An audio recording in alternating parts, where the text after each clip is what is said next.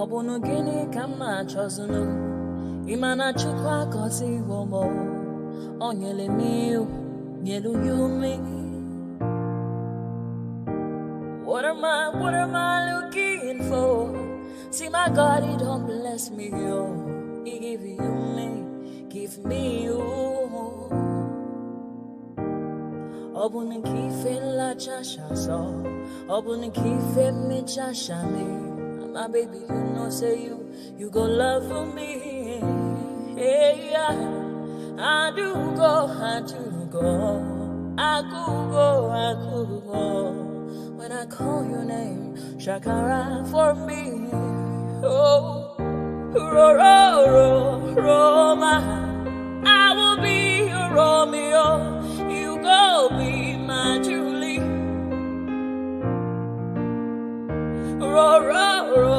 Roma, I will be your Romeo. You go be my Julia. Oh, give me your love and I'll go run away. Show me your love and I'll go use you play. Carry me, go me, I go follow you away. Follow you, they go. Maka Munagi, me and you. Okwa Munagi, my baby, and me and you. Me and you. Okwa Munagi, my baby, Obuzi kife la chasha so. Obuni kife la chasha me, my baby, you know, say you go love me. I do go. I could go. When I call your name, Shakara for me. Oh, Roma, I will be your Romeo. You go be my Julie. Yeah, Roma, I will be your Romeo. You will be my Julia. Oh, Roma, I will be your Romeo. You will be my Julia.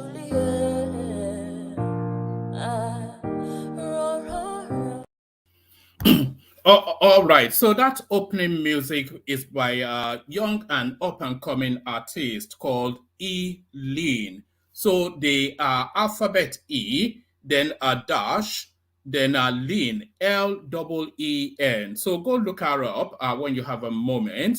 So E-Lean, that's the name of the artist in that wonderful rendition. So E-Lean. And just to forward post you to what is coming on Wednesday, we have the front-running candidate for the PDP chairmanship joining us to discuss matters Nigerian and his politics. Segun Showunmi, I don't need to tell you who Segun Showunmi is, one of the leading politicians within the Nigerian space, almost certain to be the next PDP chairman. So he's coming to discuss his politics with us on Wednesday. A conversation with Segun Showunmi, politician influencer, opinion molder, PDP chieftain. So that's the 31st of the 1st, 2024. So that's it right there. So I'm going to post a link to that session in the comment section now, so that you can go and bookmark it. So I post the link now. Go and turn on the post notification. It's one of those sessions that you almost certain don't want to miss. It's going to be a banger. It's going to be a banging session. So Segun Showunmi joins us, as I said. So Segun Showunmi joins us as we carry on with the opening phase.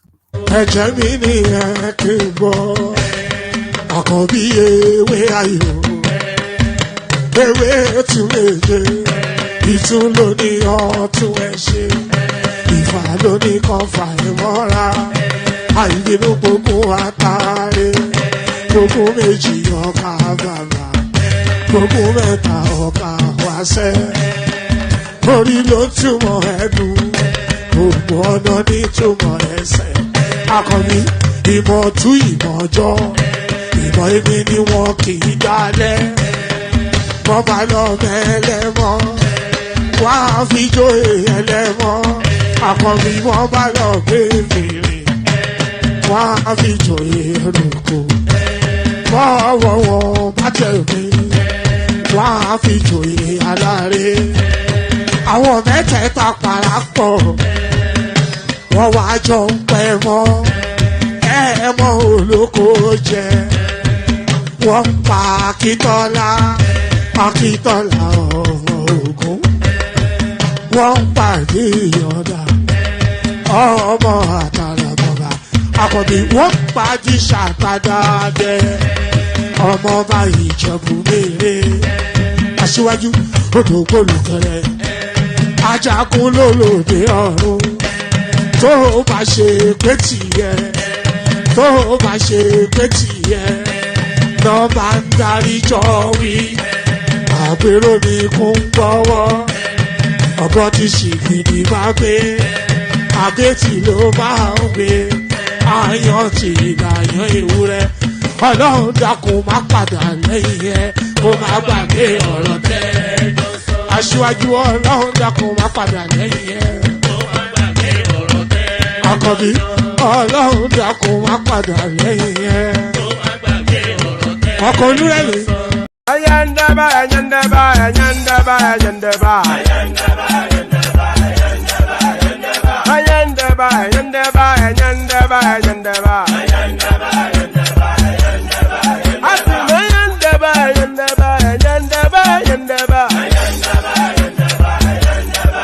Wana ayandaba, ayandaba, ayandaba, ayandaba. Ayandaba, ayandaba, ayandaba, ayandaba. Susu, baby, subramia. Baby, subramia. Suku sunu baby, subramia. Suku sunu baby, subramia.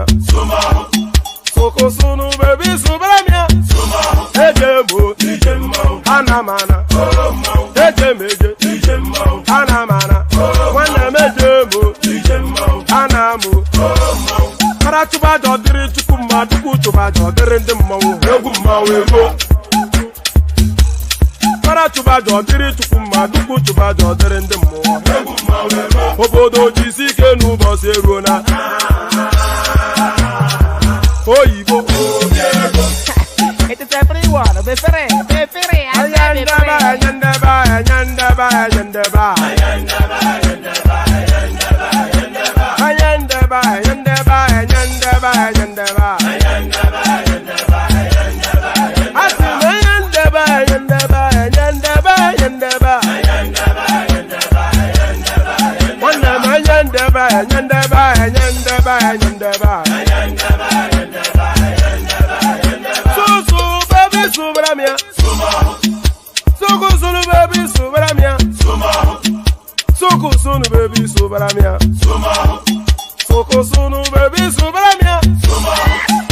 Ladies and gentlemen, sometimes you just have to act like you are drunk, like you are crazy. Confuse your enemies. Confuse them. Oboda say yeah, we mo. Yeah, we mo. Oboda say yeah, we mo. No basa ye ga ponto mo. Iye de gugeme. Okwitara kara mi nguru ma mi ga kwuru mu gwo ya baby mo. Abe Maria. Why feeling? Ayandaba, ayandaba, ayandaba, ayandaba. Ayandaba, ayandaba, ayandaba, ayandaba. Ayandaba, ayandaba, ayandaba, ayandaba. Ayandaba, ayandaba, ayandaba. Atima ayandaba, ayandaba, ayandaba, ayandaba. Ayandaba, ayandaba, ayandaba. Wana ayandaba, ayandaba, ayandaba, ayandaba. Ayandaba, ayandaba, ayandaba, ayandaba. Susu baby, subramia. Suku sunu baby, subramia. Suku sunu baby, subramia. Suku sunu baby, subramia. Asekwa nefo jabanye si akuna nyego bamkambasi ozo. Since I was born, but now I am getting youth. Akuna mota akuna kogabu. And there it is right there. So there it is right there. Since I was born, and now that I am getting old, and whatever it is that is said after that. So I'm sure it's all delight. I'm sure he was wishing us wonders and everything charming and tickety-boo. So everything charming and tickety-boo. So there it is. So, pardon me. Good day to you. Good to have you here. good to be in your company. So I've already flashed it up. I'm so excited for what's to come on Wednesday, but equally excited what is to come today. Every day is a banger, so I'm not quite sure why I'm calling something a banger. Every day a banger. So every day a banger. So what are we banging? The usual protocol. Click on like. Click. You should really be doing this, and you should do it really when I invite you to do it. So click on like. If you're not already subscribed, please correct that as well. If you want to share the link to the stream on your social media spaces, so just copy the link, pop it into your WhatsApp group, let your friends come and see the noise making that goes on here. All of that, those kind of stuff. Click on like, click on subscribe, share the link, and all of that are funky stuff. All of that are funky stuff. And if you want to come and participate, if you want to be a player rather than an audience, then the hyperlink that says StreamYard is your ticket to ride.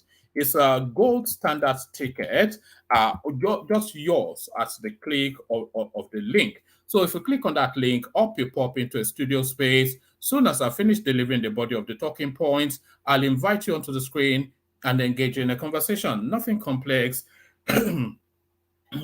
nothing complex, nothing that should task you. Nothing complex, nothing that should task you, but enough of the Bula Balu and Bula Ba. So let's get straight into it. So enough of the Bula Balu and the Bula Ba. So let's get straight into it and let's go into it with this.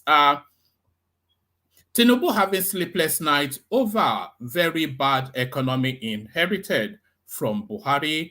This is Dave Umahi. And of course, you know, in instances like this, you have to learn to read between the line. This is an allegation of corruption being leveled by Dave Umahi. You cannot read it any other way other than. So they looted everything, essentially what is being told us here. But then, of course, we already know that they looted everything. So that's Dave Umahi. Tinubu having sleepless nights over very bad economy inherited from Buhari. This is David Umahi. Minister of Works Dave Umahi says President Bola Tinubu has sleepless nights over the very bad economy he inherited from his predecessor, Muhammadu Buhari. So now, before we go on, this has to be a middle passage narrative, because when Goodluck Jonathan handed over the Nigerian economy to Buhari, the Nigerian economy was buoyant. The Nigerian economy was one of the gold standard spaces for foreign investments. So a lot of portfolios coming into the Nigerian space and a lot of developments going on there. Roads being built everywhere, rails being built everywhere, everything being built. So it was a buoyant and a robust economy that Goodluck Jonathan handed over to Buhari. So within an 8-year period, these guys decimated the economy to place Nigeria at the worst footing it has ever been in its history. So that middle passage of between Goodluck Jonathan and Buhari, some of the most brutish, certainly the most corrupt we've ever experienced within the Nigerian space. Minister of Works, Dave Umahi, says President Bola Tinubu has sleepless nights over the very bad economy he inherited from his predecessor, Muhammadu Buhari. Mr. Umahi, who spoke whilst inspecting some projects in Aba, Abia State on Saturday, urged citizens to support Mr. Tinubu's government. The citizens of this country will need to do their bit, while the leadership also does its bit.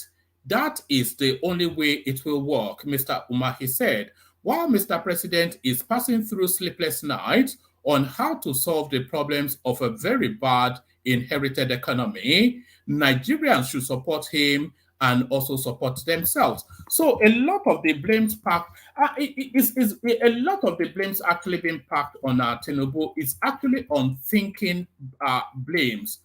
Because the guy was barely a month into his administration, and they very quickly packed at his doorstep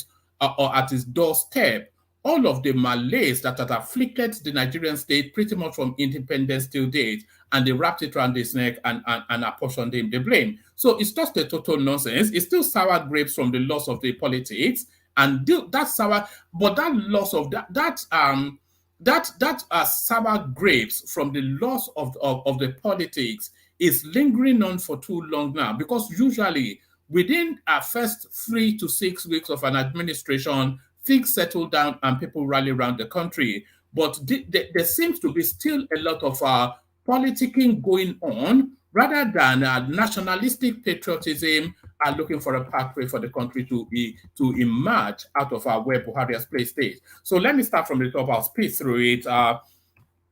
Minister of Works and Housing, Dave Umahi, says President Bola Tinubu has sleepless nights over the very bad economy he inherited from his predecessor, Muhammadu Buhari. Mr. Umahi, who spoke whilst inspecting some projects in Abia State on Saturday, urged Nigerians to support Mr. Buhari's government. The citizens of this country will need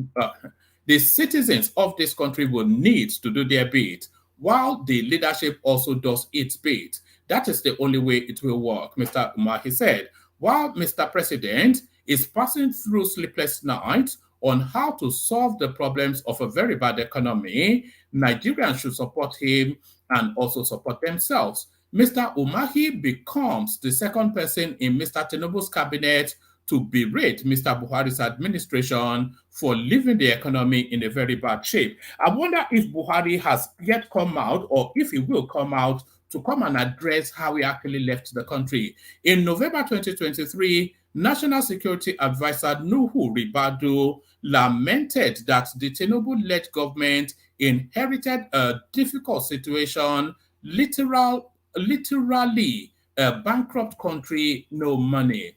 Mr. Tinubu took over the helms of affairs from his party man, Mr. Buhari, on the 29th of May 2023.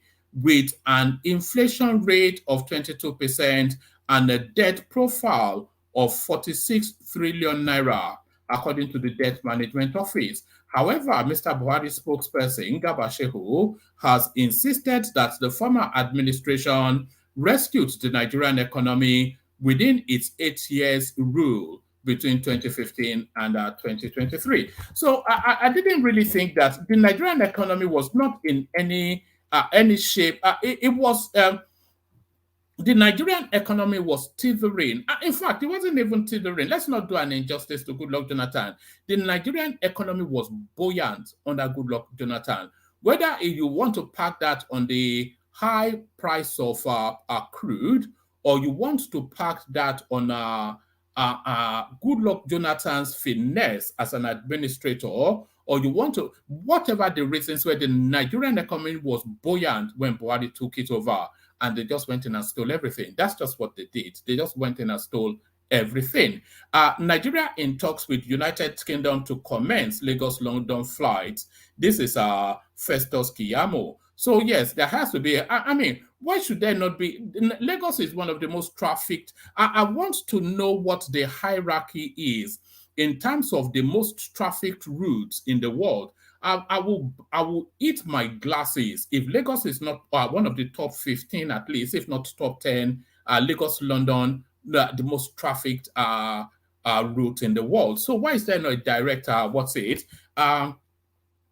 Festus Keyamo, Minister of Aviation and Aerospace, says Nigeria is discussing with the United Kingdom to actualize direct flights from Lagos to London. So I wonder who gets that route, though, obviously Airpeace. The minister spoke during a meeting with the management of NORSE Atlantic Air, led by Ben Bolin, a chief executive officer in London on Friday. This was disclosed in a statement on Saturday by Odutayo Oluseyi, spokesperson for the minister. Keyamo said he is speaking with UK transport officials, and the discussion is centered on the partnership between NORSE Atlantic Air and Airpeace. He emphasized that NORSE Atlantic Airways is a major carrier in the United Kingdom and Europe. I am not aware of it, so I'm not quite sure what they are or who they are. Speaking on the issue, Oluwatoyin Olajide, chief operating, anyway, there it is. They are trying to open the Lagos-London route. So that's just what that tells us. So they're trying to open the Lagos-London route, but a route closes. And this really a lot to do with the influence of, this is the influence of Russia in African politics that you're seeing playing out here. Full list of ECOWAS countries as Niger, Mali, Burkina Faso announced withdrawal. So all those countries then that have gone under the wrap of Russia, they're being pulled out of the ECOWAS system. And by the way, all these countries are founding members from 1975 or whatever. The economic community of West African states comprises 15 member countries in the West African region. However, the number of member countries may soon be down to 12 following their announcement by 3 countries on Sunday, January the 28th, that they were quitting the body. So, on Sunday, the military ruler of Niger, Mali, and Burkina Faso announced the withdrawal of their countries from ECOWAS. The 3 countries issued a joint statement. It cannot be a joint. You can only have a joint statement when there are 2 parties involved. It's just really, all these people, I don't know what sort of schooling. On Sunday, the military ruler of Niger, Mali, and Burkina Faso announced the withdrawal of their countries from ECOWAS. The 3 countries issued a joint statement saying the decision is with immediate effect, saying they said their economic interests are not guaranteed, accusing ECOWAS of drifting from the ideals of its founding fathers and the spirit of Pan-Africanism. The main goal of ECOWAS is to promote economic cooperation amongst member states in order to raise living standards and promote economic development.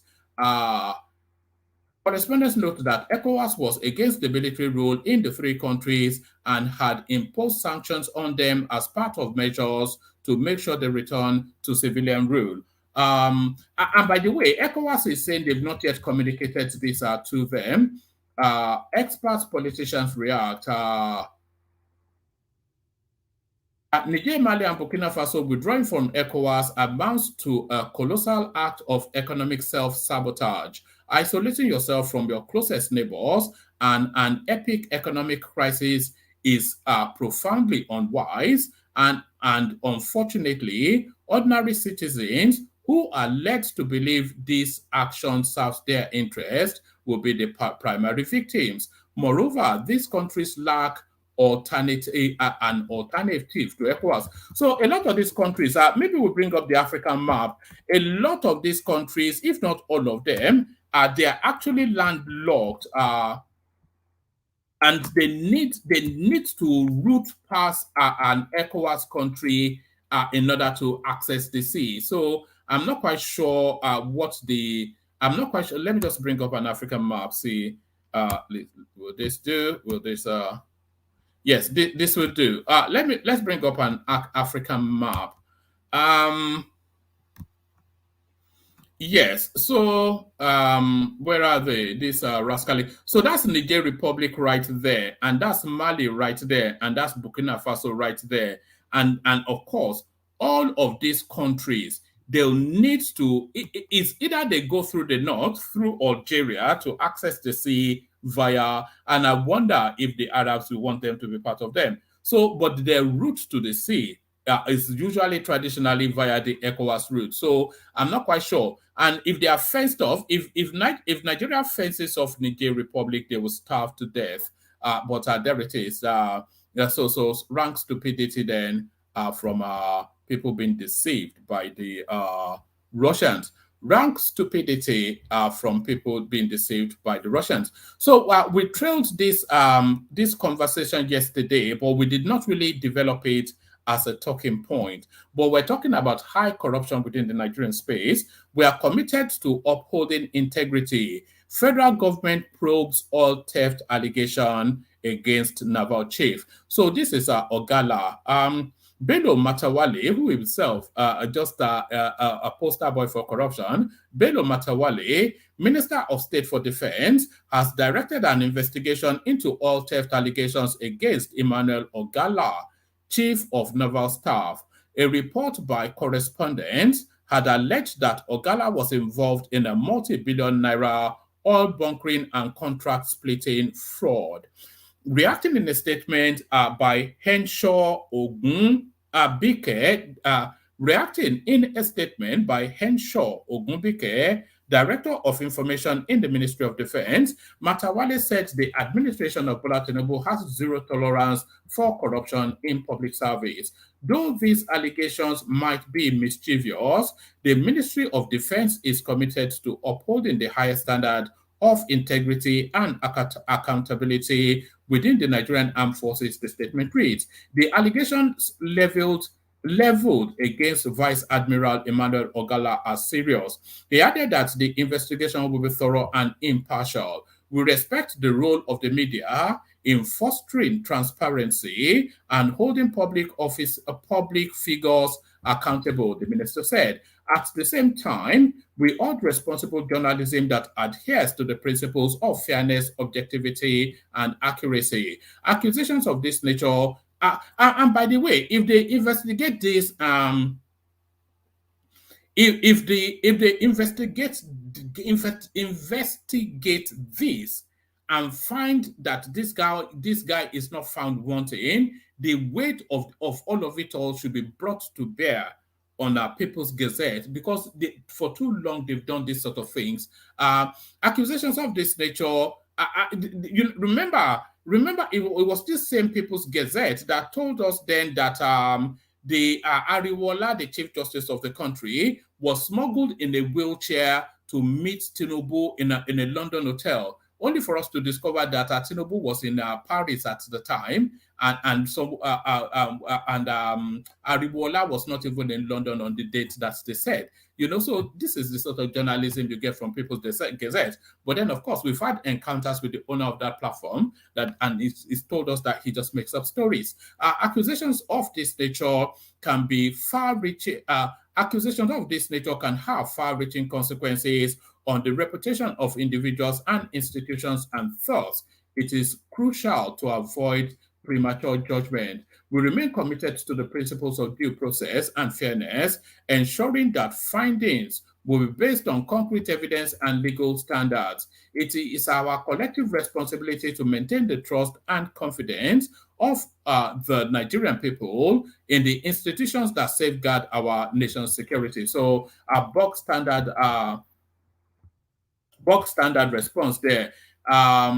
So allegations baseless, malicious, Navy reacts. However, the Nigerian Navy denied the involvement of Ogalla in any fraud or shady deal. In a statement on Sunday, Ade Dotun Ayo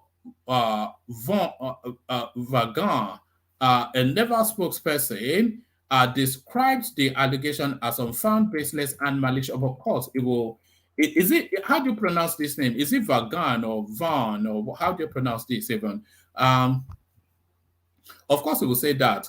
Ayo said the allegation is a coordinated effort by disgruntled elements feeling the heat of the Navy's renewed vigor to fight crude theft and illegality in the maritime domain. He said the allegation would not deter the Navy from continuing the battle to curb oil theft and give all thieves sleepless nights. So bog standard response there. Right. Okay. Well, yes. I think. Let me read it to the end. He said only the NNPC, not the Navy, has the prerogative of awarding or overseeing all bunkering contracts. According to him, there are clear procedural requirements in the arrest, detention, and release of any vessel or persons found culpable in the maritime sector. It is until these processes are duly concluded that such vessels are released to appropriate prosecuting agencies for further action. Indeed, all arrested vessels are mentioned in the publication that were involved in crude oil theft and illegal oil bunkering are being investigated, and none of such vessels has been released as alleged. Secondly, the CNS does not award or oversee any oil bunkering contracts. The award of such is the sole prerogative of the NNPC. Thirdly, all contracts awarded by the Navy follows due process in line with the laws of the Federation. Ayo said the Navy would remain guided by extant laws and regulations. But is it telling us that the Navy will go to court? Is really the language we want to hear.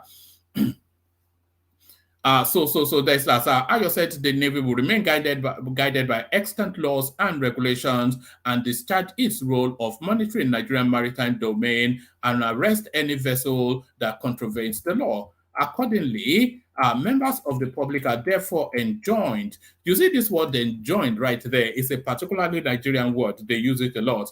Enjoined to discountenance completely the malicious publication. It is totally untrue and completely baseless, being a figment of the shallow imagination of the writer, his publishers, and their unpatriotic sponsors. So there it is right there. So that's Ogalla, who still stands accused. A lot of people are monitoring that space. So a lot of people monitoring that space. But now insecurity seems to be the bane of everything that is going on in Nigeria. But look at what is going on in terms of the people being asked to address it.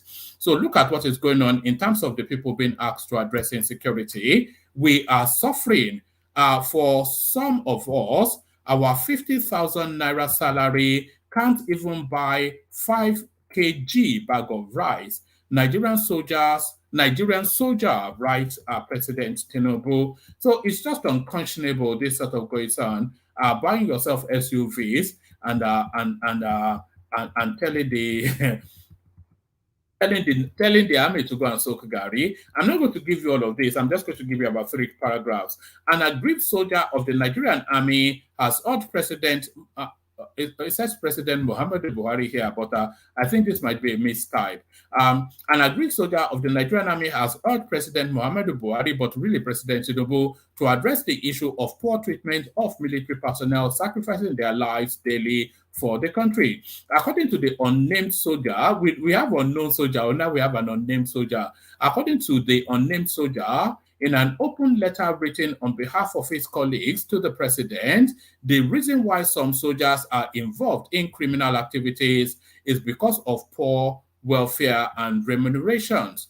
The letter dated January the 27th, 2024 was titled Expression of Concern regarding poor welfare and salaries of the armed forces. The soldier also urged Tinubu to take his anti-corruption war to the armed forces, lamenting the non-payment of the government's 35,000 naira monthly palliative to workers. The letter reads in full. We, the soldiers of the armed forces of the Federal Republic of Nigeria, are writing this open letter to respectfully express our deep concerns and disappointment regarding the ill treatment experienced by soldiers, particularly those serving in the army. We believe it is crucial for you, as the Commander-in-Chief of the Armed Forces, to be aware of the challenges we face in our daily lives. Firstly, we would like to emphasize the discrepancy between our poor welfare and salaries compared to the hazardous conditions under which we work. So this is an educated man. This is not an illiterate. This is a political, it's not a political move, but it's a politicized military person just alarming out.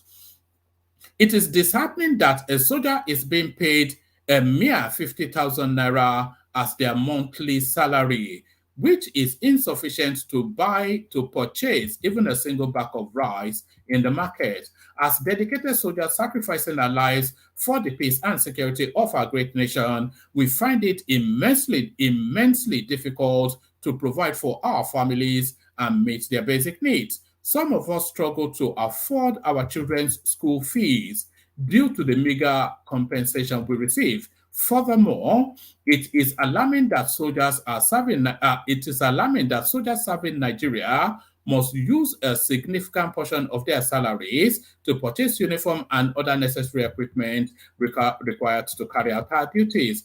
A soldier's uniform costs more than their 1 month salary, leaving very little for their families' upkeep. We question how soldiers are expected to cope with the financial burden. So there it is. Just a lamentation of Sodom and all of that.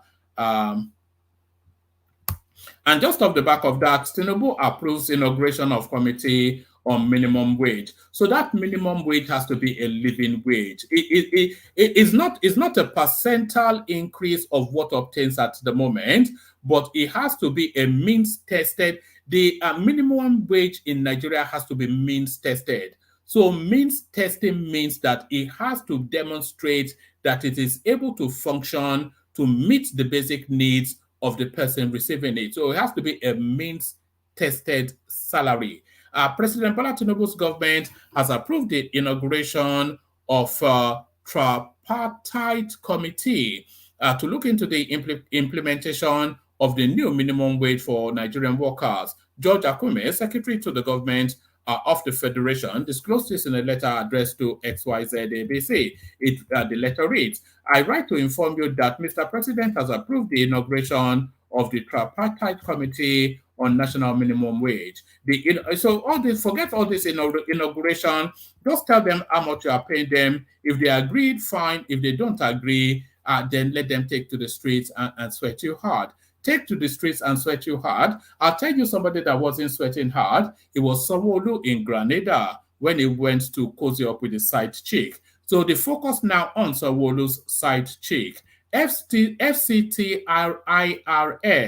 asks Aisha Aimu to file tax returns after Grenada birthday bash. So we also saw clips of this woman flexing it like she was a puff daddy. The FCT Internal Revenue Service on Saturday reminded an Abuja socialite, Mrs. Aisha Aimu, to fulfill her tax obligations. FEC IRS posted on its social media. So this is how governance is now being administered now on social. This is just the way it's going to be. And this is the way of the future. The government now communicates directly via social media because that's where the populace is. FCT IRS posted on its social media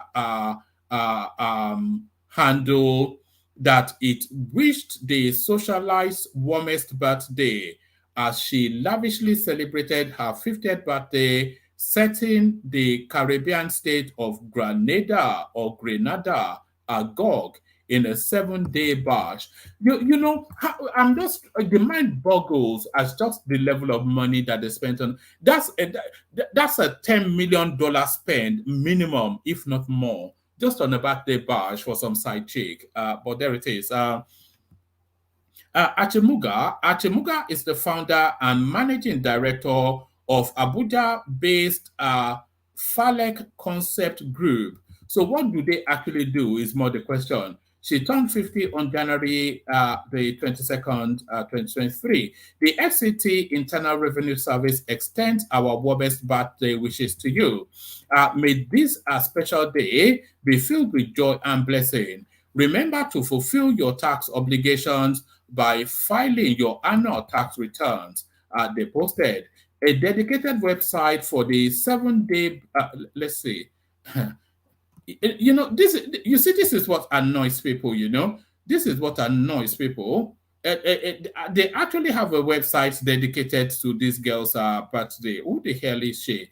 Aisha is the managing director, CEO of Falek Concept Group. She attended the federal government girls' school, Kuje, Abuja, and transited to the University of Jos, Nigeria, where she acquired a BSc in accountancy in 1998. She was awarded an honorary doctorate degree by the Commonwealth. That means nothing. That's not an academic credential.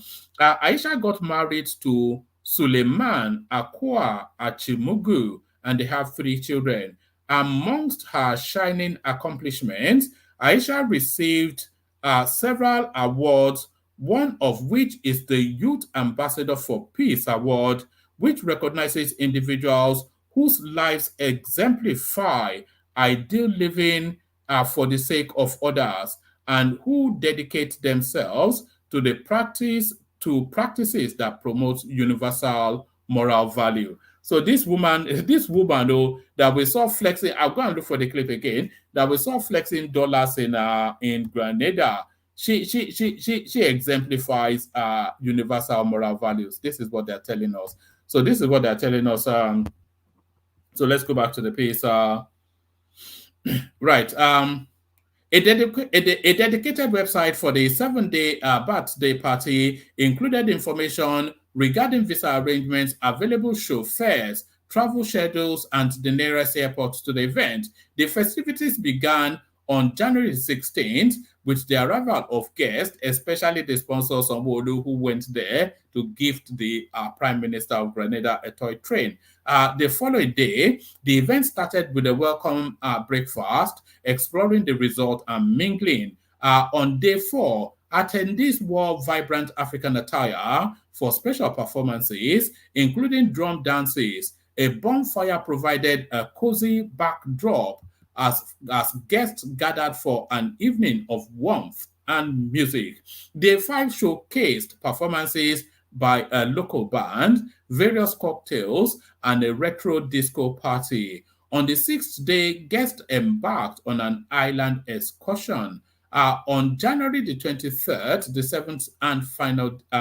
seventh and final day began with an all-white breakfast, culminating in a luxury dinner themed glitz and glam before the guests bid farewell to Grenada. Many socialites and prominent Nigerians reportedly graced the birthday bash.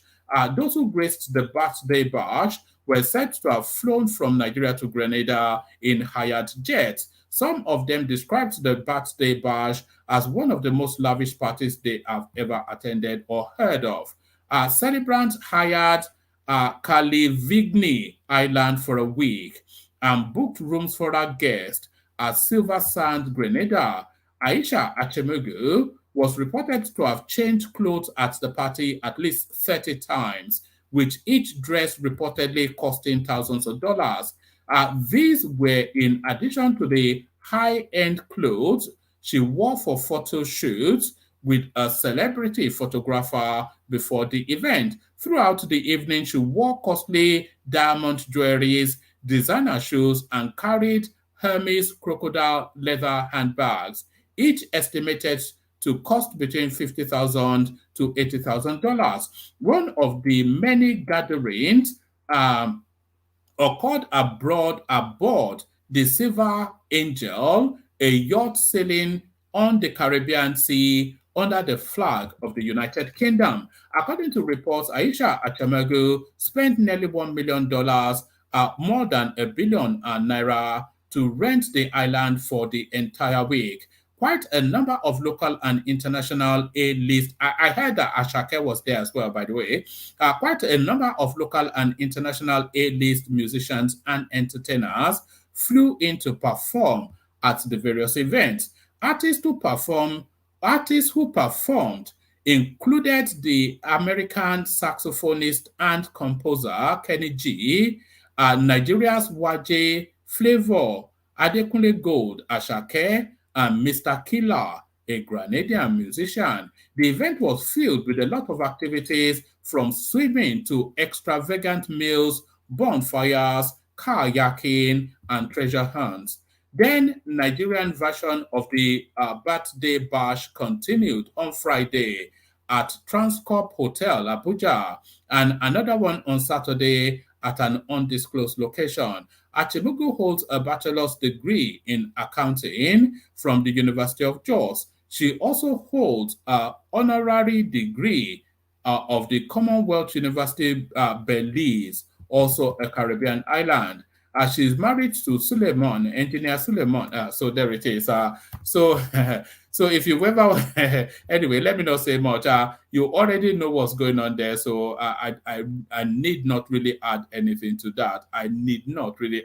It's just unfortunate, but that is where we are, and that is who we are. So that is where we are, and that is where we are, and God Almighty, it's unbelievable. But let me play the Kegite music, bring the panelist on, and then we kick it off. It's quite sad, actually. It's quite saddening. When I read things like that, it's just saddening. In the midst of abject poverty, they were literally throwing money away in Grenada, and that is just how Nigeria is. Only water, where they see ma. Water,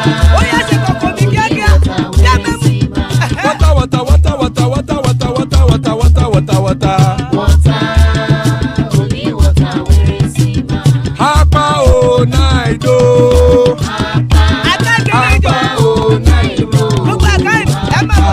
Hapa you don't come o.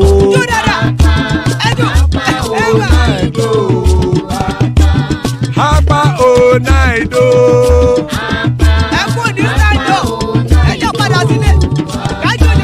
Oro kẹ̀kẹ́ ẹlẹ́mù yé o. Ilé sọ́dí àkẹ́kẹ́ rẹ̀ ẹlẹ́mù rè o. Bọ́bí Master kẹ̀kẹ́ rẹ̀ ẹlẹ́mù rè o. Chifu Wáìlà tí kẹ̀kẹ́ rẹ̀ ẹlẹ́mù rè o. Eruku lẹ̀lẹ̀ ẹlẹ́mù dé. Eruku lẹ̀lẹ̀ ẹgbẹ́ ẹlẹ́mù dòde ojàre o. Eruku lẹ̀lẹ̀ Ghana ti dé ẹgbẹ́ bọ́ọ̀dì o. Ọmọ ẹlẹ́yẹ ẹyẹ o ó dilé o. Odúyẹ̀lá ẹyẹ o ó dilé o. Petrosonama ẹyẹ o ó dilé o. Petrosodúnkẹ́ ẹyẹ rẹ̀ ó dilé o. Ẹlẹ́kọ̀ọ́ ọ̀run mú ìní o.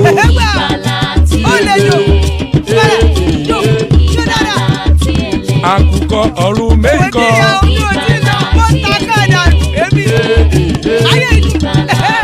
Ikú kò ní ríwà gbéṣe o.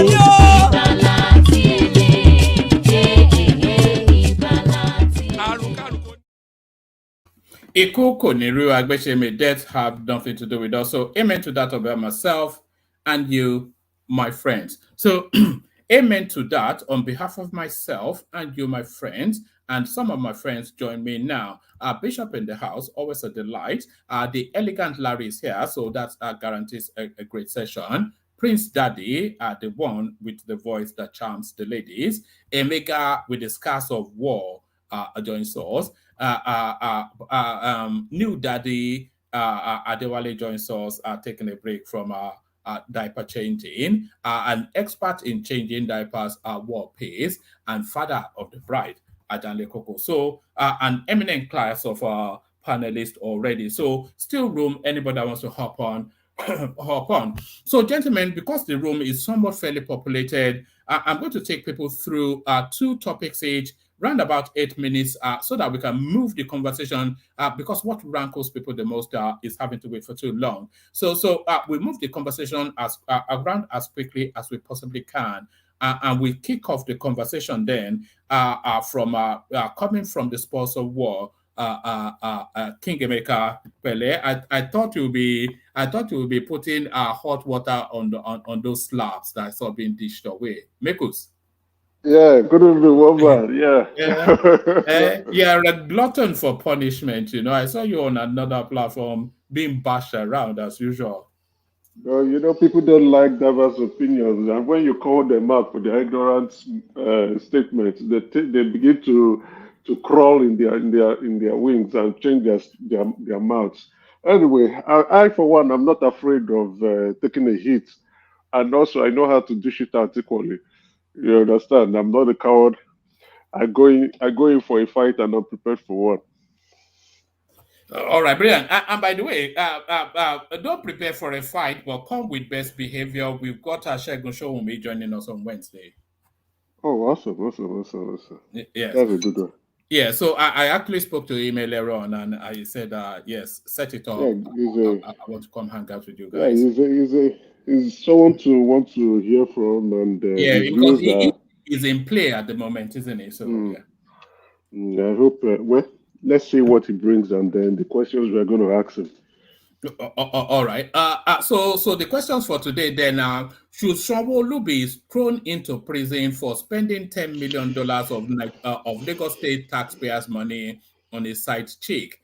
This Aisha Aimu, just there's a life out there that a lot of us don't know about. They rent a whole Caribbean island and party it for 7 days, and they tell us to tighten our belts. What are you then making then I of the didn't know. imagined I story didn't of know this? about this. I Yeah. didn't know of this party, right?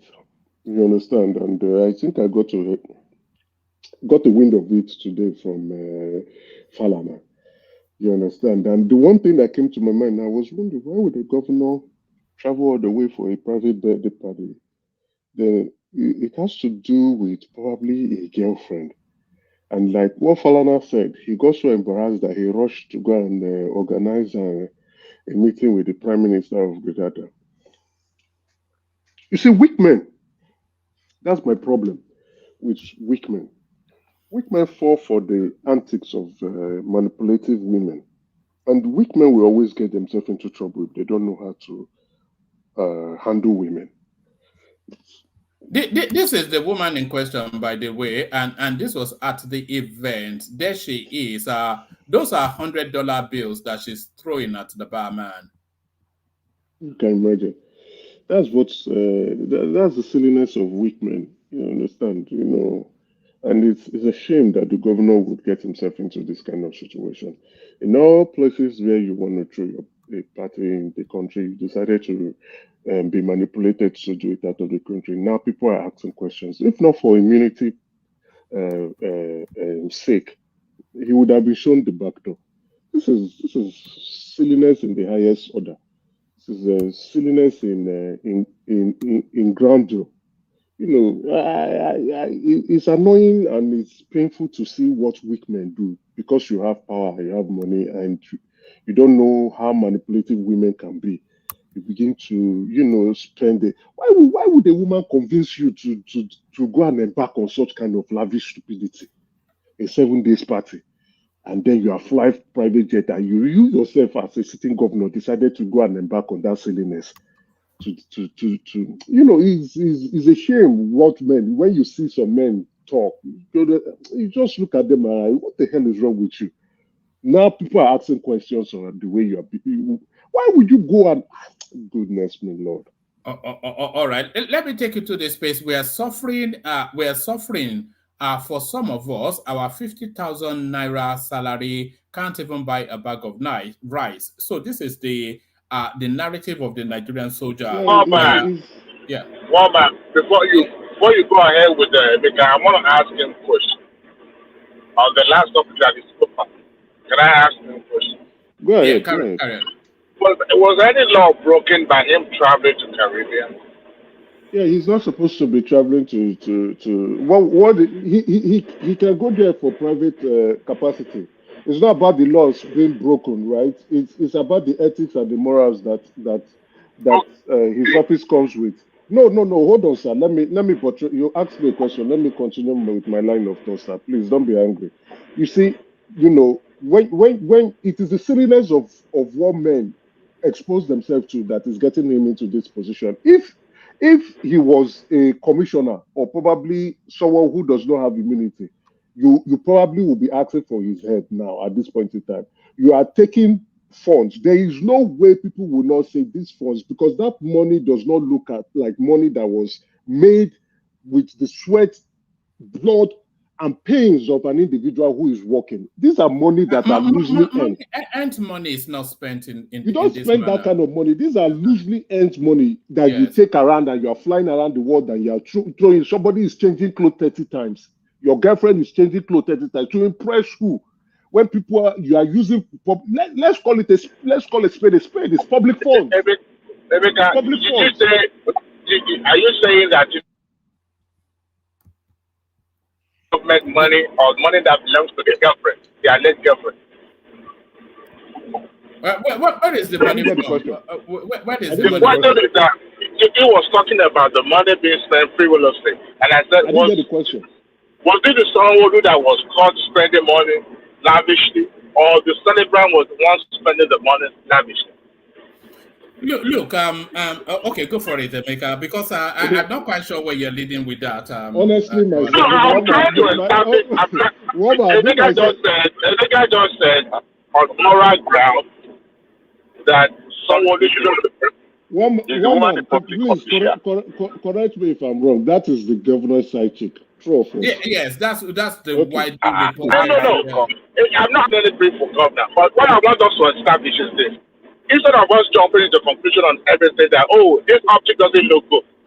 Before it became governor, he was somebody, correct? And he has family, and he was a civil servant. And he was a person. He has family, he has friends. Right. He has friends. So because I'm not the governor, I'm not the president, I should not be seen identified with my friend. What my friend does, I'm not answerable to it. I'm not.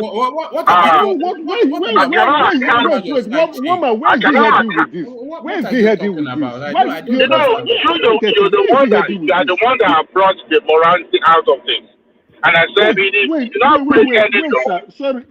Spend any government money.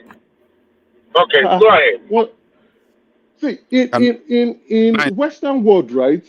The governor's office is a respectable office. Is an office where sir, now except you want to keep talking. Let Emeka land. Emeka carry on. The governor's office or public office is a respectable office, and it's expected to be carried out with some form of good standing and morality. If the governor is flying out of the country to go and entertain or to honor the invitation of his side chick, that side chick alone would have even gotten him into trouble, and people will be pressuring him to resign. And if it's a Western country, then your side chick is spending money. A side chick, we know what this is now. We are men from the point. Let's not pretend. Hold on, Dewale. Dewale, hold on.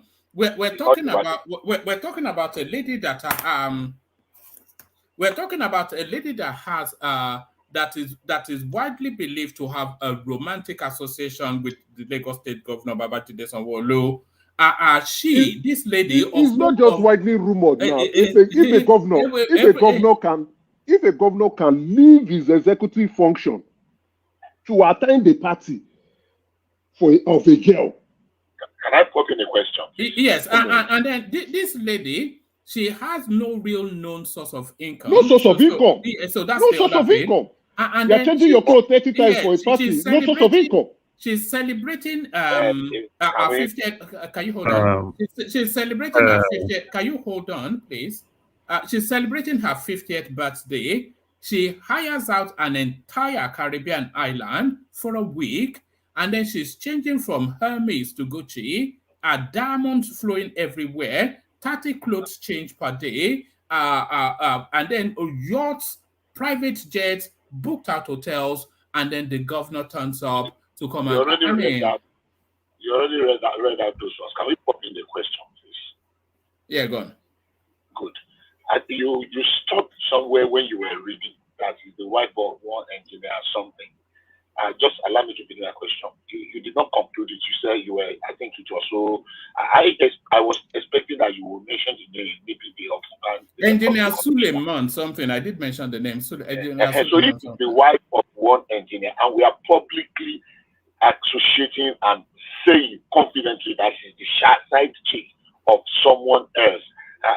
That area is a little bit sketchy to me. If you can mention the name of the husband, if you can establish the husband, I think the husband might be deceased. I think the husband might be deceased. I think it might well be one of the COVID. It's a widow. It's a widower. It's a widower. Okay. She's a widower. Husband died 2020 for COVID. It was a COVID victim. Yeah. Okay. Yeah. The husband is dead. Okay. But then, how can we confidently say she is the side? It's bad enough that the governor I did not support the governor going there. I mean, we have serious issues of grant. I did not. So I would tend to go align a little bit with Emeka on the morality ground. I mean, there are certain places you shouldn't be seeing some people, especially considering what we are going through. I will side with him on that.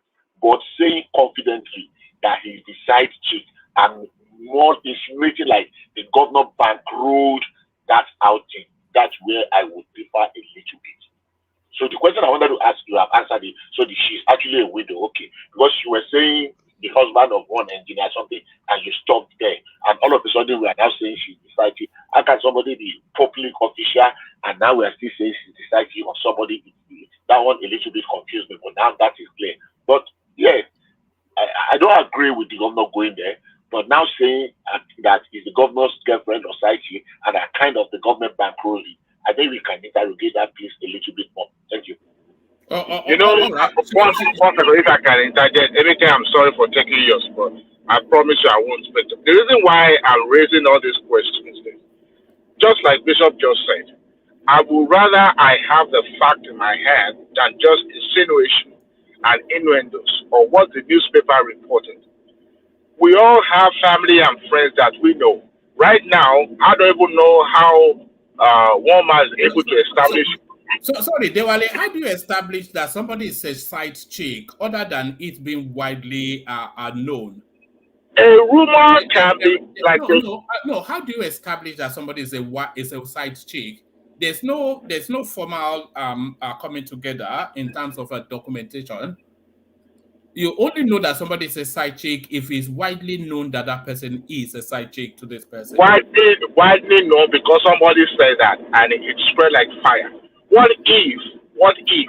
Yeah, it's not actually. I mean, she's not actually a side chick. What if? You know, I want us to be careful when we read all these things in the newspaper, thinking that is the truth. Okay. For one. Bishop said he did not support the governor attending such party. Look, I can tell you this. In as much we try to hold our leaders to a standard, to certain standards. Why did Sanwo-Olu attend? Why would you speculate that he attended? You know what the official reason that he gave? He said they want to have a bilateral meeting with the prime minister of that country to strengthen. That was what people gave him away. And he said he went to present a miniature of the blue line rail. So he went to give the prime minister of that country a toy train. That's essentially. Before you throw the governor under the bus. It's an official. It's not hold on now, my brother. It's an official here in Nigeria. So when you have somebody in his capacity as a governor visiting a Caribbean country, okay, I expect, number one, that there will be a link up, maybe for business reasons or whatever, with the authority in that place, at least trying to establish, not just going there like a regular person. Now, what we have going around is this. If someone will take money from the government account to spend on that party, that is where I have problems. How would that be established if it did? But that has not been. Hold on. How would that be established if it did? I mean, we can ask the flight, the cost of the flight, who is responsible for the flight, and how it gets there. We can ask those questions. No, hold on. If someone who sponsored the whole birthday bash of the Lagos State coffers, how would that be established if it did that? How would we be able to establish it? The media can ask that question.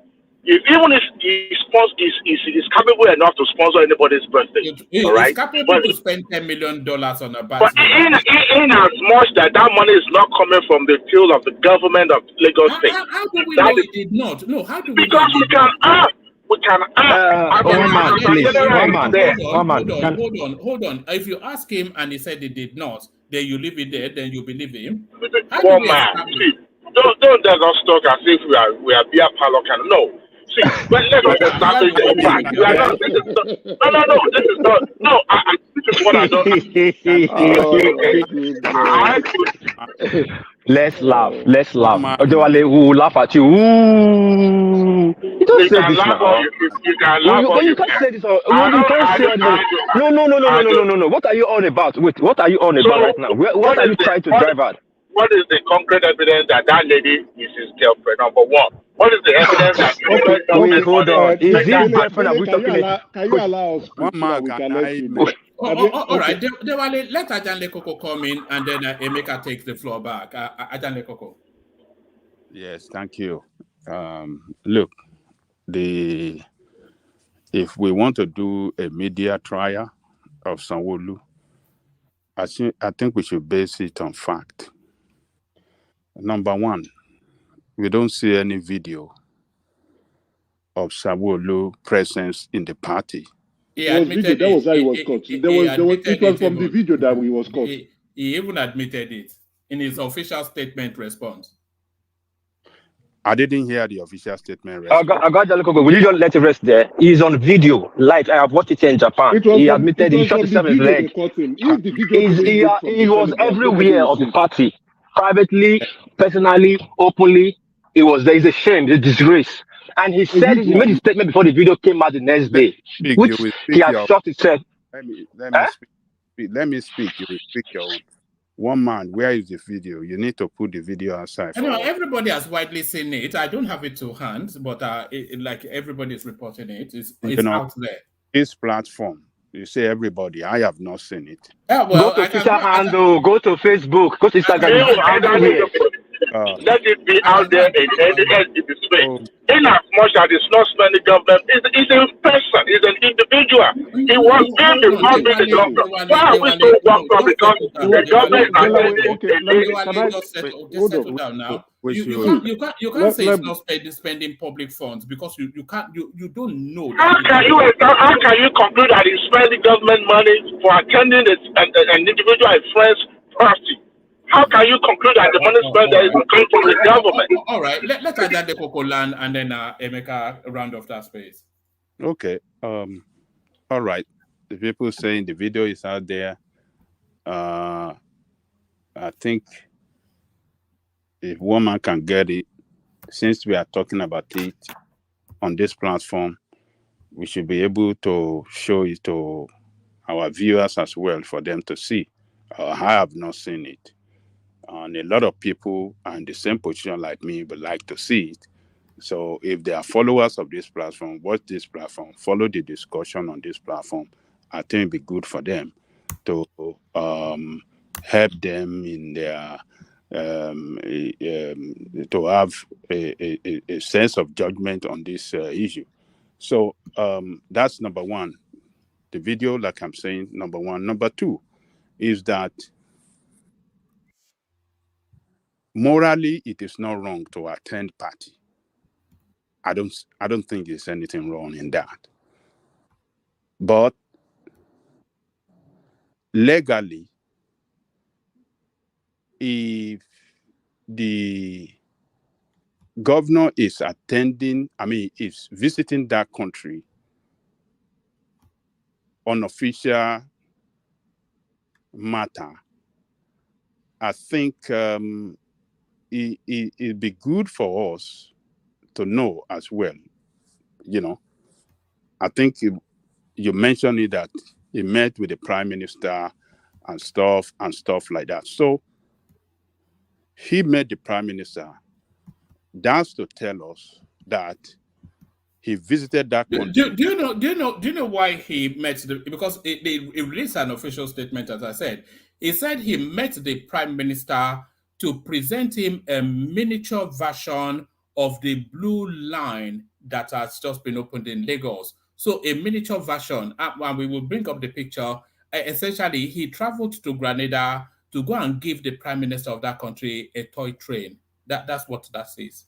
Woman, you forgot something. It was after the news of the party that he decided to go and organize himself meeting with the prime minister. Then again, we asked, was he even invited? Wait, sir, sorry, sir. Was he invited? Was he there on official capacity? Was he invited by the prime minister of Grenada to come to the country? No. Was he going there? So, in what capacity? He does not work for the federal government.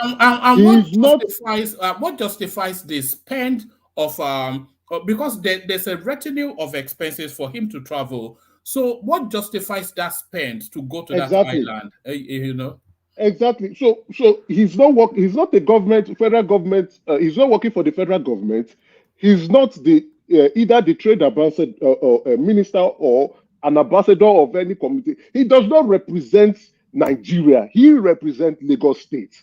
He didn't go there officially on an official invite. Else, you will see the prime minister. You know how it will happen. And since he's a Nigerian citizen, did he inform the president of Nigeria that he was going there? He went there unofficially. The news, wait, sir, Nadele, hold on, sir, please. The news leaked out.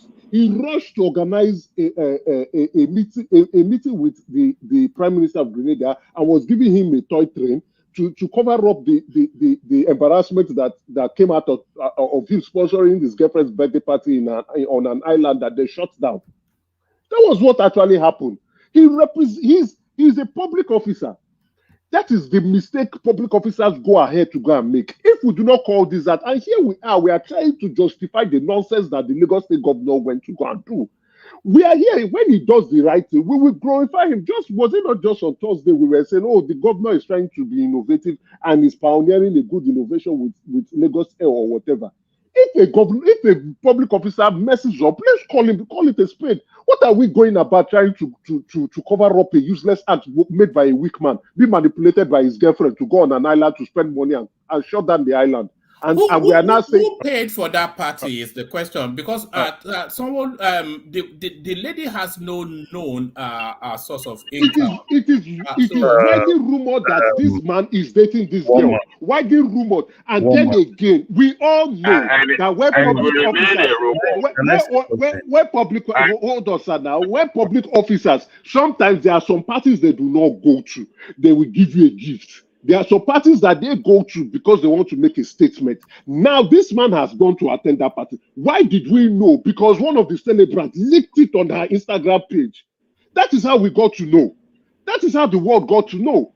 If there was no leak, if they had seen posts, nobody will know. This man went. That man has been bankrolling this. Emeka, add this to this. Sao look flight. You gonna have that. So Sao look flew by himself. Only.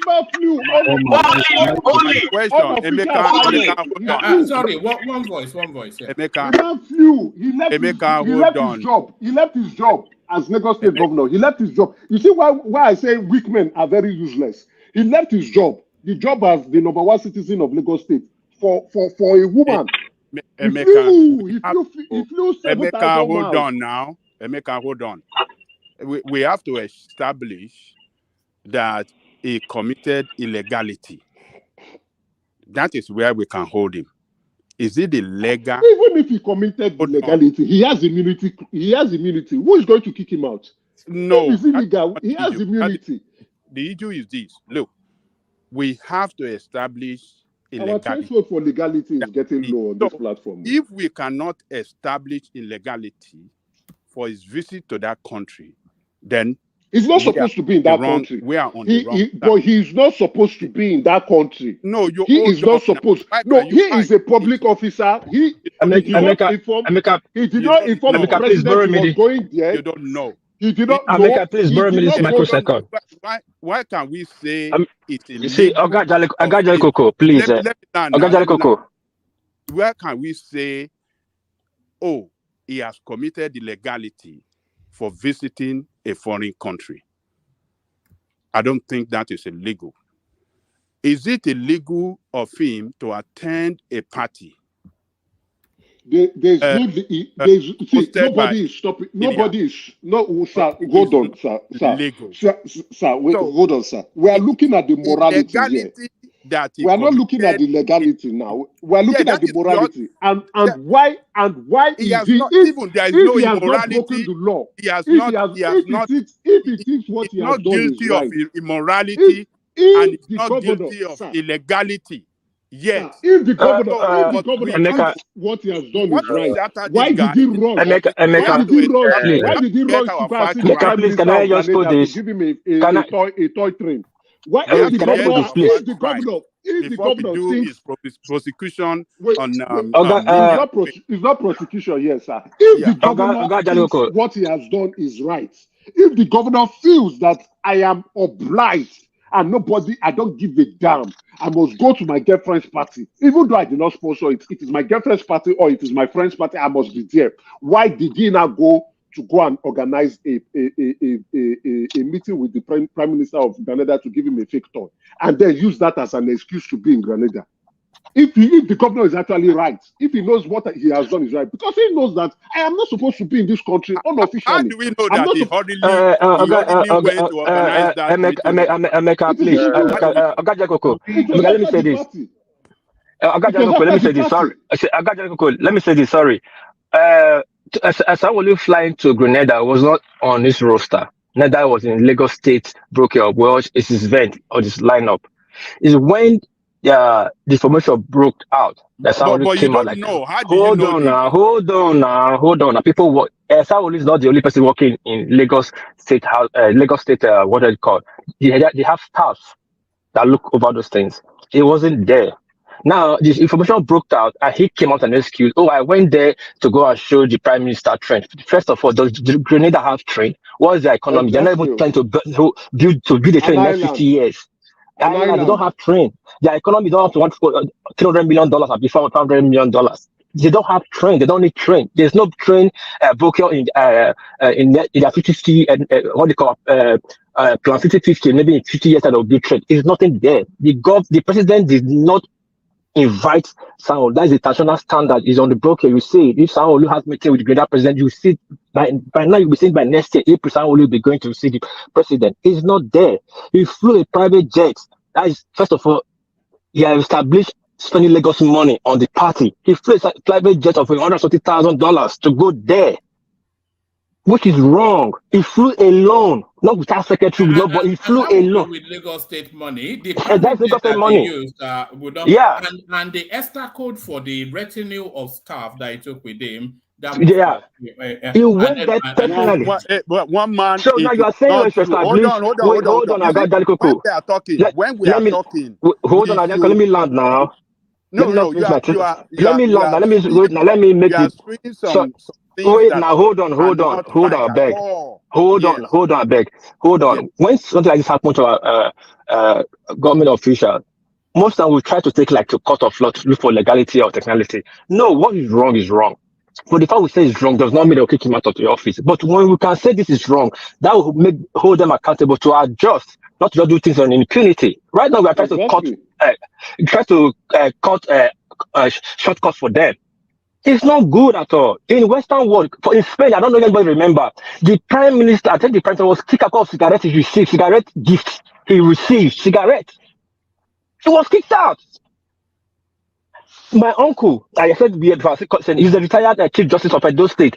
If you are invited from some parties, he will not go. He will give you envelope. Say, I cannot go. Reasons why? Because I have handled a case for so person before or his wife before. If I go, you look like I did them a favor to give you that case or send them that case. For that reason, he doesn't go. He's retired though. Even invited for parties. Now, he won't go. Not to talk about the person that is in government.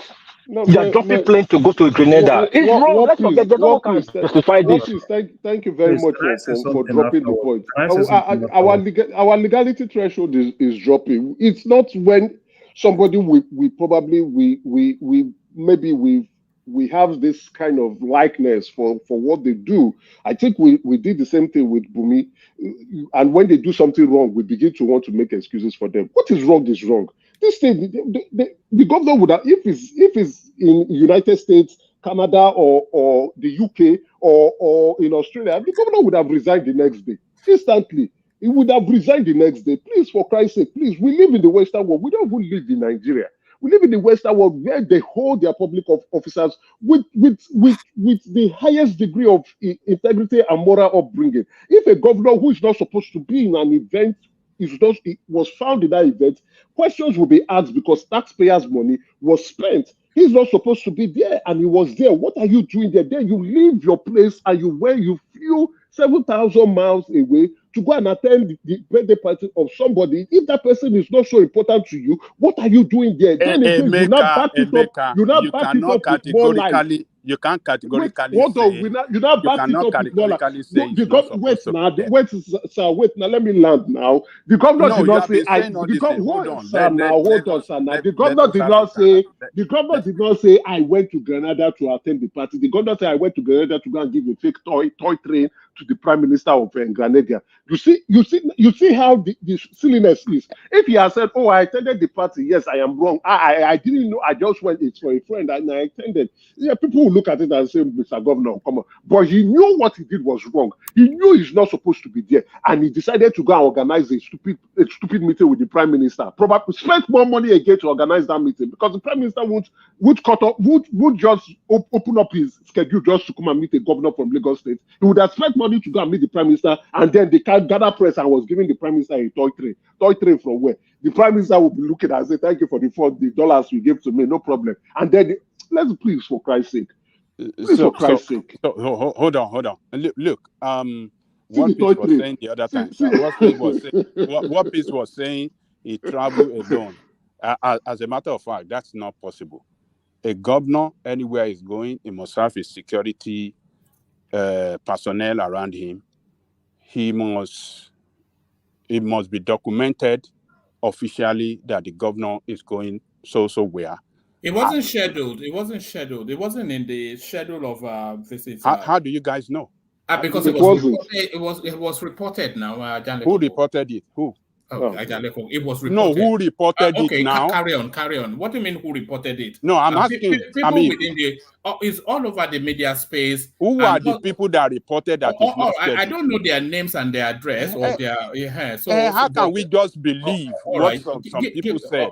Well, is that not what we do? We read out what's been reported. If there is no fact around it, we can't hold it as something meaningful. One man. But it was in the papers. Yeah, who reported it? Is it reported right from the governor's office? Does Sanwo-Olu work in the ministry alone? Does Sanwo-Olu work in the ministry alone? Who reported it? The ministry reported it. It's in the ministry.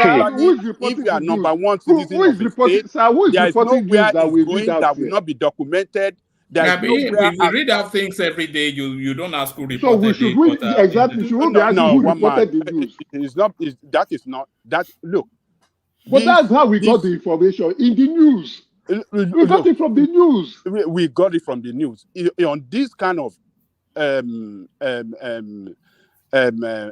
matter that is so controversial around somebody, we should be able to check our facts right. I mean, we this is a factual-based platform. This is not a platform that just talk. People just talk and just talk. Sir, are you saying the newspaper? Are you saying the newspaper lied? That is not what I'm saying. Whether the newspaper lie or it does not lie. What I'm saying is that let us ask questions. What do you think the fact is? Hold on. We have to ask questions to get our facts right. That is what I'm saying. We cannot stand in a public space, or rather on the media space, to destroy a person. You understand what I'm saying? I'm just saying, let us get our facts right. They said it's not reported where it was going. From where did that come from? Is it by Lagos State official, or from which office of Lagos State did that information come from? Because that information. If that sort of news comes out, you know that Sanwo-Olu's record, Sanwo-Olu's movement is a matter of public record. Yes. So it's not something that's going to be released by the Lagos State governor or Lagos State government. It's something that can be accessed by whoever wants to access it. And because it's a high-profile narrative, people have gone to look at his schedule, and it was not scheduled for him to be in the Caribbean. Why would it be scheduled? That schedule, did they publish it? Look, when Udeyi... What do you mean did they publish it? Hold on one man. When Udeyi reported here that the federal government is moving through to the borderline, the memo to that effect, this guy published it. And we read it here. Ogalla When you don't see the facts on ministry, see, issue like this, why, you can't conclude. sorry, let me suggest. That is what really happened. All right, let Ajade Koko land, let Larry come in and make a round of that space and then we move on. Yes, when Udeyi, that guy that was pro Obi guy, when he reported here that federal government was moving troops to so side of the country, he backed it up with fact. We saw the fact. We saw the memo from the military, from the defense ministry to another. We didn't see the memo. We saw a piece of paper that he published. It is not paper. It is a printed. It is the memo. The memo. How do you know what it was? It's the memo. Did the army come to verify it? You mean the army? Yes. Did they verify it? Yes. Did they deny it? Oh, right. Did Sanwo-Olu deny it? Did Sanwo-Olu deny it? No. My point is that he published a memo to that effect. He published a piece of paper. He published it was not a paper, one man. Who verified it? Who verified it? A memo from defense stamp. We saw government stamp on that right. memo. So that's the verification. No, hold on. Is that the verification? Who verified Udeyi's so-called memo? Who verified it? Why did they deny it? From the army office? Did they deny it? Did they make statement contrary to that effect? Did Sanwo-Olu make statement contrary to what's been said? Sanwo-Olu, so that is not on schedule? Yes. Has it made statements contrary to that? I've not heard anything. All right. So there it is. Yes. So, but what I'm saying. So do you not see that your logic is still fresh? All right. It just happened over the weekend. So let us wait. No, not this weekend. It happened on Thursday, Friday. Yes, it just this weekend. It just happened. It's been responding to it all the way through. He responded according to what you read that he went there to meet the prime minister and they gave him so. But what I'm saying here, what I'm suggesting here is that these accusations against him, let us search for our fact right that we can use to nail him down. When you don't get your fact right, and then you are throwing punches and all this against this guy, I think we are not doing a good job. So what I would say in this, sometimes sensational news on the pages of newspaper sometimes might not be right. But sometimes doesn't come right. No, Ajale Koko, you are going contrary to what the governor himself had. Let me tell you what he has admitted. He has admitted that he's in Grenada. He could not deny that. He said he was having bilateral meetings with the prime minister, and he said he gave him a miniature of the blue line, which is what we're seeing. And then he said he went from there to social events, and this was on his verified Twitter handle. Okay. So what he told me. I'm not quite sure what sensationalism when the guy himself is not denying. Okay, fine, one man. That is good. So what governor, tells me there is that he was in that country, or maybe he's still there, on a bilateral visit. Hold on, Ajale Koko, 1 second. That bilateral meeting just happened to, as a matter of coincidence, coincide with the side chick having a lavish party there. Sorry, one man. Let's exclude. That's the coincidence. It's just a matter of coincidence that is where we have to do our research and get our fact right. But to conclude that is bilateral trade meeting coincides with a Nigerian party that to now conclude that the governor is the one responsible for all the expenses on that party. Answer my question though. So Sanwo-Olu, you are saying he is on an official capacity visit there.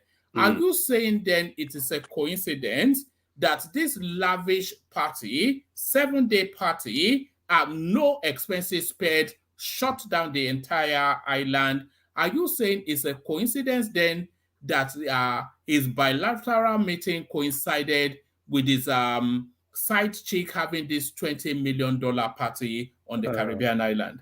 Yeah, that is where we have to get our. No, you don't have to check anything now. All we know speaks for what happened. All we know already speaks for what happened. Yeah, so let me tell you, one man. Why can I just say something? We have to check our fact right. Hold on, I will yield for you now. 1 minute. I will yield for you.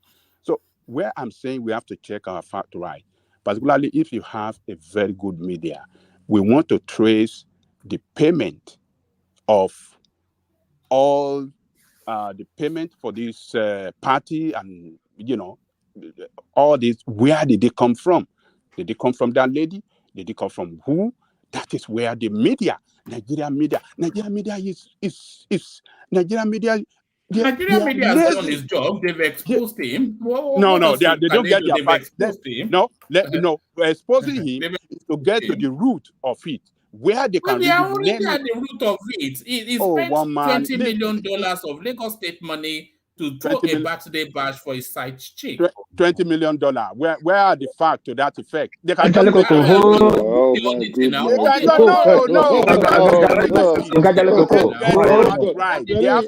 We need to show Baba Jalikoko the check. We need to show him the check. Let's get the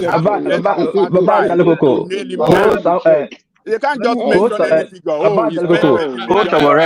Everybody, hold on for Larry. Let Larry come in. Larry come in. Yeah, let me just say something. You see, I respect everybody here, but sometimes, we tend to dwell more on assumptions and not really going with facts. And I'm going to pick it one by one. Number one, we all allege that this woman is Sanwo-Olu's side chick, and we don't have any facts to that. Number two, we alleged that Sanwo-Olu funded that party, and we don't have facts to that. Number three, we alleged that this woman does not have anything doing, and we don't have facts to that. And now let's go to the facts. Who is this woman? This woman is a big player in the oil and gas industry. She is not. That's where you coming from. Let him speak now. Let this guy speak, man. Can I talk? Let him speak. That's the problem. She's generated money. Larry, you just made me laugh. I'm so sorry. Larry, go ahead. Larry, go ahead. Let people talk. But Larry, go ahead. Hear people's voice. Larry, go ahead. Carry on, Larry. The floor is yours. This guy speak, man. This woman is a director in Altex Engineering, Oil and Gas. And this Achimugu, if you've been following oil and gas, this woman has been at the forefront of deep sea port in South. And this woman's husband. Larry, what's her annual income? Wait, let me talk. No, let's go ahead. Let's go ahead with that. What's her annual income? You don't need, wait. I'm just telling you. Let him land now, Emeka. Let him land. That's why you see we pride ourselves. No. We pride ourselves. Wait now. I am not holding. Larry is not the one that spends the money. We pride ourselves to fact check things. What is the annual income of directors in oil servicing company? That's not an oil producing, that's an oil servicing company you just called.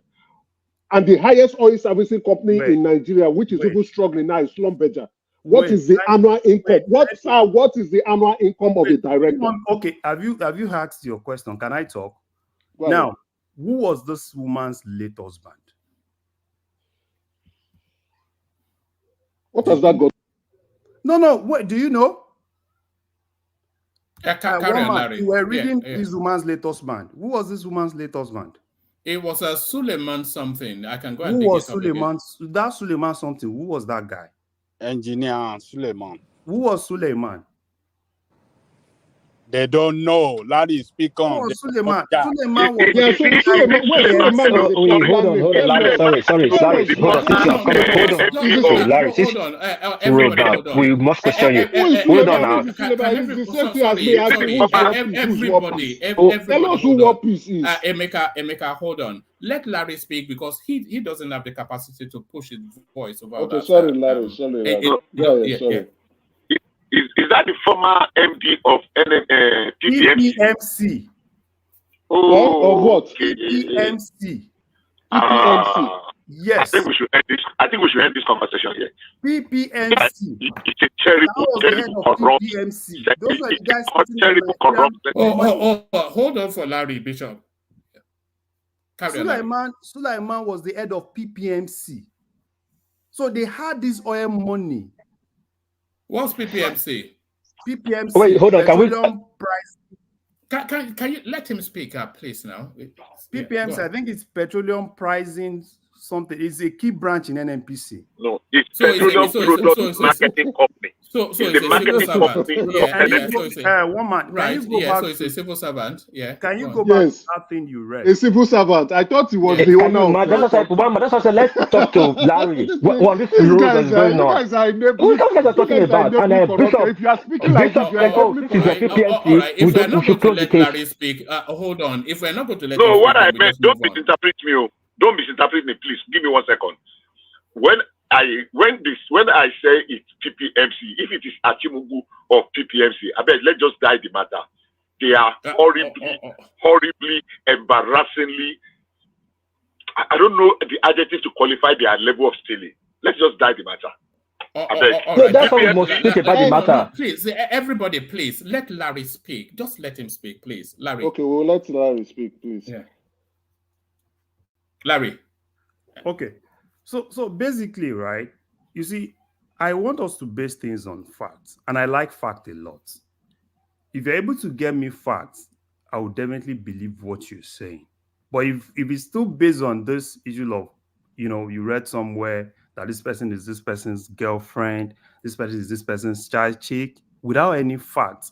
So for me, this is actually a public, this is a public medium. And I would rather want us to dwell things more on those facts. So for me, coming to Sanwo-Olu, right? For him to have even... So Larry, can I ask you a question? Are you saying now on this platform, yeah. And you are saying with all conviction in your heart that this woman's salary could afford this as a director of an oil servicing company? And are you now saying that her late civil service husband, even when you die, that's the end of that money and the stealing, that she could still afford this? Larry, are you saying it here on this platform so we will be sure? Okay, can you listen? Are you to spend $20 million? Are you saying this here on this platform? Is that what you are justifying here on this platform now? I don't want you to shout. If you want to I'm not shouting. I'm just asking you a question because your tongue is shaking now when I'm asking you direct questions. You can continue talking. Your tongue is shaking. You say we should start with facts, and you are telling us this woman is a director of an oil servicing company when we know how much director. Sir, calm down now, sir. Let's push back on what you are saying. Let's push back on what you are saying. All right. Let me read the super chats coming in. So the super chat, it says, can Emeka Workpeace and other panelists let someone say something different from their own opinion? Don't you? And then it goes on. So I think that the people want to hear from Larry is what they're saying. Larry. So what I'm saying is this. I'm not justifying probably how they got the money to finance the party. The only thing I'm saying here is we don't have facts that Sanwo-Olu funded that party. All we've been saying here is probably some rumors somewhere, and we now picked on those rumors to be the facts. We don't have facts that this lady is Sanwo-Olu's side chick. All we've been basing everything we've been saying on is some rumors, and we'll take that rumor to be fact. So I'm not justifying probably the woman spends money where she got the money or anything. But what I'm saying here is when we have some things that are not fact, let's not make it fact. There's a difference between fact and assumption. Fact is completely different from assumption. Unless you're able to give me facts that so, then they should probe him. But if you don't have the facts, don't make assumptions to be facts. I don't have that power to shout, right? If you can go against what I say, but what I say is the fact that If you don't have fact, it's not fact. It's still assumption. So don't make assumptions turn to be fact. Emeka, please, let me go first. Please. So sorry, I want to move on from that space. Round off that space, Emeka, and then I'll take you to one more talking point. I want to get to Bishop quickly.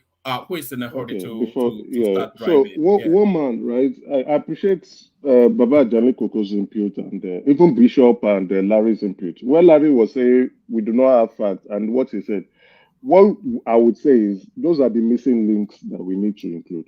If they have information readily available in the public that we can go and look, we do comparison indicators to compare things, and we can tell when things are at variance with the norm. We can tell when outliers occur. At least we are exposed individual. We know the salaries of oil and gas directors. They are not the owner. Somebody on the comment section was saying they get contract from government. Which of the government, number one, that's the first place. Number two, you are not the owner of the company. And even if you are the owner of the company, you are still under obligation to operate your funds with the funds that you get, which are contracts, which are revenue, to operate it within your company structure. So you still have a salary that you earn. And then at the end of the year, as a governor, you're entitled to, as the CEO or the chairman, you're entitled to bonuses and dividend payments in line with your shareholdings. For Christ's sake, we know this. Now, this is a $20 million party being spent here at one sitting. Yes, in 7 days, but at one sitting. This is not the norm. This is not the norm. Not every billionaire too spend this money. If this woman is just a director, she cannot afford this. I saw where you flashed that FCT is calling her to come and pay taxes, which is the right thing we need to do. When we see people living a lavish lifestyle and are spending money, we check whether that money, whether they are paying their own tons of taxes. The middle class and the poor should not be funding the lifestyle of the rich. If you have so much money you are spending and you are renting an entire island for a week, bring that money to the country so that we can use that to construct certain things. Then there again, when we are saying these things, who were the high-flying people, who were the public officers that went to attend that party? So, but again, it is a rumor. Yes, we will keep the rumor. We cannot verify it. We are not in their bedroom. So maybe some of us want us to enter into the bedroom to go and see what they are doing inside that bedroom to say, yes, now your girlfriend, we don't catch you today. But now what is annoying for me here is that we are making latitude for government officials to act in a way and should not be held accountable for what their actions. And I think it is not right. We pride on this platform to hold government and public officers to the tax when they do the things wrong and to applaud them considerably when they do the things right. So when they are doing something that is not good, we are now making excuses for them. I think this is not good. I think this is not right. I think this is not okay.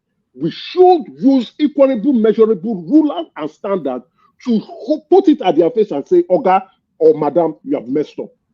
We should not be looking for excuses or trying to go and purchase excuses where excuses do not exist and say, let's go and be looking for the legislator or the act or the laws, or let's go and stand in front of the National Assembly House and tell them to make new laws or repair old laws so that the people who are involved should not be held accountable. We should stop this. The governor is not supposed to be there. The governor was there for a reason, and the governor was caught wanting, and he begins to explain himself. We should call him out, even though we know that he has immunity clause. In other crimes that works, that we always continue to compare Nigeria with, and if we truly want Nigeria to move, we begin to hold them to those standards. He would have resigned by now. One man, let's move ahead. One man, please. One man, please. Let me just add this before you move on, please. I beg you. Hold on, what please? I'll come to you in a moment, but I'm very keen to get to Bishop because I think I know. Just need to add to this. He wants to start driving. I know, Bishop. I beg you. Just a few seconds. Let me. Hold on, please. Can you limit this guy to just one topic? I mean, our friend. Limit. Just go round because a lot of us are waiting here. It's going to take a long time. Okay. Let me add this to Emeka zone. And first of all, when Samuel Lu Perfume saga came out, this house people spoke. No, where's the proof? Then proof came out. When Better I Do Matter came out, this house people spoke. Where's the proof? The proof came out. Now, if this party Sanwo was in Lagos, and people are accusing Sanwo he spent 20 million on the side chicks party in Grenada. That would be a fair argument for rumor, but he was there. Anything happens there involves him. And again, Nigeria is looking for dollars.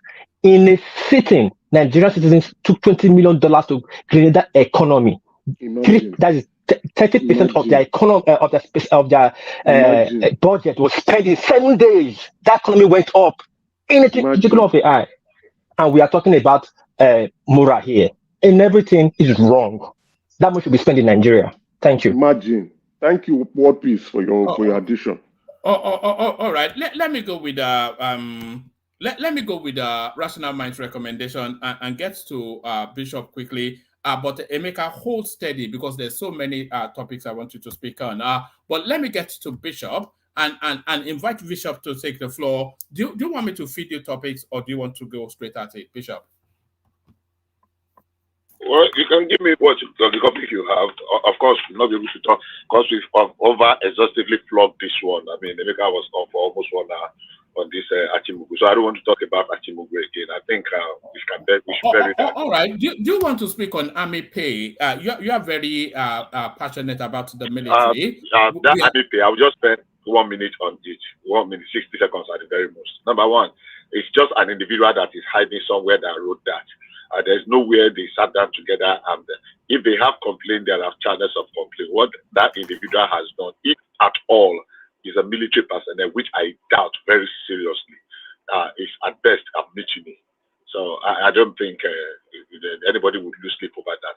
They did something like this sometimes ago, wrote something that some people even dressed in military uniform and they were discovered not to be genuine. So, and we can always have some recalcitrant rogue military personnel that after they take substances. So I don't think anybody would lose sleep over that. So I can say that. All right. We were trying to open up this conversation yesterday, but we couldn't really progress it. We are committed to upholding integrity. Federal government probe all theft allegation against Naval chief. So it's Emmanuel Ogalla, who is just now been alleged that is moonlighting as an bunkerer. So have you got any more on that? Yeah. Like I said yesterday, I wanted to read, but I read something that really broke my heart today. Somebody said, and was as usual, as we would expect. The comment was very sad to me. I find it very disturbing. If there was evidence, let them put him up. But somebody say, oh, now the only Igbo man they have managed to give a service chief, they are looking for a way to rope him and pull him down. I felt saddened by that. And that's why I will not want, because we are going to give it ethnic coloration. If we go this, if you say, oh, probe him, they say, oh, is he the only one?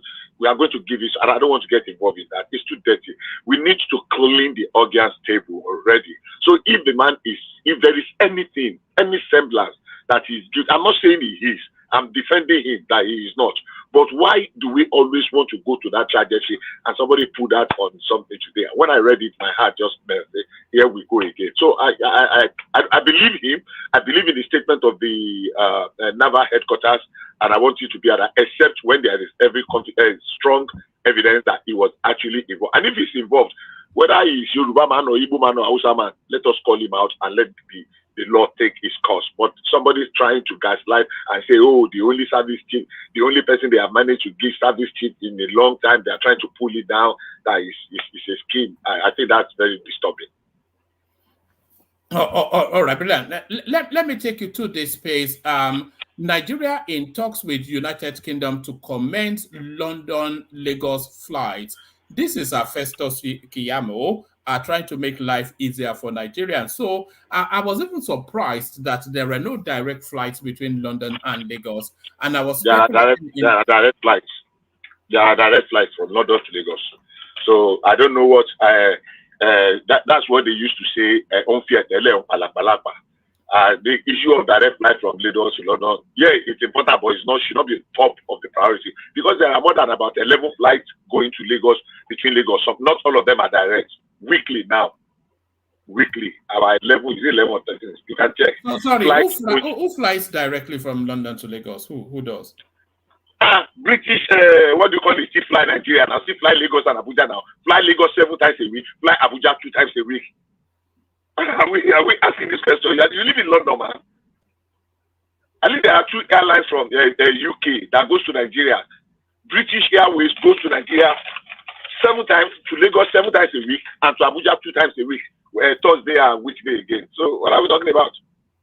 Lagos, London, is the most common. We're talking about Nigerian carrier. We're talking about Nigerian carrier. Nigerian own airline. Okay. If you are saying for a Nigerian airline, that now explains it. But saying like there is no direct flight between London and Lagos, that's ridiculous. That's the easiest thing to fact check. So if you are saying Nigerian airline, now they gave earpiece sometimes. I mean, this airline used to have it. Arik used to have it. Not only Arik, about 2 airlines used to have it before.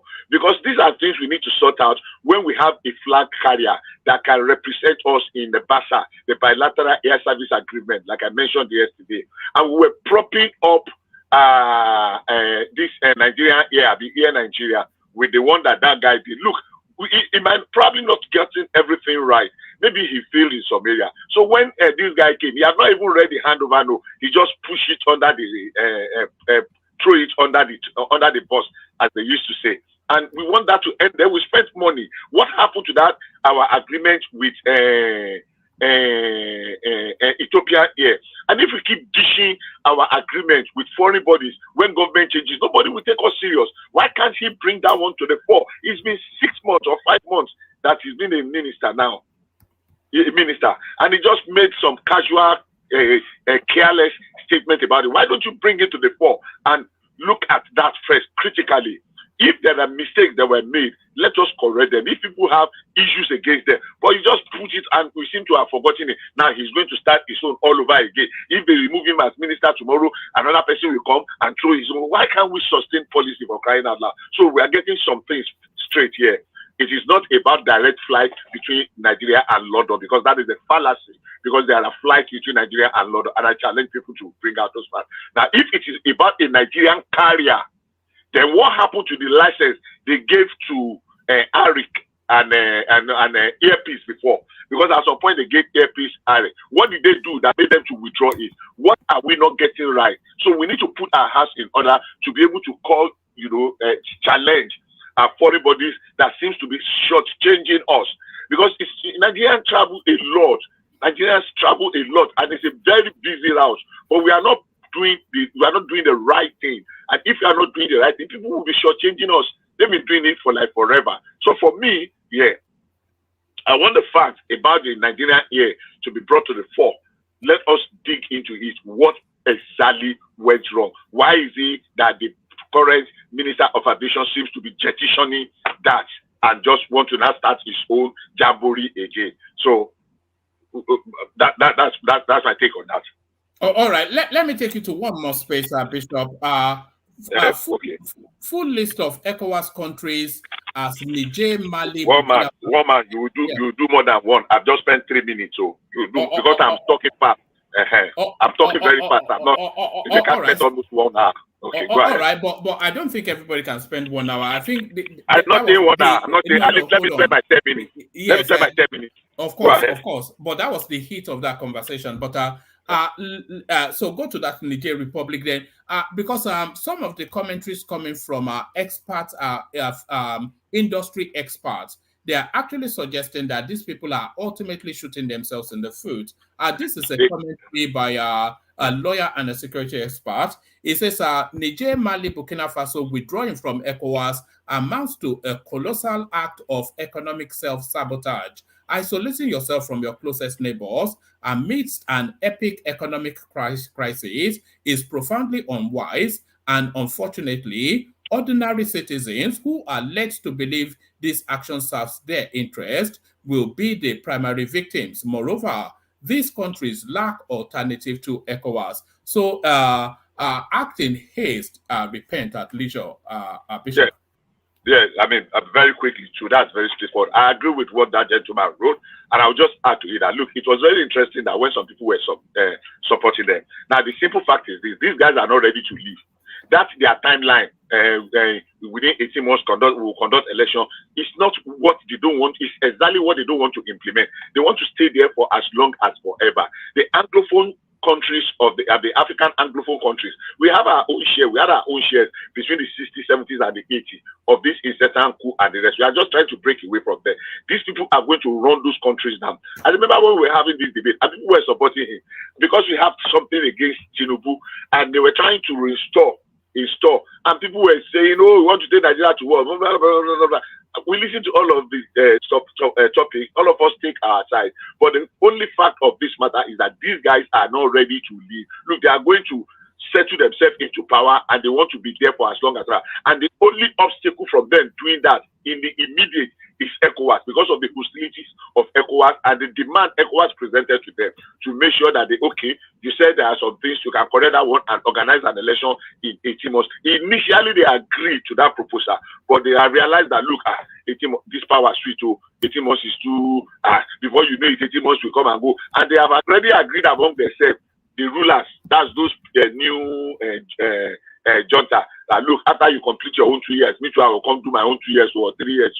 So they say that 3 years is not feasible. I mean, that 18 months is not feasible. So the only way is to let's get out of ECOWAS. So we are an independent nation. They don't have anything. They cannot have any input. So it's their own cup of tea. They are going to lose economically. They are going to lose in interaction, with other Africans. And those places are not safe at all. So for me, Nigeria should just do the necessary thing.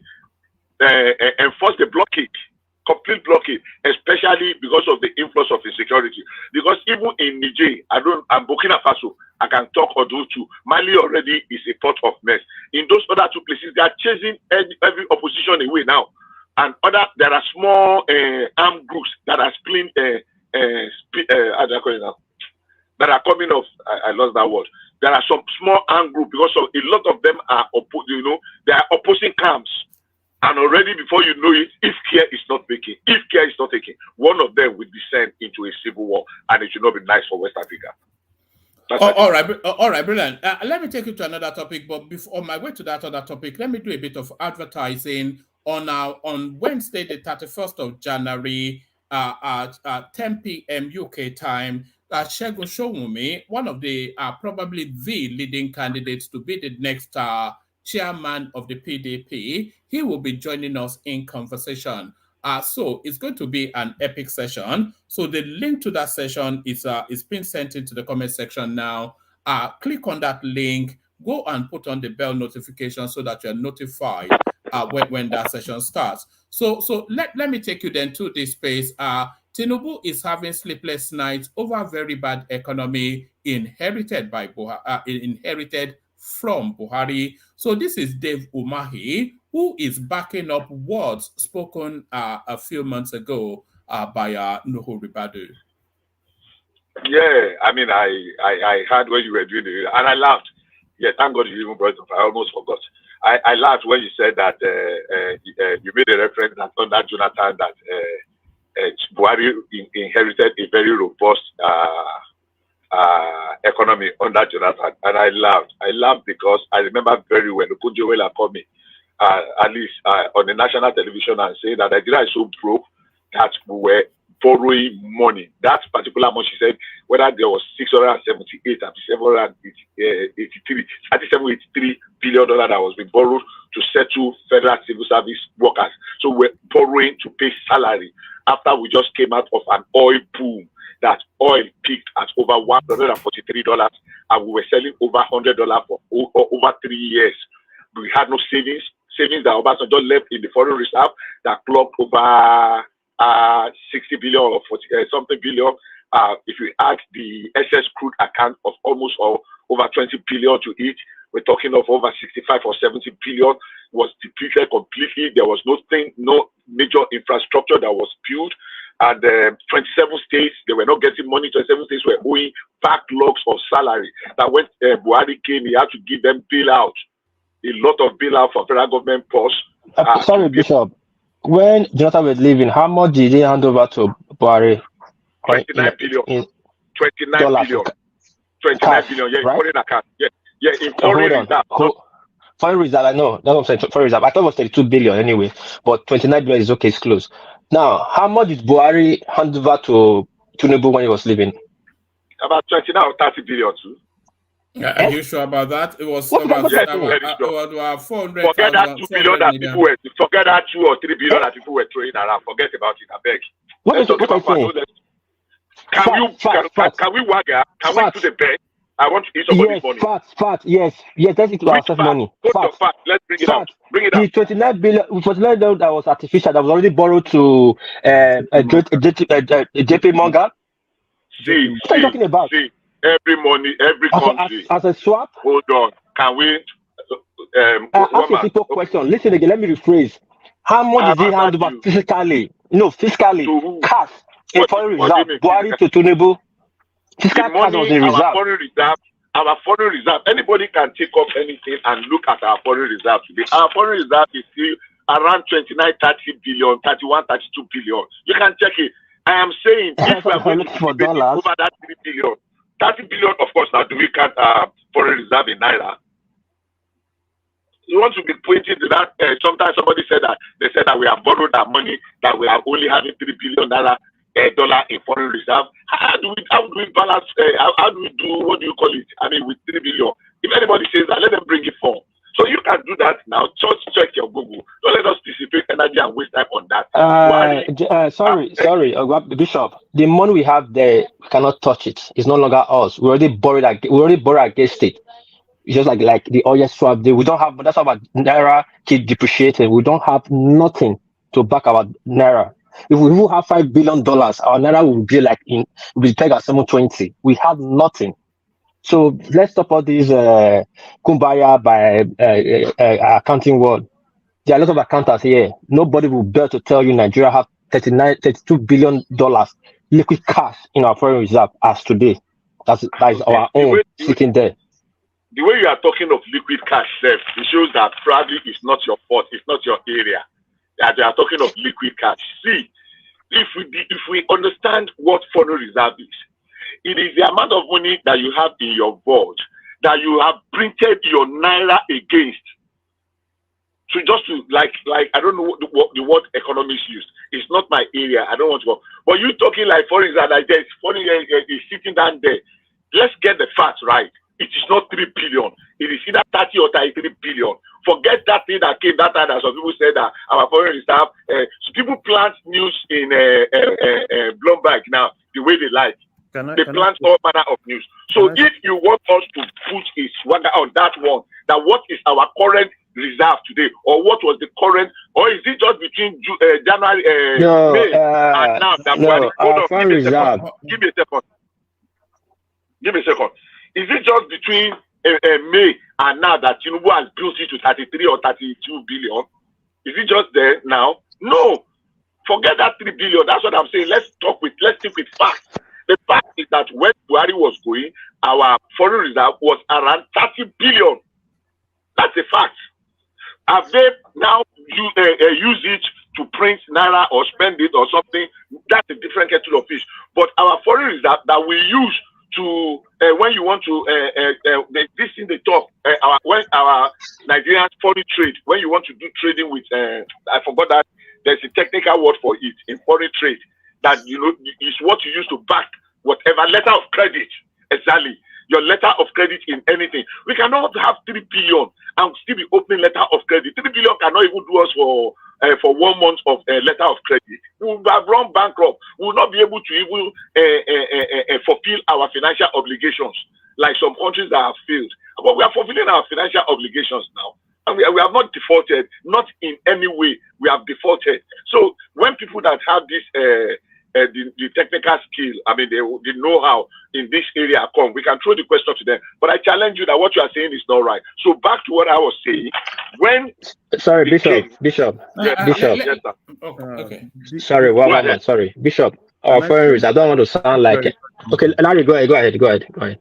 Yeah. So actually, Bishop, the $33 billion that you see there, that's what you see as kind of like figure. But in August, JP Morgan, because there is this agreement that CBN actually signed with JP Morgan. And JP Morgan came out and estimated that what we'll be having will be like $3.7 billion. I am saying to you that you check today. Let him land now, baby. Sure, let him land. Well, that's another. Why don't you? We have we are having conversation. Let him land the point now. Why did it mean that you will tell to shut up now? Why did it mean that you will tell to shut up? Why? I'm not telling you to shut up. I said No, hold on, Rational Mind. Bishop, having a conversation front and back. Why did it mean that you will have to shut up? For crying out loud. It said Jekyll land. But Bishop, land to be coming. Would they allow it? Would they interject the fact that you are saying that Jekyll land? What's the business with Jekyll land? Bishop, hold on. Jackie Larry, let him put the fullness of what he wants to say to you, so that you can handle it in the roundness of how he's presenting it. So let him put it, and then you then address it from the full understanding. Larry. So Bishop. So what I just want to put some facts so you can actually go against it. So basically, we had 33 billion, but in August, I remember in August, JP Morgan came out and brought a figure of 3.7 billion. That if they remove every other thing, because in that 33 billion, there are other facilities that are there, right? That if they remove everything, they're estimating that will be at 3.7 billion, which before this guy left, when they had, as at that time, that was when they had that, this other Yoruba man, kind of like acting CBN governor, he faulted it. But after they did that investigation, I think they found out the exact thing we have, which is not that exact thing. Because if with that agreement they signed with JP Morgan, this is more like they used that particular foreign reserve as collateral, which is more like when it goes down, help us kind of like pushing it. So for me, I'm not really sure that 3 billion is the actual, it's what is there. But if you take that everything that JP Morgan has, but JP Morgan is still saying 3.7 billion. But they've not done they've not audited CBN. Probably at the end of proper audits, we'll get the exact figure. I'm struggling to understand. Just Google what is Nigeria's current foreign reserve. This technicality of they have removed everything they owe. They have removed. America is owing over $33 trillion today. If they remove it from Bishop, what they are, our foreign reserve is not 33 billion. It's not even up to 10 billion. I think our foreign reserve. Is. Where did you? How much is it? Hold on, everybody. Bishop, listen to this 1 minute clip from Willie Obiano. It speaks to that broad space that I think Larry was trying to explain. Did he actually live in the state coffers when he left as governor? And are you willing to publicly publish the bank verified statement to settle the matter once and for all? Yes. Not talking. Yes. My predecessor left 9 billion cash and 9 million or 9 billion? 9 billion cash and 25.6 billion in script issues. These are sovereign wealth fund and shares in other banks. If you put 9 million to that, you get 35.5 billion. Technically, but he issued checks worth over 15 billion before he left, waiting for me to cross over before those checks started appearing. So you can see it's timing and leading in accounting. That's what happened. So that's broadly what Larry was saying. Absolutely, it is absolutely ridiculous that we are using this example for what we are discussing. But that's for Anambra State. That's for Anambra State. How can you be using Anambra State? That's Anambra State. Now, Bishop, just come now. Let me drop this now. I just went to the CBN. The CBN website. They've refused to update the reserve that we have. We have 6 billion FX forward contract that we are yet to honor. NNPC now, with a shady project Gazelle, the SPV, are trying to borrow 3.3 that they have paid 2.1 for that same 6 billion forward contract that we have not paid, right? Our foreign reserve is probably not even close to 5 billion. Cash at hand is not close. If it's 33 billion, we would have offset all our issues. No. I think we are mixing it up. Seriously. No, I am telling you. I heard what you were telling what piece about foreign reserve. I'm telling you what foreign reserve is. It's not at the back of a note. I am telling you authoritatively. If we have $33 billion, if we have $33 billion of dollars in our coffers, we will not have an exchange rate of 1,400. We will not be struggling to pay all this. Sir, listen now. Sir, listen. You are in the wrong here. You are in the wrong here. Our foreign reserve is not even, at some point, I am thinking our foreign reserve should be 2.5 billion, and it is not growing. The reason why is NNPC is not paying anything into the CBN's account. NNPC has mortgaged all our stuff into forward crudes going. They are not remitting any funds at all.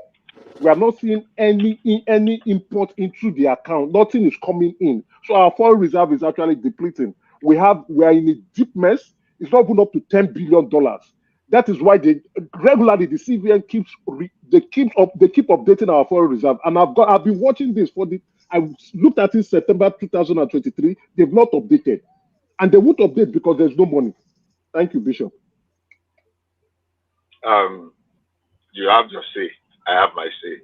Let me just round it up because obviously I've exceeded the time. I insist you are getting it wrong, but that's fine. When majority seems to be that way, a simple Google search asking. It's not CBN that will quote what our current foreign reserve is. There are several, what do you call it, that will tell you what our current foreign reserve is. We are mixing it up completely. Give us example. That if we have, hold on, let me say my own now, please. No, I'm asking you to give us example of such bodies that can give us, besides our own central bank. You just go on Google. And unfortunately, I don't have access. You just give us names that you know. That's what I'm asking. I don't know. If you cannot go to Google, then I don't know. So what I'm saying in essence is this: we just made a mess of it now. Saying if we have a foreign reserve, our dollar will not go to 1,400. What the government has simply done is to stop subsidizing dollar for people. That look, some people will have access to go international banks are not honoring our letter of credit because we do not have a foreign reserve to back it up. That's a lie. That's a lie.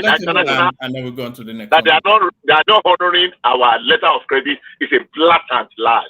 If they are not, it will have overshown.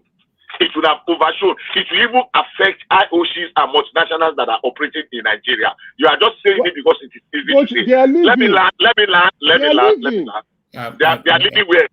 Where are they living? They are living. Who are the ones living? Shell just sold the last book and they are living. Let him land. Where you are, see, Shell we are talking about. We pick things, we pick headlines. We don't dig to get the facts. Shell that you are talking about selling their onshore assets started way back in 2009. Way back in 2009, they were selling some of their onshore assets and they were selling some for their marginal fields. They did not just start today. Almost all our IOCs were living onshore for deep offshore because the cost of our production in onshore is one of the highest in the world, and because their area of operation. Because of security issues, the amount of money they were spending on security issue, the oil tape that was leading to continue and incessant shots in and community hostilities. So Shell have started selling and winding up their onshore assets. Their biggest asset is no longer in onshore, and they were not running it profitably. So we just jump on some topics to make Nigeria look bad because we see that is. So when they were leaving, they started long ago, and I won't say more than that because I know a little bit more than what I'm saying. And they put their, go and ask, Shell is still involved in about 3 or 4 major. In fact, they are pumping in 24, 25 economic something. They are pumping in additional almost 7.2 or something billion investment. They are in the gas, they are there in the LNG, they are reinvesting LNG, the Train 8, they are investing in it, they are in the offshore, deep offshore, their well is producing very well, they are investing. So because they are shutting down their marginal operation that they started in 2009. 2009, not 2019. Go and fact check. I will be making reference that they are leaving. Which other ones are leaving? The ones that are leaving, the ones that were ripping us up. that they were enjoying the compromised business atmosphere. Business is competitive. Yeah, of course we have challenges. I agree. But to say that there is the worst case and because they are leaving, and you have just added something to it that you cannot back up now that nobody is honoring our letter of credit, that is blatant. That is blatant. So comparing that because our foreign reserve, that's why our currency, no, because Nigeria just decided to stop subsidizing, I did not hear what you say. What did you say? Can I ask you a question? Go ahead. If you say they are honoring our letter, yes, letter you call it, or we call it. Now, why is it that the Afri-Exim Bank is asking for some kind of form of collateral, or they have to propose it? Hold on. Some form of collateral, a form of like, I don't know if you listen to, although we had that debate here like a month ago, even before the former vice president had to ask Tinubu in a letter about they should give to Nigerian figures as to what kind of deal are they making with Afri-Exim Bank when they ask for $3 billion US, and they are giving a collateral that by the time of that agreement, they'll be getting like $12 billion out of it. So why would they ask if you are credit worthy? Why would they have to collateralize? I mean, I don't know what kind of word. Why would they have to ask for some form of collateral in form of our oil to ask for $3 billion, which invariably at the end of the day, at the time of that loan, is going to be $12 billion that these people are going to be making. So why would they, if we are credit worthy, we should just go by our credit, just give me $3 billion. We promise to give you back, and then they will give it back without even asking for any form of collateral or asking for us for our oil to be used as collateral. Why? Number one, the oil is not collateral, it's a form of payment, the agreed form of payment. So you are missing it all. They agreed, I don't agree with it. Hold on now. Let me finish now.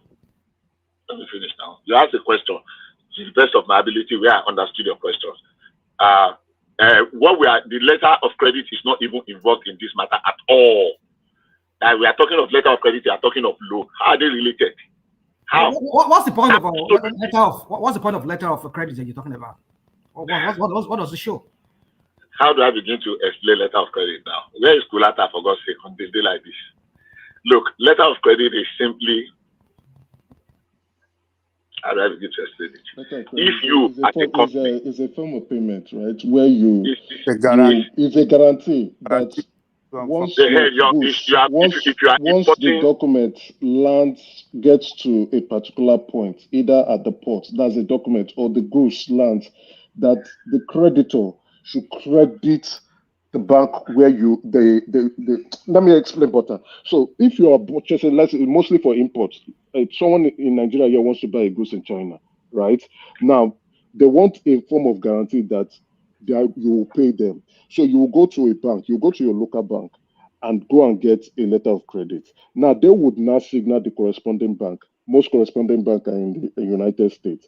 And that letter of credit, they will move that document, the import label or import document. Once the import document gets to either the bank or it gets to the port, then the funds from the funds from the buyer would be transmitted to the seller's bank account. So that letter of credit is now like a guarantee that, okay, the bank itself, your local bank, is not guaranteeing the seller, right, that they are going to make payments, that once there's the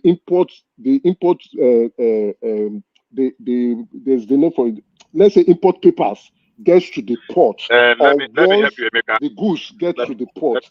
Let me help you, Emeka. All right, start to bring it home, Bishop, and then let me help you, Emeka. Letter of credit is when you want to import something, you approach your local bank and they open what we call a Form M for you, which is with what the local bank transact with the seller bank. That's the buyer bank transact. So guaranteeing the amount and the purpose and so it is not just on your, not like you carry a wad of dollar in your pocket now. It is the country now that has opened that letter on your behalf through the approval of the Form M. Well, you must be in good standing with the bank. because that's what we call credit worthy. You're being credit worthy. Yes, So I'm not. Yes, That is it. we are not That's talking of you now.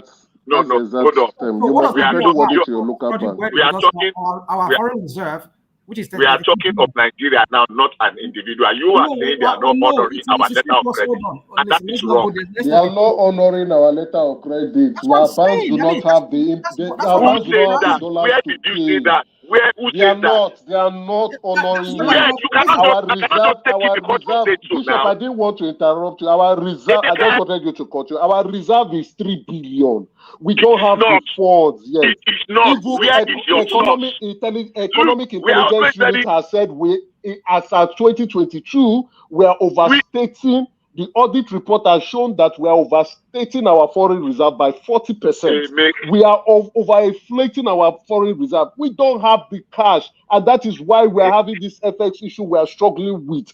And the reason why this NNPCL is going into this shortage, and we borrowed money, we borrowed 10 billion to resolve most of the airlines that we are owing. The first batch and tranches. We still have 6 billion forward contract that we have not yet honored. If we have 33 billion standing in our foreign reserve, do you think we will not honor that foreign the 6 billion FX that we've not honored? We don't have the funds. We have less money. What is your source? Hold on now. What is your source? Putting our foreign reserve. I will say, okay, what I will copy and send it to the private chat. Emeka, that 3 billion that is there, it's not even there. We have printed naira against it. If you remove the naira we printed against it, which is causing the inflation right now that is hammering that spot, we have like $420,000 left. We don't need to print naira against the foreign reserve. The foreign reserve are funds that you get from your exports. Once that money comes, it goes into the CBN directly. And if, like as a trader, you trade and you get $4, you send it to the CBN, you get your naira equivalent, and you move on. That money is there, and we're using. And major problem we are having, NNPC is not remitting any funds into any account into the CBN. They are not. And now what they are going to do with this loan is they are not saying they are paying upfront money that they owe the bank, the Nigeria as dividend and taxes. They are paying upfront to reduce the for FX liquidity issues that we are currently having. And that money is 3.3 billion, and it is not even enough. It is still not enough. With that shoddy deal that they are doing, it's still not enough. When you say we have 33 billion, I didn't want to interrupt you. I wanted you to continue. Maybe when I have space, I will come out to say it. We don't have it. Even the 3 billion cents, I don't even sure say it. They said it be 1 billion. Emeka, I'm telling you, that 3 billion they have borrowed against it in that naira printing. Opacity was shouting and screaming on it. They went to deal for that. That was on the side. We don't have money at all. To the extent that we are already borrowing against our crude oil on ground untapped. We are borrowing against That's what NNPC is doing. That's what NNPC has done. They've encumbered our crude oil. We are not getting any revenue from it. Wait. All right. We are borrowed against our FX. We borrowed against our FX in a total of 6 billion. We have borrowed against our micro credit scheme. We borrowed that 3 aspect out, a penny to $1, and we are saying that we have 32 billion. All right, bring it on, Bishop, and then we go on from Bishop to Larry, and then when we get to Larry, we start to moderate somewhat the interjection so that we can get to people quicker. Bishop, back to you. Yeah, I'm not a banker. We're missing we're missing the understanding of the foreign reserve. Definitely, I've always said we are not rich, and we've had this argument. Most of the people that say, "Oh, there's money." I was saying that we are not rich. Nigeria is broke, but we are not bankrupt. Now, simply put, I will just use a very simple analogy. I have 100,000, let me say 100 million naira, which I have put in a fixed something, whatever, and because I am currently my gas finished, does not mean I need to go and break my fixed account. Oh, because my gas finished today, I need to go and that's not how I should handle my fixed account. What I was just pointing out before the argument of the foreign reserve came in, I just use that as an example of saying when the issue of Umahi that one man asked about Umahi said that the economy was yes, and I was making reference to when he was reading out, and he said that that Buhari inherited a very buoyant economy under Buhari. I mean under Jonathan, and I made reference that under Jonathan, Okojo said they were borrowing money to pay salary, and that 27 states were default in salary of more than 10 months. Some of them 20 months, 20-something months of salary of civil servants over 27 states. And that the foreign reserve has been depleted to 29 billion. And that that is after we have had about 3 years of continue over $100 crude oil sale, and crude oil was over 1.8 million barrels continuously. In fact, we crossed 2 million barrels continuously, and what again? SS crude account that Obasanjo left was still there. Then Soludo also even said about the economy then. So I was just trying to make a reference that the economy that then was inherited. Before this man did not even let me, unfortunately, the time has gone now, came in with it because I have not really got into the issue. But the fact of the matter is that, yes, as they say in Yoruba, the rain did not just start beating us in 2015. We mismanaged our past, our economy, our finances in the past, and the reality is beginning to turn on us now. This man said in his book, I used to make reference to Odifos in Sophocles. He said, we left our pots unwashed, our soup now pours. The issue that is leading to our burning of our soup today did not start today. It is because we have left our pots unwashed for so many months and years ago. Thank you. All right, brilliant. That's the excellent, Bishop. So thank you, Bishop. Let's go on from Bishop to invite Larry into the conversation. Larry, you're up next. Larry. Okay, yeah. Thank you, Woman. Where do you want me to start from? You can start from whichever tickles you the most, but do you want me to take you to let me take you to, do you want to start from Niger Republic, Mali, Burkina Faso putting out of ECOWAS? Yeah, so for Niger Republic, Mali, and Burkina Faso, for me, I think it's just all the same thing. You see, these military guys, you see, once you allow them taste power, they don't want to leave. And that's exactly what is really happening. They are using every opportunity to keep themselves in power. And I don't know, and they have the backing of Russia, right? Russia is really pushing them and kind of like making them know that they're ready to supply them arms and everything. But the only thing I have, it's particularly with, the security along the Sahel. That's, and I think, and if you look at our military now, they are really overstretched. So that's my fear. So because, I don't trust those guys. Particularly along that line. So probably our military should use this as an opportunity to kind of like do more things within that area. We've been doing a lot of great job, particularly with Boko Haram and stuff like that. But with this, we don't know what's going to happen. So I think it's just more for our military to know what next to do. All right, brilliant. And to what we were just debating quite fervently just now, Dave Umahi insisting that Buhari left a comatose economy and Tinubu struggling. It's something that is obvious. That's part of why, for me, I believe if Tinubu really wants to leave politics and face governance, he needs to be transparent to Nigerians.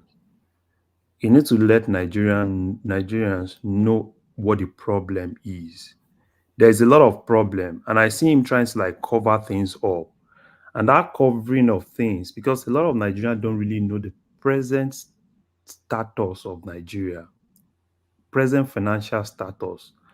A lot of things have really gone so bad. And I'm very sure that even him himself, saw a lot of things and he's still trying to cover. A lot of Buhari did a lot of bad job. But I think if Tinubu really wants to face it, this is every time he keeps saying, "Oh, I inherited as the asset and liability and all this." That's not what we want.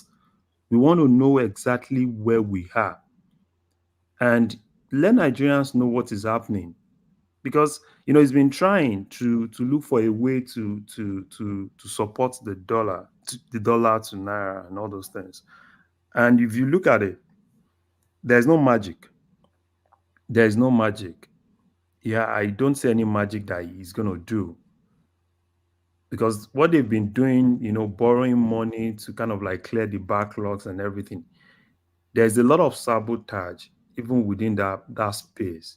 If you bring $100 billion to Nigeria, give it 2-3 months, those guys will mop it. And that's how bad it is. So I think for me, he needs to just face it. If we've seen some of these Buhari's guys, if they've taken what doesn't belong to them, let the FCC do their job. And him himself, he needs to focus on, there are some systemic... Do you think he's afraid of taking on the Buhari administration? You see, that's part of why I said politics. Different from governance. For me, if he really wants to focus on governance, forget about 2027, 2020. Forget about that. Forget about politics. Larry, can I ask you a question? Yeah. Can I ask you a question? Yes, sir. Now oh God, you continue. I forgot what I wanted to ask you. Just continue. About today, look at that. Okay, well, anytime so for me, things are bad. And even all the ministers know that things are very, very bad. Even the governors, they know that things are bad. So, but I just hope he's able to, and even himself. They are attending the exile checks party. I think I remember it now, real quick, before I forget again. I'm sorry, Larry. Okay, sir. Now, you said even though we inject, maybe we just make $30 billion. Yeah. We inject into the economy, it will be mopped up by these gluttons, these criminals. Now, if they mop up that 30 billion, and you wonder, where are these 30 billion going? Now I see we don't have dollar in Nigeria, but some people are mopping up these dollars. Somebody just given us an example now, like what happened when somebody went to Grenada, and you saw at least that event that they had in Grenada, at least not less than $1 million to be spent on that event, just organizing everything, more than $1 billion. Now we complain we don't have so like that. $20 million. My point is this. You say what? What did you say? $20 million. 20, just imagine. I was even saying $1 million. Yeah, if you think they are hiring, sorry, go on. My point is this: when they mop up that huge amount of billions of dollars in the system, now the question is how did that $20 million how did they go through Nigerian central bank? How did it just go out that they can't even figure out how it went? You know what I'm trying to say? My point is this: is that if this money is being mopped up, these hard currencies are being mopped up by these people. This money, they're not just mopping it up just because they want to save it somewhere. But at least more than half of that money will go out of Nigeria. So how could that money go out of Nigeria? That central bank and the NFIU could not even really, trace where this money is going. What are this money going to do outside? Okay. Do you understand what I'm trying to say? Yeah. Yes. So why can't we? Why is the Nigerian system allowing that to happen when we need that money and it's sabotaging the economy? Okay, so those are the systemic issues, right? And there is one particular one that a lot of people don't really know that is happening, and I was very, very disappointed, particularly in the governors. Was it not on channels? Somebody was saying something. What the governors do now, once they collect their allocation from Abuja, they take a large chunk of it, right? And the next thing they do is to call their bureau de change guy and change it into dollars, which is really, really, really huge. And this evening, I was listening to this guy, this governor of Imo, and he was basically talking about how some of these multinationals, how they've been changing Nigeria. Some of these multinationals, oil multinationals, they sell crude oil. And when you sell crude oil, there's a law that says you sell crude oil, you make dollars, that money has to come back to Nigeria. But unfortunately, these guys are not really bringing that money back to Nigeria. And it's even he himself, the Imo governor was like, because I think they just made him the chairman of anti-vandalism or something. And he said he was shocked. He had to write some of all those multinationals that this is the law. And that's exactly where the problem is. That's why, for me, part of why I think Tinubu got it wrong, and I've said it on this platform. You see, all this economic team, and I'm not a fan of the Wale Tinubus and the Cardosos because they are part of the problem we're having now. They worked on that policy document, and if you see everything Tinubu did was based on that policy document, they made a lot of assumptions about foreign reserve, and that was why they were more like, Tinubu should float that currency then. And when they floated the currency and they now saw the problem, and they are now running etasketa to fix the problem. So he needs to just take responsibility and work on those systemic issues. There is a lot of systemic issues. As in, if you look deep, most times I hear some of all those guys and I see the problem. So it is so huge for the president himself. And they are using the approach they are even using to tackle this problem. It's not even going to give any results. There's a lot of backlog. You are borrowing money to clear backlog. Imagine you borrowed like they said you borrowed like 3-point-something billion. They said you've already collected 2.7 or something. All in the name of clearing backlog. Okay, mentioning what they are getting wrong. So what would they have done right? What would they have done right? I think for me, what they need to do right is to focus more on how to tackle the systemic issue that are mopping that money. Take, for instance, now, do you see any country, if you go to some schools in Lagos, I have some cousins that goes to schools in Lagos, and when they say some of these schools charge dollars, Nigeria economy have been so dollarized that even some restaurants in Lagos charge dollars. And these are things that are within the government to really, go all out for. But unfortunately, the politicians are even the ones sponsoring some of those things. So if you bring the money, those guys, I'm telling you, you bring the money, it gets its way into the bureau de change guys. Those guys, they've stolen a lot of naira. The next thing they do, because they always look for a stable currency, which is dollars, they go in and buy.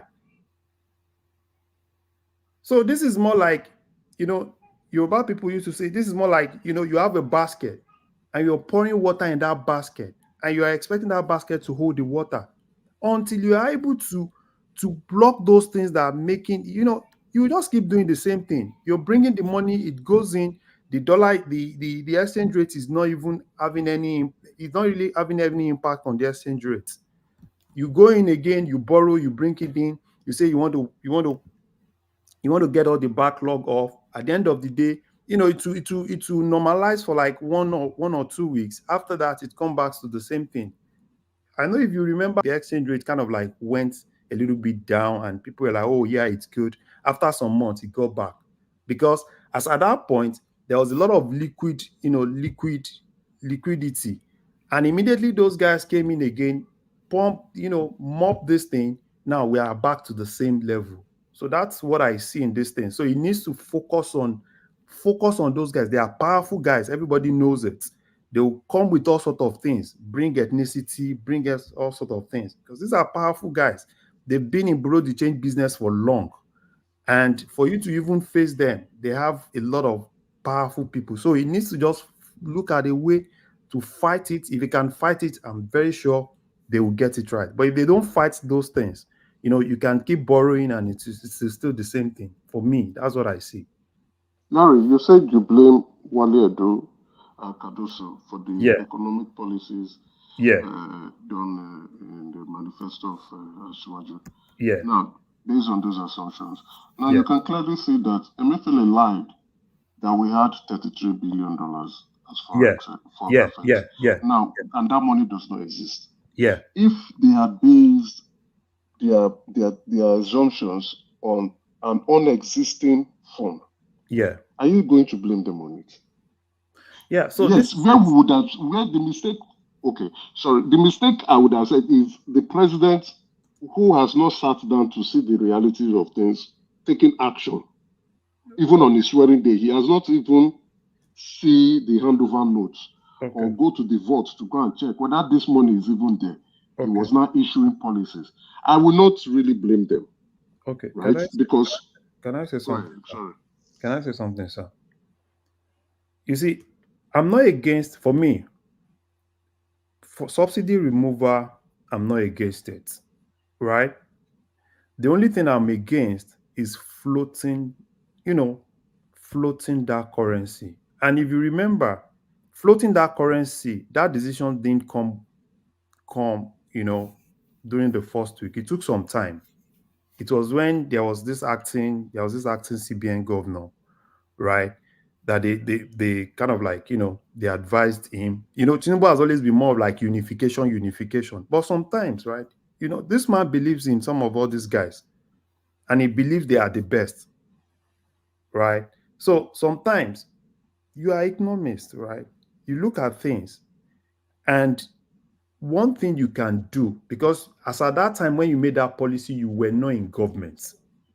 So it's understandable. But now you got to government, which means that you have access to verify things. And when you verify the exact thing, not what CBN governor tells you, the president has the right and has the power to verify. CBN governor can tell you we have 100 billion, but you as a president, you can verify what you have. So, and immediately you are able to verify, you should be able to know if you have something to back your policy.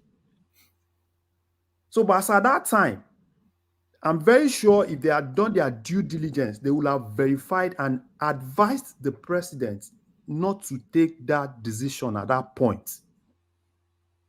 And the aftermath of that decision is what we are all facing now. And we'll keep facing this thing for almost 1 or 2 years from now. So that's why I said I blame those guys. Because if you are not in government, it's understandable. There is a lot of assumption. You don't even understand things. But when you are in government, you have the power to verify without any hindrance. That's it, sir.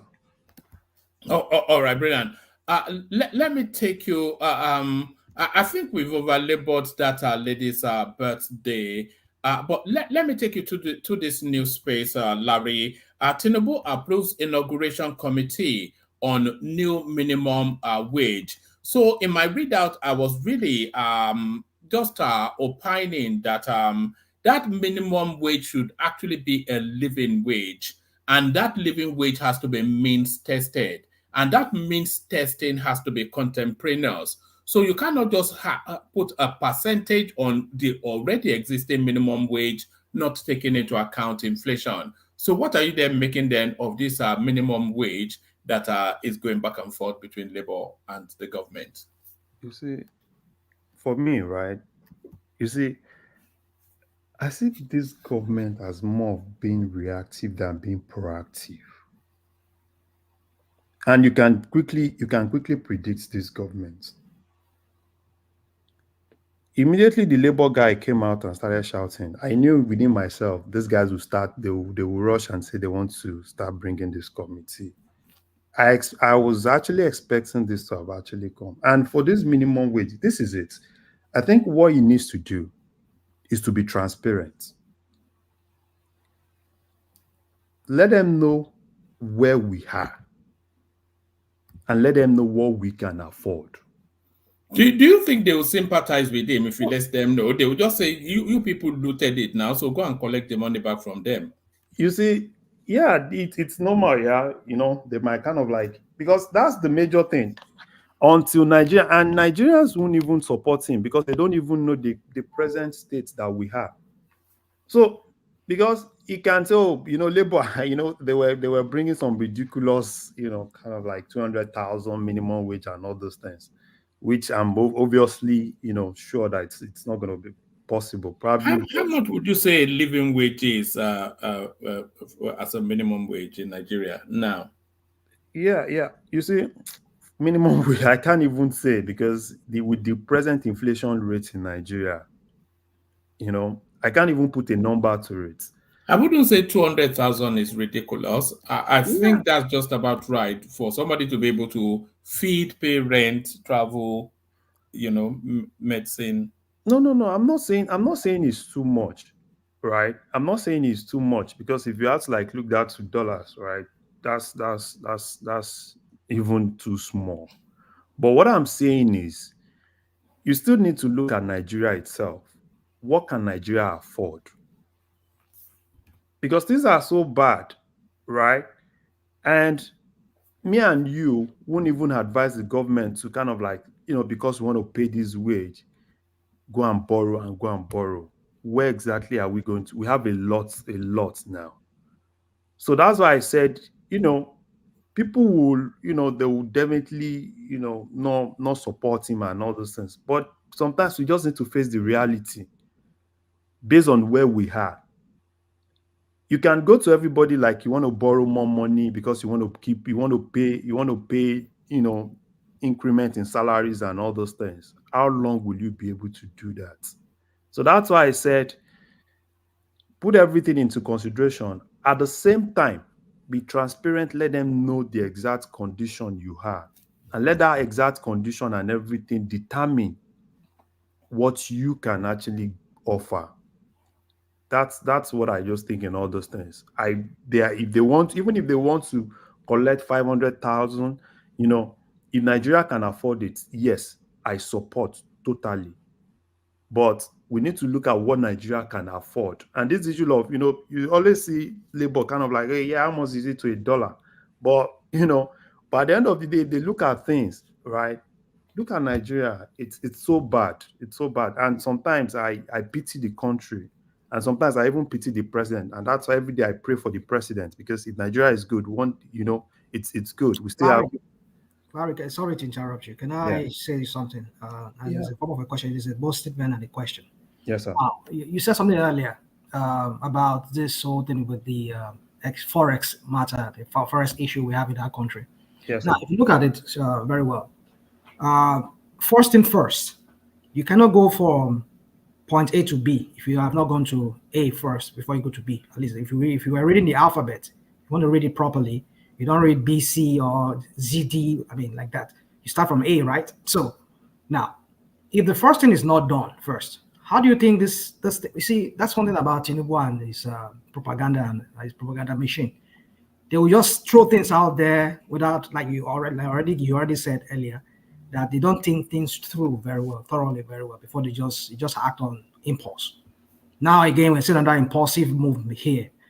Which is, for me, the timing for me is wrong, because first thing first, you can only say you want to review the minimum wage, or somebody was saying maybe living wage, if you have a stable economy. You cannot project what people should be, what should be a take-home pay of people in an economy whereby today the dollar is 700 naira to $1, and the next day it's 1,000 naira to $1.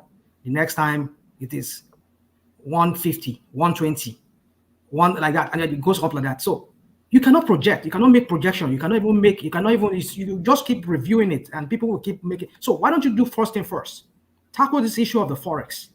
I've made that submission on this platform before, and I think this former Osun State governor, was it Ogun State governor, was also saying something like that in one of his recent interview, that he has advised Tinubu that they should put in place some kind of law, and I know we have that law, but I don't know, maybe they need to retweak that law, make it sound like anybody is a terrorist act if you buy dollar and you have no business doing anything with that forex.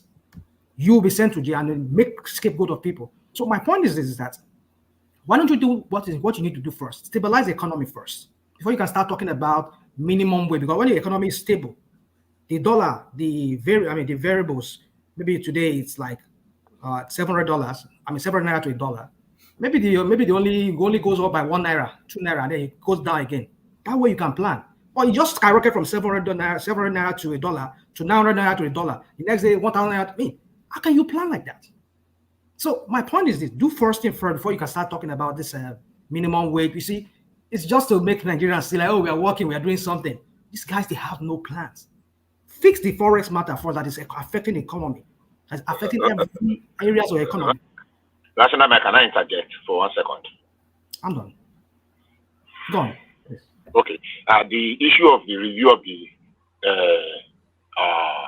minimum wage is a constitutional thing. It has been constituted every 5 years. The last one was in 2019. And the reason why they made it a constitutional thing is because of the way it has been neglected to the whims and caprices of every government that comes. So every 5 years, it is mandatory that they must do that review. So I don't think they can leave it in abeyance because the masses really, especially now, they really need it and they need that money.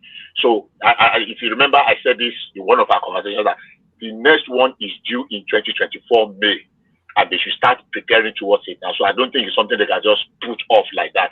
Thank you. Yeah, back to you, Larry. Yeah, I think the major thing is just that all of us are actually saying the same thing, and I hope, and I just pray God just helps him, because for me, right, if I look at the whole thing, it's not adding up, and I'm very sure, that's why they said he's having sleepless nights, because he's having sleepless nights because the guys that told him that things are going to be good based on their recommendation are now coming back to tell him that it's out of hand. So now they are looking for magic. And there is no magic. There's nothing as bad as volatility of your exchange rates. So volatile that you can't even predict anything. Larry, tell me the names now. Government magic. Then go down baru everything. Government magic. Then go turn the red into blue. So continue. So that is what so we have government of magic. That's what. Yes. They told him, Papa, don't worry, you just do this, you just do this. Ignore me sometimes. When you listen to them, they tell you, don't worry, when you do this, this, and that. And those are just theoretical things. But now they're now telling the man is now seeing it himself. But you guys said this will be all right. You guys said you are projecting. Imagine, you guys said you are projecting exchange rate to be at so 850 and all these things. But now it's not even 850. And now the guys are now saying, we don't even know. And that's why the man is having sleepless nights. So I just pray one magic happens one way and is able to really get hold of this. Even if the exchange rate is going to be 1,004, let it be stable. Let people have the ability to plan. There's no magic. There's no magic that is going to happen. If NNPC is not remitting funds to CBN, no magic. Except they want to go and borrow a large sum of funds, and who is going to borrow them? How are they going to pay back? NNPC, which is the main supplier of FX, is not remitting any funds. There's no magic. Naira will continue to devalue. So that's why I said, most times what I do is just to pray for Nigeria. Just pray. I don't know how God is going to do it. I just pray. Because what's your biggest area of concern, Larry, for the country? Yeah, I think aside security, right? Because security is actually aside security, yes. Yeah, I think it's the economy. Aside security is the economy. And what do you think they are not seeing in terms of the economy? No, I think one key thing, just like everybody has actually said, the major problem is NNPC, and I used to say it here, right? That's the only secret court company that I know anywhere. Look at every company in the world. Until we get to that point that we start following the money. Nigeria is currently not following the money. We are just waiting. This NNPC guy will just come and tell us, oh, we've sold this and this. No. The Ministry of Finance needs to follow the money. Let everything we sell be transparent and let's know where the money is coming from. That is the problem. That is why you can't even plan. You can't even project anything until NNPC tells you. That NNPC just come in and tell you, oh yeah, we've borrowed federal government this, we've borrowed federal government that, right? Look at the last time they were saying, okay, how much is NNPC going to bring? NNPC came back and said, yeah, do you know you guys are owing us this? So let's follow the money. If Tinubu really wants to work, I don't see any reason why the Ministry of Finance does not have a clear figure of every single drop of crude oil we sell and every single money we make. It's not don't leave it to NNPC, because at this point, that's the major problem, because we don't have any other thing to bring money. That's the only thing we have to bring money. And that thing you have to bring money, you are leaving it in the hand of NNPC without you taking charge of it. So if he's able to do that, but I know it's going to be difficult, because the cabal in that place alone, oh my God, that place is another cabal. So I don't know how Tinubu is going to do it, but if he can do that, I think Nigeria, you start getting some prediction around what we can get. So, but for now, it's just still the same thing. Hopefully, if one magic just happened and God just turned everything, and that's it. All right, brilliant. All right, brilliant. Stay with us. I thought we had Prince. Did we read those Prince? Oh yeah, Prince is there. So stay with us, Larry. Let me go from you, Larry. Bring Rational Mind on board. Rational Mind, where do you want to come at it? Do you want me to play you a clip that somebody sent in from Ruben Abati, or do you want me to just line the topics up? Go on with that, Ruben Abati. Let me see if it's one of those things I want to talk about. No, it's actually to that Achimugu space, and he adds more flesh to it. I believe that was actually in the Dome. I'd like your input on her celebration, and also the fact that, all of those comments are coming on social media, wondering why she had to celebrate her birthday in Grenada. Okay. You asked the question, who is Dr. Aisha Aimu? Full names, Dr. Aisha Sulaiman Aimu. And she has a national honor of the Order of the Federal Republic, OFR, given to her by President Buhari. People say on account of her success as an entrepreneur in the oil and gas sector. So she's one of our national honor recipients. Secondly, she was married to late engineer Chimugu, who was at the time managing director of the PPMC, a petroleum marketing company, and who was the first man in Nigeria to have been announced to have died as a result of COVID-19. Those who do not like her will say she's a merry widow. Merry widows, flaunting wealth. Now, this is not the first time she will have an elaborate party. 10 years ago when she turned 40, everybody said, oh, that was the best party in town. But this time around, she has even surpassed her own performance 10 years ago. Once upon a time in this country, people used to go and hold parties in London. They will go Friday, they will party till Sunday evening and come back. That was in the days of the oil boom. One would think that had ended, but apparently there's still a lot of money in some pockets that they could charter flights, take the rich and the deep pockets, and go all the way to Grenada in the Caribbean islands and have a whole week event. In fact, Mrs. Achimugu surpassed anybody's expectations.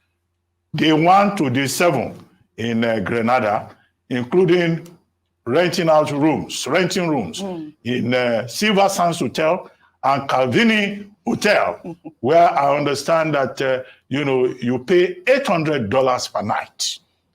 The musicians that were taken there, some informants have said each one of them was paid $400,000 per performance. The master of ceremony was also specially taken from Nigeria. And when she entered the hall for the event, in fact, she was carried by some able-bodied men as if they were carrying a colonial overlord. So it was a very colorful event. And when she herself took to the dance floor, there was a rain of dollars. Yeah. So it was a very conspicuous, very lavish party, appropriately named Gala. And what she even said, she described herself as somebody who has class, elegance, and equity. That's the source of the A's that you were referring to. So the Grenada part has been concluded. She has dual nationality. Okay, she has Grenada citizenship, and she even gave money, gifts, school bags to school children, and she featured on Grenada television. So if you say why Grenada, she's also a citizen of Grenada, and Nigeria recognizes dual nationality. As for the money, well, she's not been a public official. People may say you have a right to spend your money the way you like. But the party is not over. The party is continuing in Nigeria. This evening, there is an event at the Transcorp Hilton Hotel in Abuja, good. where there will be a big celebration. Yeah. And it's not ending today again. No, it's not ending today. There is special dinner tomorrow at the International Conference Center. Well, I'm sure Arise will be there. They will move from Transcorp today. Tomorrow is at the International Conference Center. The invitation cards are all over the place. You have one. Some people have sent the cards to my I knew it! But it's not the kind of company. I knew it. So this weekend is pepper soup and jollof. It's not the kind of company in which I would like to find myself. But what many people have also complained about is the number of people from Nigeria who took private jets to go to Grenada. Governors, oil and gas executives, Nollywood people, all kinds of persons. But well, what can we say? Nobody has looked for their money. Nobody has said that their dollar is missing. Nobody has said she should come and explain how she took a hotel of $800 per night. And I'm sure the people that went there enjoyed themselves. But at a time when the poor are groaning this kind of conspicuous consumption, this elitism supported by the private jet class of Nigeria, is likely to be depressing for the people who are looking for Naira and who are monitoring the stock exchange, who are monitoring the inflation rate, and who are every day monitoring what Aboki FX is saying. Well, I look forward to that video next week. And Dr. Bati, if I see you there, well, we're going to see more of it. It's not over. You know Dr. Bati Sandra. Tell me. Agbabola. How much is money? It's nothing. That was what you're playing. I was just going to say that. It's quite a thing, isn't it? Rational mind. What's going on in that country? Woman, at the beginning of this whole, when I joined your platform, there's a way I've always carried myself. That does not mean I'm a moral police, but I've seen what how immorality and disregard for morals and ethics, how it has crumbled some civilization. Well, I was not saying I've seen it personally. Well, I've seen it in some countries that I've been to, that I've lived. In some ways, I would say, but I've read about how the Roman Empire and some other empires in the past, how they crumbled. It's just things like this. One of those things, when people just throw out morality, they give way to is a licentious kind of a lifestyle at the detriment of the people.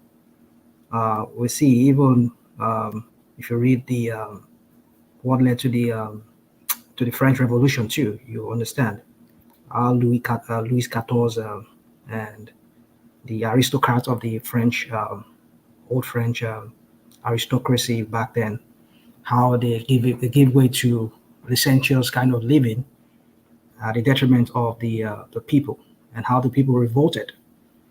You see, no society can thrive if some people just disregard the feelings of other people, and they just want to act like they don't even care, they don't even exist, as long as their own desires are met. You see, I listened to everybody when everybody was debating this matter earlier about this lady, whatever it is. Our public officials, that's the angle I want to come into this matter.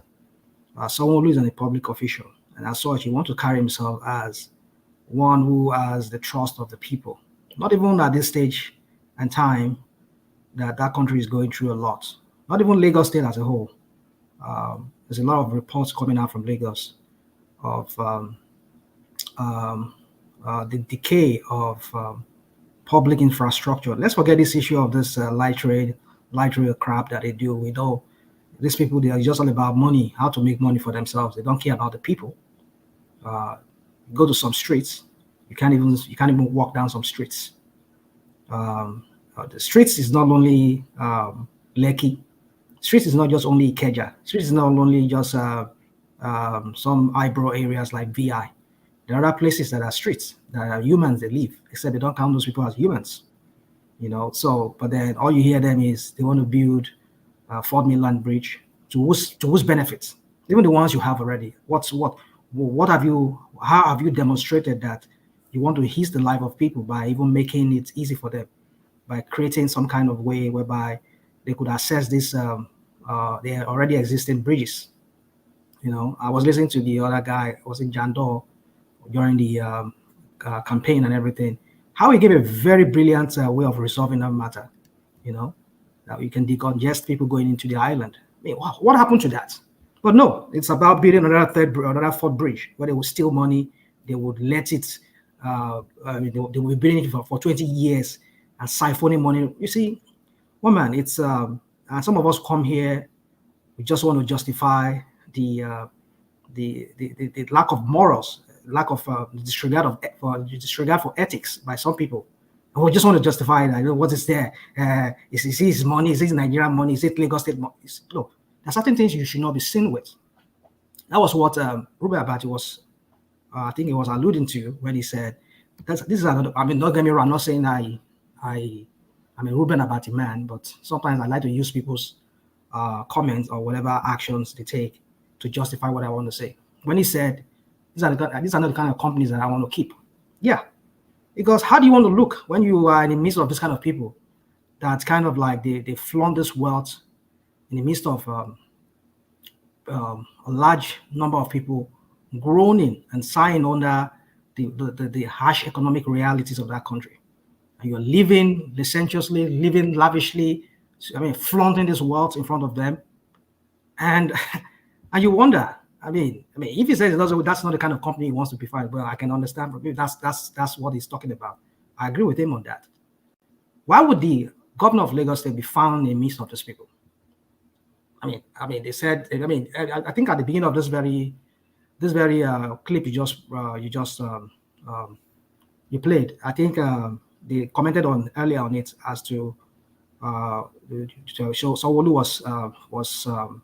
was also in Grenada, I think for this very event, and he was caught also spending money, maybe as like at a casino or whatever. I don't know what they were doing.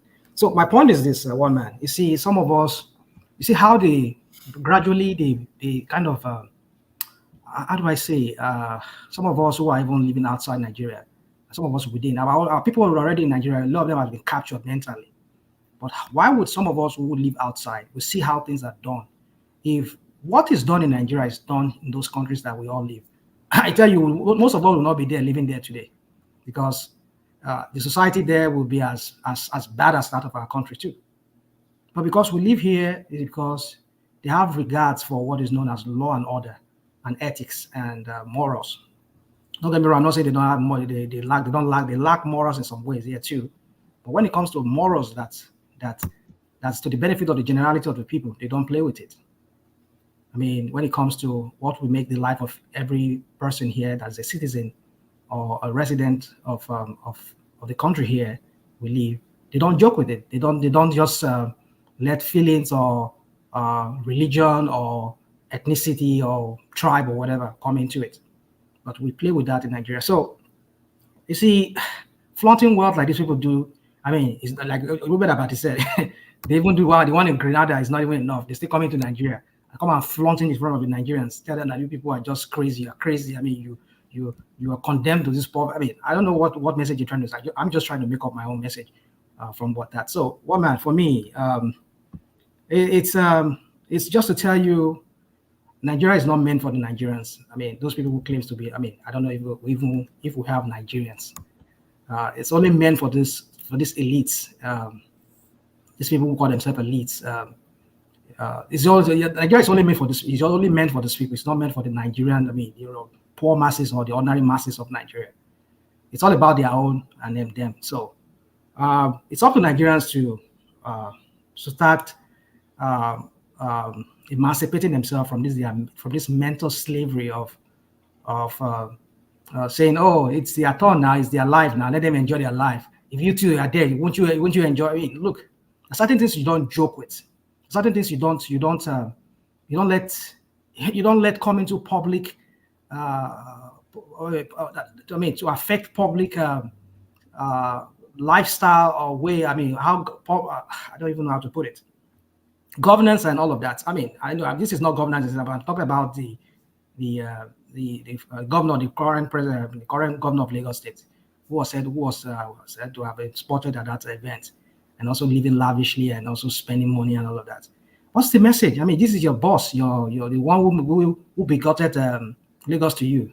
He's complaining that Nigeria does not have money. Look at the millions of dollars that they moved to Grenada. Just for, I mean, whose economy is benefiting that? Grenada's economy, of course. At least not less than $100 million would have gone into the Grenada. Just that single one event would have moved more than $100 million into that country just for this event. That is not an exaggeration. If you want to look at the numbers, a fleet of private jets, they hire the whole island for a week. Yachts, hotels, everywhere completely bought up for a week. And people are groaning, and they are just all lamenting, crying under this weight of economic ash. I went to check out this woman, and they said she's the MD of what do they call that company? Femlac Concepts. And I was like, okay, what do they do? I think Abati was saying oil and gas. I didn't see any oil and gas in the website of that company. What I saw was maritime, project management, training, water treatment, listing a lot of things to show that the company does not understand what they are doing. Then if you are doing, yeah, it's true. Let's call a spade, because when you look at the company's website, right, and you say, okay, about us, they tell you this is what they are into. These ones are just listing things: project management and training, water treatment, maritime, and then you are in maritime, you are in Abuja. Your head office is in Abuja, your branch office is in Abuja. I looked at the team of people she had. What I saw, I just like, this thing is... Nigeria is a funny space. Nigeria is a funny space. Who are these people joking? Who are they toiling with? Funny space, yeah. It's a funny space. Then, they keep telling us if you want to travel out of the country or you want to travel into the country, don't come with more than $10,000 cash in your pocket, or else custom, you have to explain yourself anywhere you are traveling to avoid money laundering and the rest. But you are hearing about it saying that it was raining in dollars. So it is a class elitism situation that we have in that country. And I think, again, where the country is just pretending that it's a country. Let's be very realistic. We are not yet acting like we're a country. The president has appointed an individual, Oyedele, a brilliant chap, but we are not seeing any action. Where are the tax reform policies? Oh, that one I did talk. Didn't you hear what Didn't you hear what the idiot was saying on that? Was it channel? He wants to train area boys. Wants to train Agbero boys to come and collect tax. See, that's the confusion. How is that a bad idea? How is that a bad idea? I think he clarified that. Now what? What did he clarify on that? He clarified that. He said he's not saying he's going to recruit Agbero. He said presently those are the guys currently collecting some of those taxes. If you what kind of taxes those boys collect? They just collect levels from transport. The NURTW. When I read it, I was let's stop giving. Let him learn before you just let him learn. Let him learn, please. Go on, please. So what he said was presently those guys are already collecting several taxes, right? Collecting levies here, collecting levies there. So basically what he's trying to do is to streamline some of those taxes to a single digit. And it's more like you've been doing these things, but you are actually doing it outside the official route. So how do we bring that unofficial to official? I think that's what he said, because I think he dropped something after that thing clarifying what he meant. But you didn't. Can I ask a question, please? But John, is disappointing me. You didn't answer his question. You didn't answer. No. Yes. Larry can't answer the what question did he say because specifically? is not doing Can I ask you a question? Okay. You and Rational Mind. Did you listen to Oyedele talk in that interview? I did. I did not. I'll be honest with you, Bishop. I didn't listen to him because I stopped listening Rational to him. Mind. If you actually listen to him, you will not call him an idiot. And you are always to praise him. Yeah, you will not. If you listen to him, you will not call him an idiot. You did not. But that's okay. So let me address Emeka. Emeka, you've been a very good position. I can actually address it before you move on with that. When I call people idiots, it's a way of just saying that they don't know what they're doing. No, but it's not fair. It's not fair. Rational Mind is right. The idiot part of it, I don't agree. But he does not know what he's doing. I truly agree. That's why I stopped listening to him. Listen, you did not. I was excited. I didn't listen. I did not say I listened. I did not say.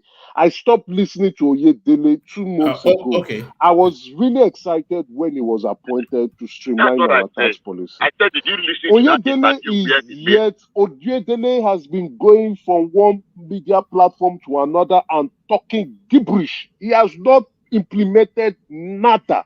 This is 5 months running since they gave him that job. He has not done anything. So are we going to now? Next month, February, will be 6 months in that job. You have not streamlined. Have you started doing something? Now he keeps talking from China's to Arise to TVC. We have people who are not paying taxes in that country that we can hold. Let's ignore the market women first. We will come to them later. But there are people in Nigeria that are not paying taxes. Just like this woman now dancing in Grenada and coming back to dance again in Nigeria. Not paying taxes. And we have someone who is the chairman of the tax policy in the country. And you say that man is working. I stopped listening to him 2 months ago because I've not seen any effect. Oyedele is a brilliant chap. I know him personally. He's a very brilliant chap. Rose to the rank to become partner at PwC. I know what he can do, but why is he not implementing? It's not about to speak. Can I ask you something, please? You see, this issue of implementing, that's what I don't get. Is Oyedele supposed to implement? Yes, that's part of his job, Gabriel.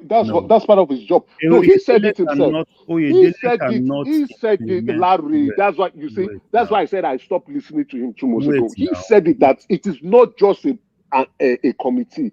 That the charge Tinubu gave to them was to devise and streamline our tax policy and implement it. I will send it to you. Wait now. I will send it to you. One man, quickly just go and type. Look at it. Look at it yourself. Can Oyedele implement? It doesn't work like that. Why you say it doesn't work like that? Who gave him the mandate? Now, what Oyedele, the mandate given to Oyedele was just to work on a policy document and submit it to the president. One man, please, pardon, to end this argument. To end the argument, just go to the screen and put Oyedele implementing tax policy. That was what he told. That was the first media interview he said. And that was the excitement. I said, okay, we are going to get things right. 5 months now. Maybe the use of word implementing is wrong, and that's Oyedele is intelligent. Oyedele cannot implement. Oyedele is not a fire. We understand. Let's Larry, let's not go into the word thing. But we know who has the mandate to really implement it. That is Tinubu, who really want to, at the end of the day, sign it to the law, or maybe the National Assembly will sign it to the law. But the point is this: he has the mandate to shape up our tax policy, the new tax policy that we will be using to generate income for that country going forward. But this guy is just acting for personal income tax, right? It is the state that is going to implement those policies. No, we can't. No. I won't agree with you on that. You see, no, it is the state. It is the state. I don't know what these people are promoting like as if it's a rational mind. It's a czar of rational mind. Rational mind. I don't know what the guy is even talking about. Okay, did not even ask him some question that I wanted him to even ask it about the real meat, the real substance of those tax that he's supposed to do. But it seems like this guy is just trying to bring a replica of Lagos State kind of a tax collection system. He wants to. That's why a lot of people have been suspicious that I hope he's not trying to bring in this alpha beta into this whole thing, because this guy is not even saying anything. If anybody knows to the contrary what this guy said, can you just tell us what this guy said in the last interview or any other interview as granted? Because when you talk about tax, there are many ways the federal can get tax. You can get tax through income, business tax. You can do that. Corporation tax. Or well, maybe like if you want to go through VAT, if you want to go through the VAT system, you can do the VAT system. But you cannot have all this double taxation of everybody. I mean, triple or three times, four ways of taxing the people when the people are not even making money. So streamline it. If it's income tax, basically you want to go by his income tax. But then you need the data, the same data that this man that was talking about, saying that data will job. Now you're realizing that you need data to be able to know the number of people living in your country so that you're able to tax them based on the data. You see, when we say this person does not even know what he's doing, he just want to be a president. Some people will say we hate him. I mean, look at people he's bringing in charge that would say, oh, he works with Deloitte, he works with so big. I will not blame the president. See, I won't blame the president on this one. Rational mind, I will not blame the president on this. The president has identified people who are supposed to do the job, who have the expertise. You say he has a high for people. He has high for the best. Look at the phony guy is bringing, and look at you can tell me it's a czar. But I say it's a phony guy because look at what the guy is even talking about. Okay, rational mind, right? Rational mind. I cannot. You know why I laugh? Right? I cannot go against what you have said anyway, because you see, when they've given you a job to do, it's better to deliver the goods. And let's be very realistic, Oyetele has not delivered the goods. So to go ahead to say that the president has identified a top talent to do the job, that now it is questionable. Look at what they do, questionable. Kadoso now, we don't even understand what he's up to. Questionable. Edu, criminal mind, questionable. Bumi Ojo also involved in criminal activities. Another questionable activity going on. So let's be very. So that's why I cannot even go against rational mind to say rational mind. Please no. Can you read us? Can you read us? People are not delivering. Let's be realistic. They are not delivering. They have not delivered. Bishop, can you tell us what did this guy say? Can you give us, you and Larry, can you tell the platform, all of us? No, I'm not going to. Substance? I mean, you said you want Brett to say you listen to him. I mean, and the other, I mean, that you did not listen to him. Now, let me say this. Okay, go on. Unfortunately, sorry, sorry. Unfortunately, we expect probably in our next round of elections to actually look for miracle workers and magicians. Now, I followed briefly, and I still do, what Oyedele is working on. What is working on is going to have multiple effects, because it affects states, and states will have their input, so that we will not end up in court like the issue of what do you call it? The issue of Wike River State and Lagos State versus River State. What's the name of that tax now? Yeah. VAT, like the issue of VAT. Now the question is this: was there a timeline? I'm going to back to read the mandate that was given to the man. Was there a timeline to deliver and implement? In the first instance, he does not have the mandate to implement, because even Buhari, I mean Tinubu alone, sorry for that, Tinubu alone does not have what it takes to implement the nationwide tax reform. He has to go with the states, because it's a federation thing. It's not just like a federal thing. We used to make that mistake a lot. It's a federation thing. A lot of it actually resides, the power on tax actually resides with the states. States implement their own. So if they want to harmonize, to let us have a way forward. And I want to agree with somebody, I don't know if it's Rational Mind or Emeka that said that I hope they don't want to implement the Lagos model. Look, as we speak today, 11 states, as of May, 11 states have gone to ask that they want to copy independently on their own. They copy the model of Lagos. Look, hey, maybe all they need to do is to plug the loopholes and not, but it works better than whatever they have used before. So if states and other countries are able to come in and look, let us use this model. Because if they are using the old model and it's giving them 1 million, and they are using another model now that is giving them 10 million, and you say, oh no, it's actually bringing 50 million, but they are stealing 5 million. The issue is that before that model, they were only getting 1 million. Now they are getting 10 million. It makes a lot of difference. So now, finally, sometimes the people used to say when you want to something quick, you plant corn and quick fix. But if you want something that endures, maybe you plant cocoa or palm tree. Corn will germinate in 4 days or 3 days. I cannot remember my elementary agri. Corn, you plant corn today, in another 4 days is already. In another 3 months, you are already eating it. If you want to plant coconut, you have not even begun to see seed come out in 3 months. But meanwhile, in corn, you are already harvesting. So, yeah, if they need to speed up, they need to speed up. But I want to believe with the way the man recommended, the way not only local people, even international people celebrated his appointment and are looking forward to something. And the man is still working because we are in a hurry. It's like somebody is in a theater and the doctor is there and you are in a hurry. After 2 hours, you're beginning to shout that the doctor does not know what he's doing. Let me go and look for another surgeon. The doctor, Barista sang a song many years ago. He said we are going to Ibadan.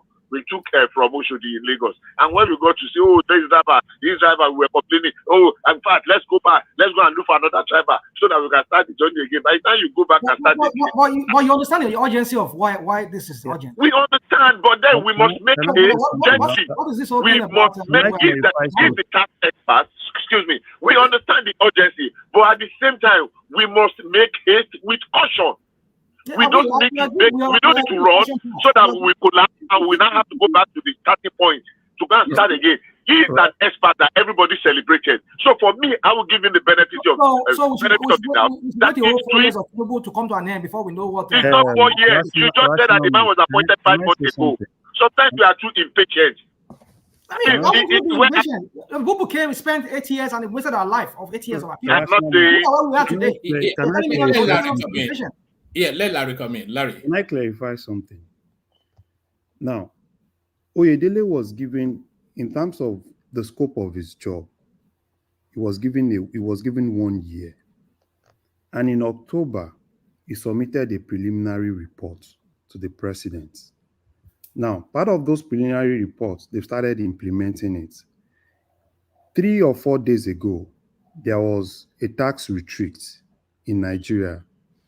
And part of those tax retreats was the reorganization of FIRX, and which the minister actually launched.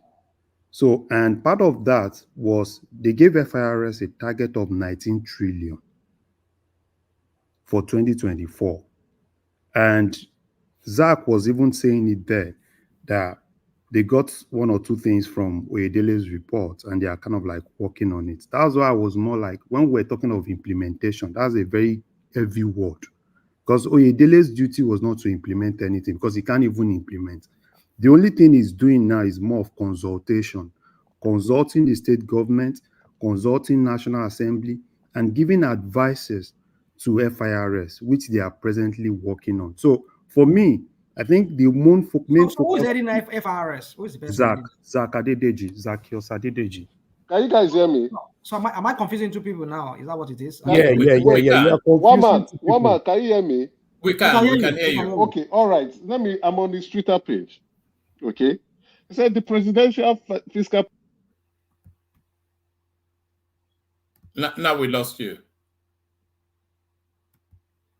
So rational mind. Zach Adedeji is the chairman of FIRS. So while Oyedele is just part of, they are kind of like advisory. So who was the one speaking on channels the other day? The guy, this Oyedele, who is actually the advisory. Is the chairman. Is the chairman, Presidential Fiscal Policy and Tax Reform Committee. Yeah, it's a committee, but it's not the chairman of FIRS.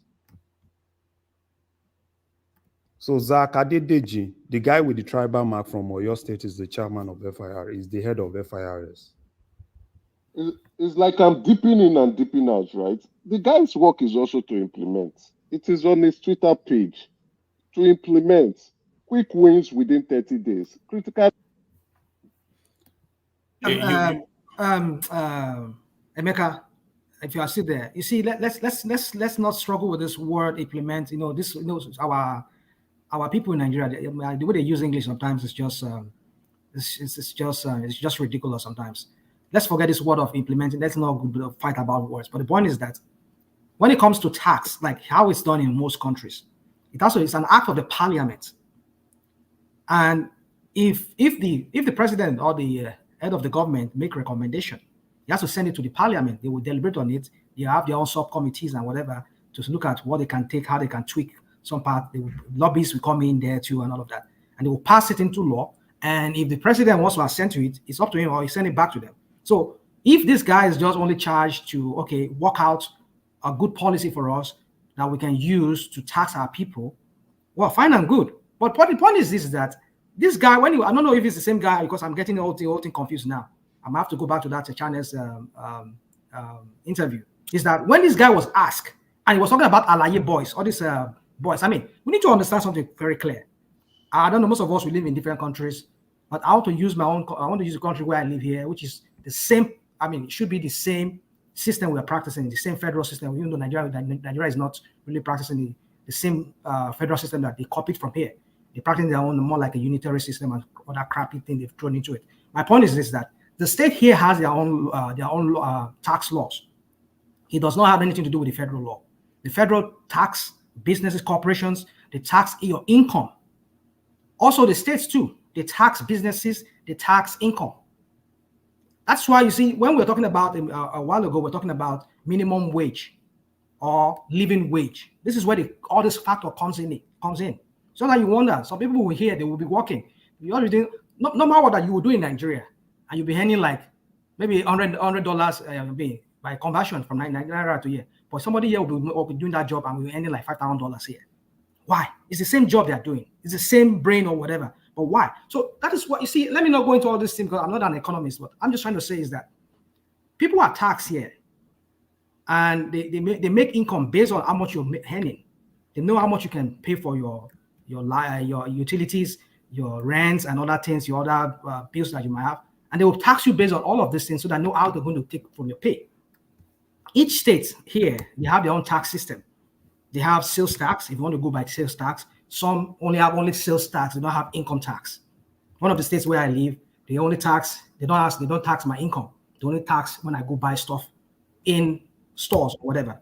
The other states, they tax my income, but they don't have sales tax. Like California has, I think they have both. They have both sales and income tax. So the point is that that's a state on the state level. Then federal has their own tax. So I don't know what this guy is doing. You people call this guy some kind of a czar or some kind of a genius. I don't know what does it take him to. His mandate is to make a tax system, tax for the federal government. I don't think it should not be consulted for the states. The federal government needs to generate income. He wants to make some kind of tax system whereby it will not conflict with the states. Now, why don't you focus on the federal? And extricate yourself from this issue of the states. Don't concern yourself, because if you're carrying each state, this guy will stand there forever. On the Tinubu will leave, will never make up anything. So face the federal. And this system that is trying to bring in Alaye boys, what does that even have to do? Why should Alaye, all these Jaguda boys, or what they call them, all these touts in the street, why do they have to come into the tax? When you have all the you have all the what's it called, all the technology for that. Just capture people biodata, know what they're doing. I'm not a tax person, but I'm just trying to say that this thing should not be a rocket science. Face your own federal. Let the state deal with their own. So that's my point. But I don't know all this thing that we see. We have people that doesn't know. So if you one man, I dropped something in the chat. So I think part of what he was supposed to do is to look holistically, not just for federal government, look holistically at the whole tax across the whole country and look for a way to bring it into a single digit. So if you go down a little bit, you see part of what is actually taxed to do.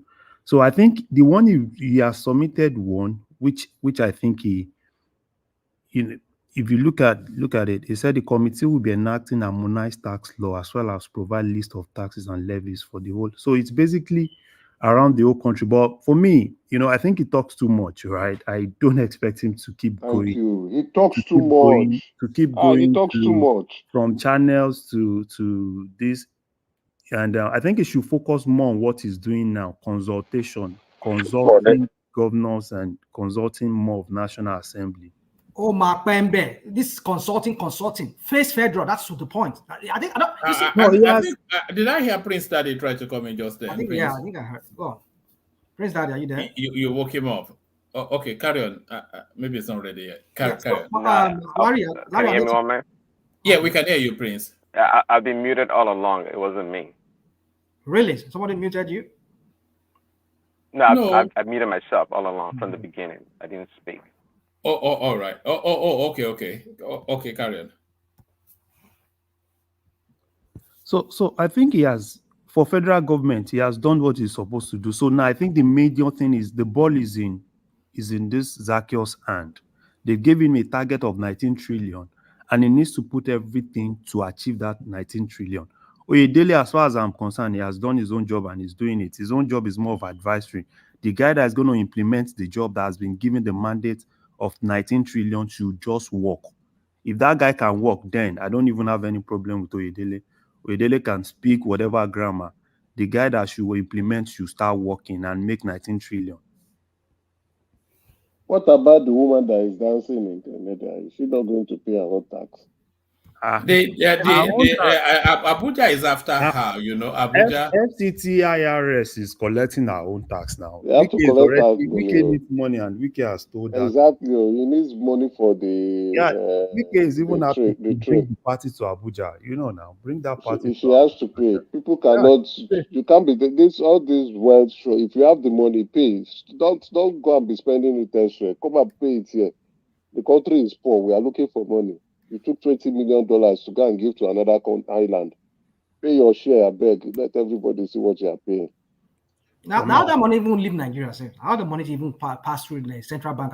They say they are going on private jets. Of course, now they will pack it. And then what is Nigerian custom or Nigerian immigration doing when they didn't search them? Because you cannot take more than $10,000 out of. They will search Mr. Big Man. You said what? I said they will search. Do you know what happened to me once when I was passing through Abuja airport? What happened? Maybe it was the way I was dressed or something, and then suddenly I was approached, and then the lady took me into the VIP lounge, and you had picture of Buhari there and everything, and then they were not a word of a lie. They were serving me coffee and everything. And then when it was time to board, some guy came to usher me all the way. I still had to go through immigration. I don't quite know how that happened. I was just, Well, man.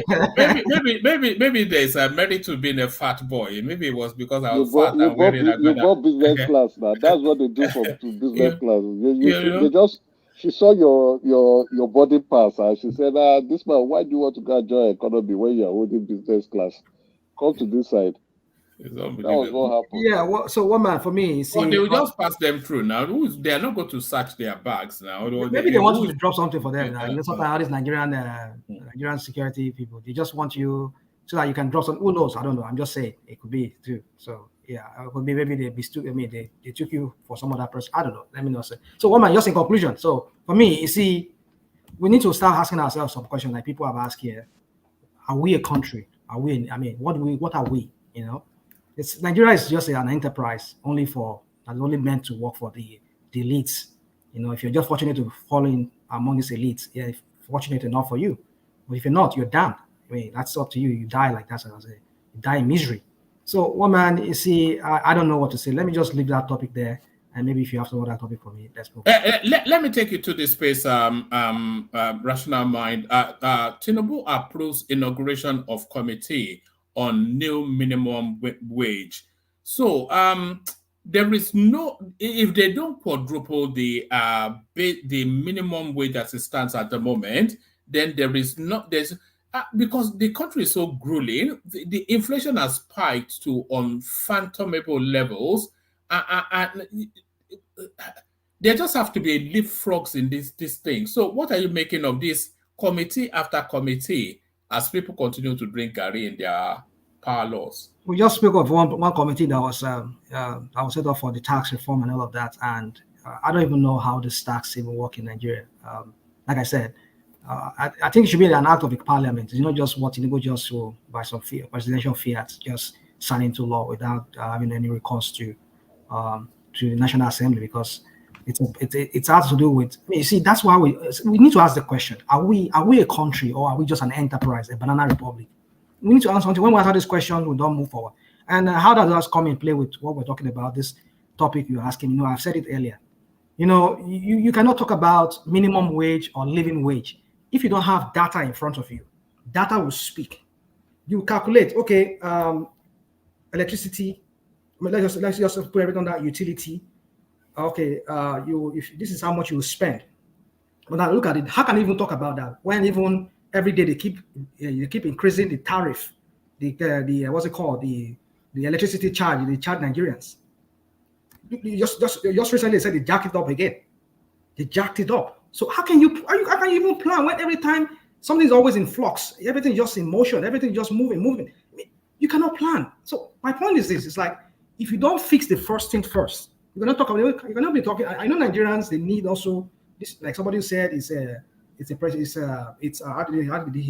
a bishop said it's a 5-year thing that they have to review the minimum wage. Yeah, I get it. They should review it. But how can you review? What's the point of even reviewing it when you cannot even work with the data that are available to you, because this data is in flux. It's always moving forward. I mean, going higher, and then it drop, and it go higher.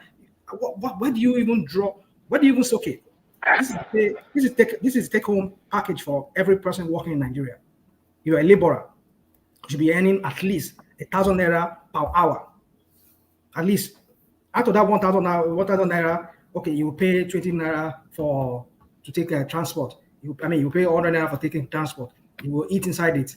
You would, if he has children, he has to pay his medical insurance or whatever. You have to factor all of this in. You see, here in America, let me not use America sometimes when it comes to matters like that, because it's not something I cannot. It's incomparable when it comes to that. But my point is this: is that you cannot plan when you don't have a data to work with.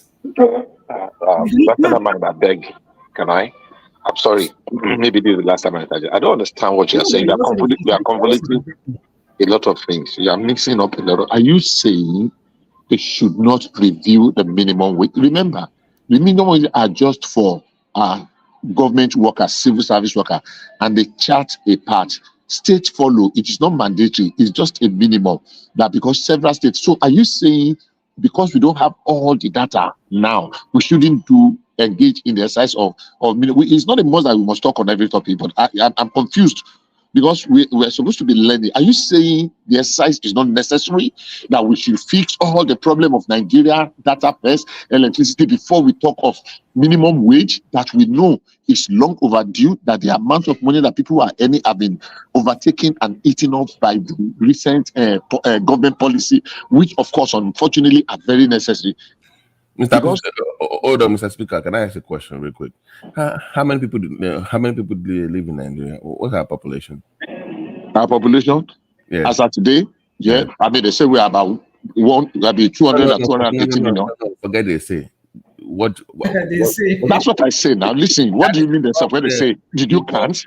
Hold on. You must invest in your data collection. You must have accurate figures. We know. Plan. Yes. Can't be guesstimating all the time.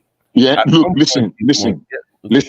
Not even the US know exact what they do. When after their last census, they postulate and it's some element of estimation because it's the scientific. So don't tell me they can be estimated. Now we had a census that was long. No. They can guesstimate within plus minus maybe 5 to 10%. Yours is like crazy. Yours is well, what that's you just say that, and unfortunately, I agree to some extent, but not to the extent that look, even if you don't have a figure, there is something we can work with. Now, we had a contested census in 2006. And they said we've been growing between 2.5 and 3% annually. So if you add that what we had, just take it in the face value. Okay, they said we have 108 million or 100 something million in that 150 something million, and we've been growing at 2.2 between 2.5 and 3%. That 0.5 is a variable that will become very significant over 10 years, if you understand what I'm talking about. Now, we're talking of 2006 till date. 2006 to date is more than 10 years. It's more than 15 years. In another 2 years, it will actually be 20 years. So if you understand what I'm saying, so we if we take it from what we had there, even though it was contested, and begin to add between 2.5 and 3%. Now, where do we stop? Is it at 2.5 at 3% to make it a constant variable? So if we say that is what we have used so far. Now, if we have the census, it should bring us closer. And that's how it happens everywhere. And that's how it happens everywhere. When we run with some negative figures, when we run with some negative figures in Nigeria, we're quick to admit it. People come up and say, oh, 20 million children are out of school. I was here on this platform. I was saying that it doesn't make sense. It doesn't add up. Bishop, we have 20 million children out of school. But we were running with it. They said Nigeria is the poverty capital of the world. We were running with it. We did not ask. How did they arrive at that? But we were running around with it. Hold on. I think we should be focused more not on the minimum wage, but living wage. Yes, that's what I said. It has to be means tested. You cannot even do either. You can't even look at the average of the cost of renting, feeding.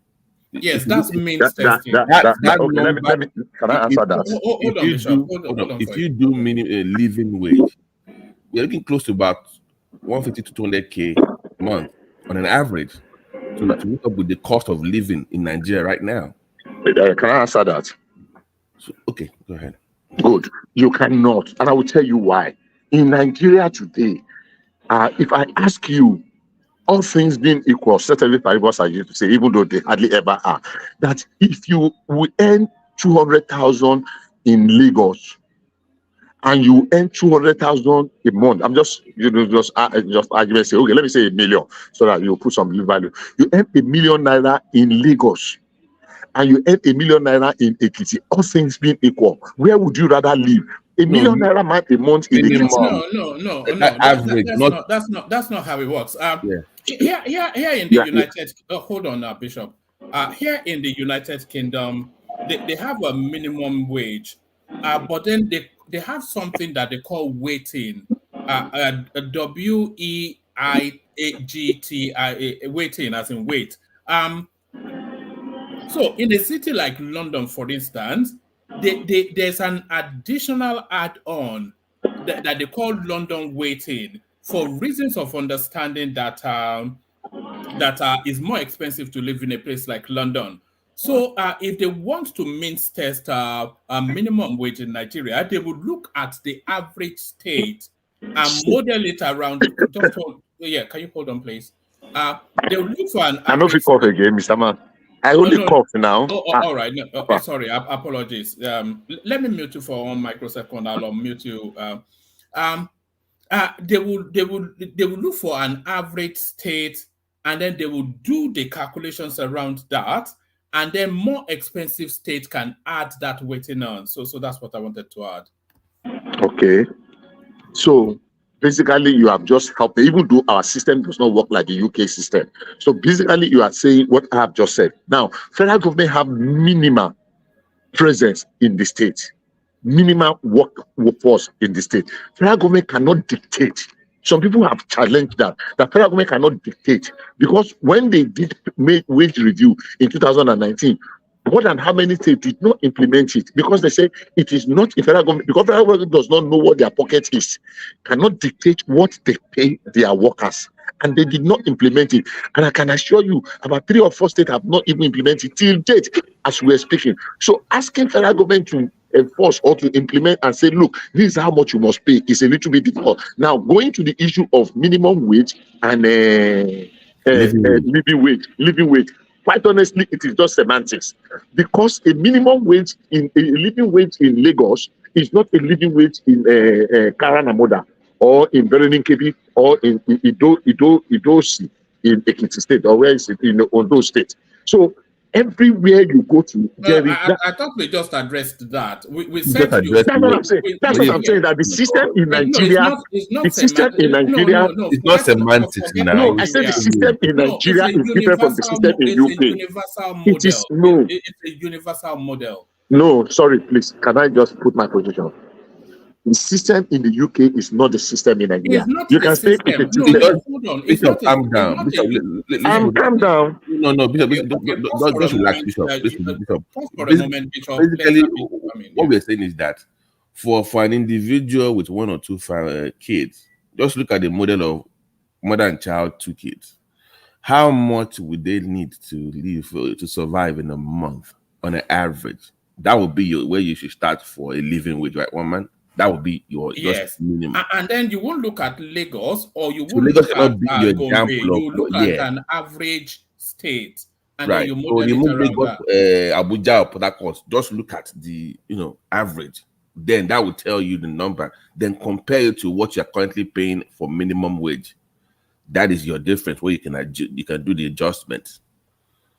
So you can't go with just say minimum. So just because federal government wants to pay something does not mean it's keeping up with the living wage of what they ought to be paying. Now, should you say you should downsize the numbers of workers or streamline to pay that wage? That would be something it should be debatable. Like, do we need 1 million people working for federal government, or do we need 500,000 people? So then, how much can the private sector pay? Then do I reduce taxes for private sector for them to pay? So you must work with a lot. So that is where you need data, accurate data to effectively manage these things. But I think, like I said before, living wage is where we should focus on, not just saying minimum wage and compare. Do you know also that even in the US there are 2 classes of minimum wages?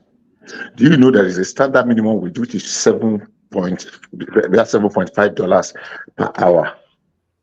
And there is another minimum wage of people that they say whether they collect tips in the cost of their job, which is about $3 or $2.5.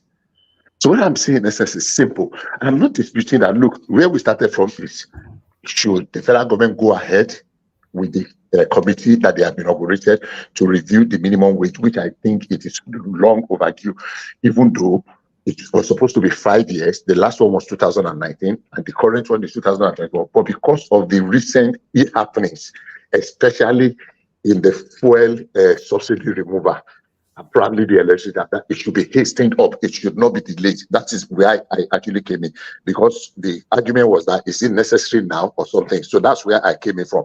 Now, it is important. How much it is to.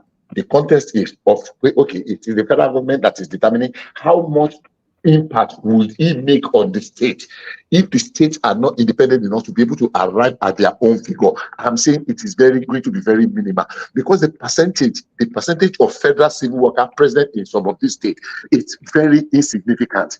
Just go and look at how many people are working in federal secretariat, except some very good, juicy parastatals and agency of government. So that it is going to be very minimal. So the states themselves are the one that will determine. So Edo State say they are paying 40,000 minimum wage or 40-something thousand minimum wage since how many years? And some states have still not been able to even go past the 18,000. And that is a fact. That is a fact. Let's check. Google is there for us to show how many states are still paying 80,000 minimum wage, and how many states are paying the current 30,000, and some are paying 40,000. I think about 4 or 5 states are above the minimum. Bishop, can we use that data in Ekiti? Okay. You said they're still paying 18, but it's supposed to pay 40 in Ekiti. Okay. Can you survive with 40K a month in Ekiti State? I did not say. Okay, no. I'm just using that as an example of what I'm trying to get at. Now, another thing we used to make is this: we're using minimum wage. How many people are actually minimum wage? Let me tell you the category of people that collect minimum wage in all the states. Level 1, step 1, which is you don't have any not paid for it, because of course experience at work, qualifications matter. You will not get that minimum wage. Maybe about 10% will actually get the minimum. Less than. I will tell you the people that are even getting it. Hold on, but what happens is when you push up minimum wage for the bottom tier, you also have to push up the middle and the upper. They move up as well too, right? They also get yes. So guys, I think we're missing the point here. When like here in America, when they say minimum wage, that's the minimum that any employer can pay anybody. They factor. Hold on, we know that like some is 750 in some states, some is like 850 in some states, and it depends. But the point is that they look at each state, look at what is obtainable in their areas, and they tell you that you cannot go below this amount. You cannot go below it. Any employer that does that, he or she will have to face the Department of Labor for that. So we need to understand that very well. The federal has its own, and the state has their own. Even cities not have their own. Like some cities here in LA. So what is the minimum wage? Well, hold on. Some cities, like for example in Seattle, they have some I don't know what it is right now, but some like 2-3 years ago they were talking about debating 15 hour as the minimum.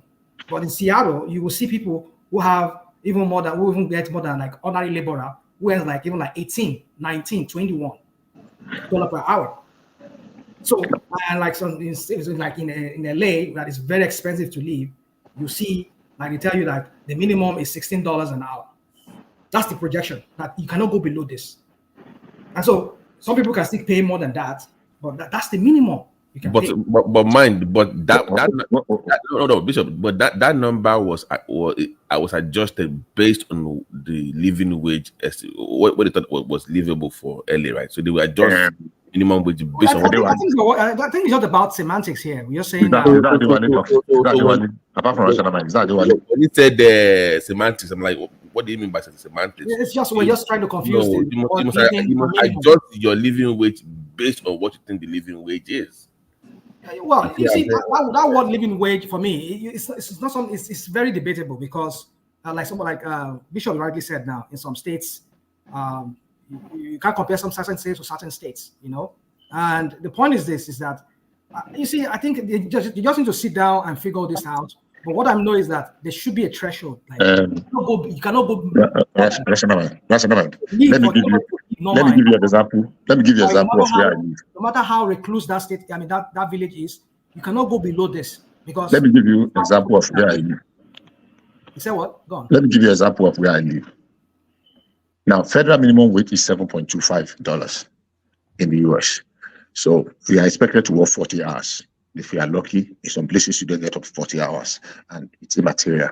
There are several people today that in their workplace, they have caught it. They hardly manage to get 32 hours at very struggle, even in Georgia. So let's leave that. But Georgia minimum wage is more than 7.25. Georgia minimum wage is about $9 now. Now let's take $9 that you are lucky to get 40 hours.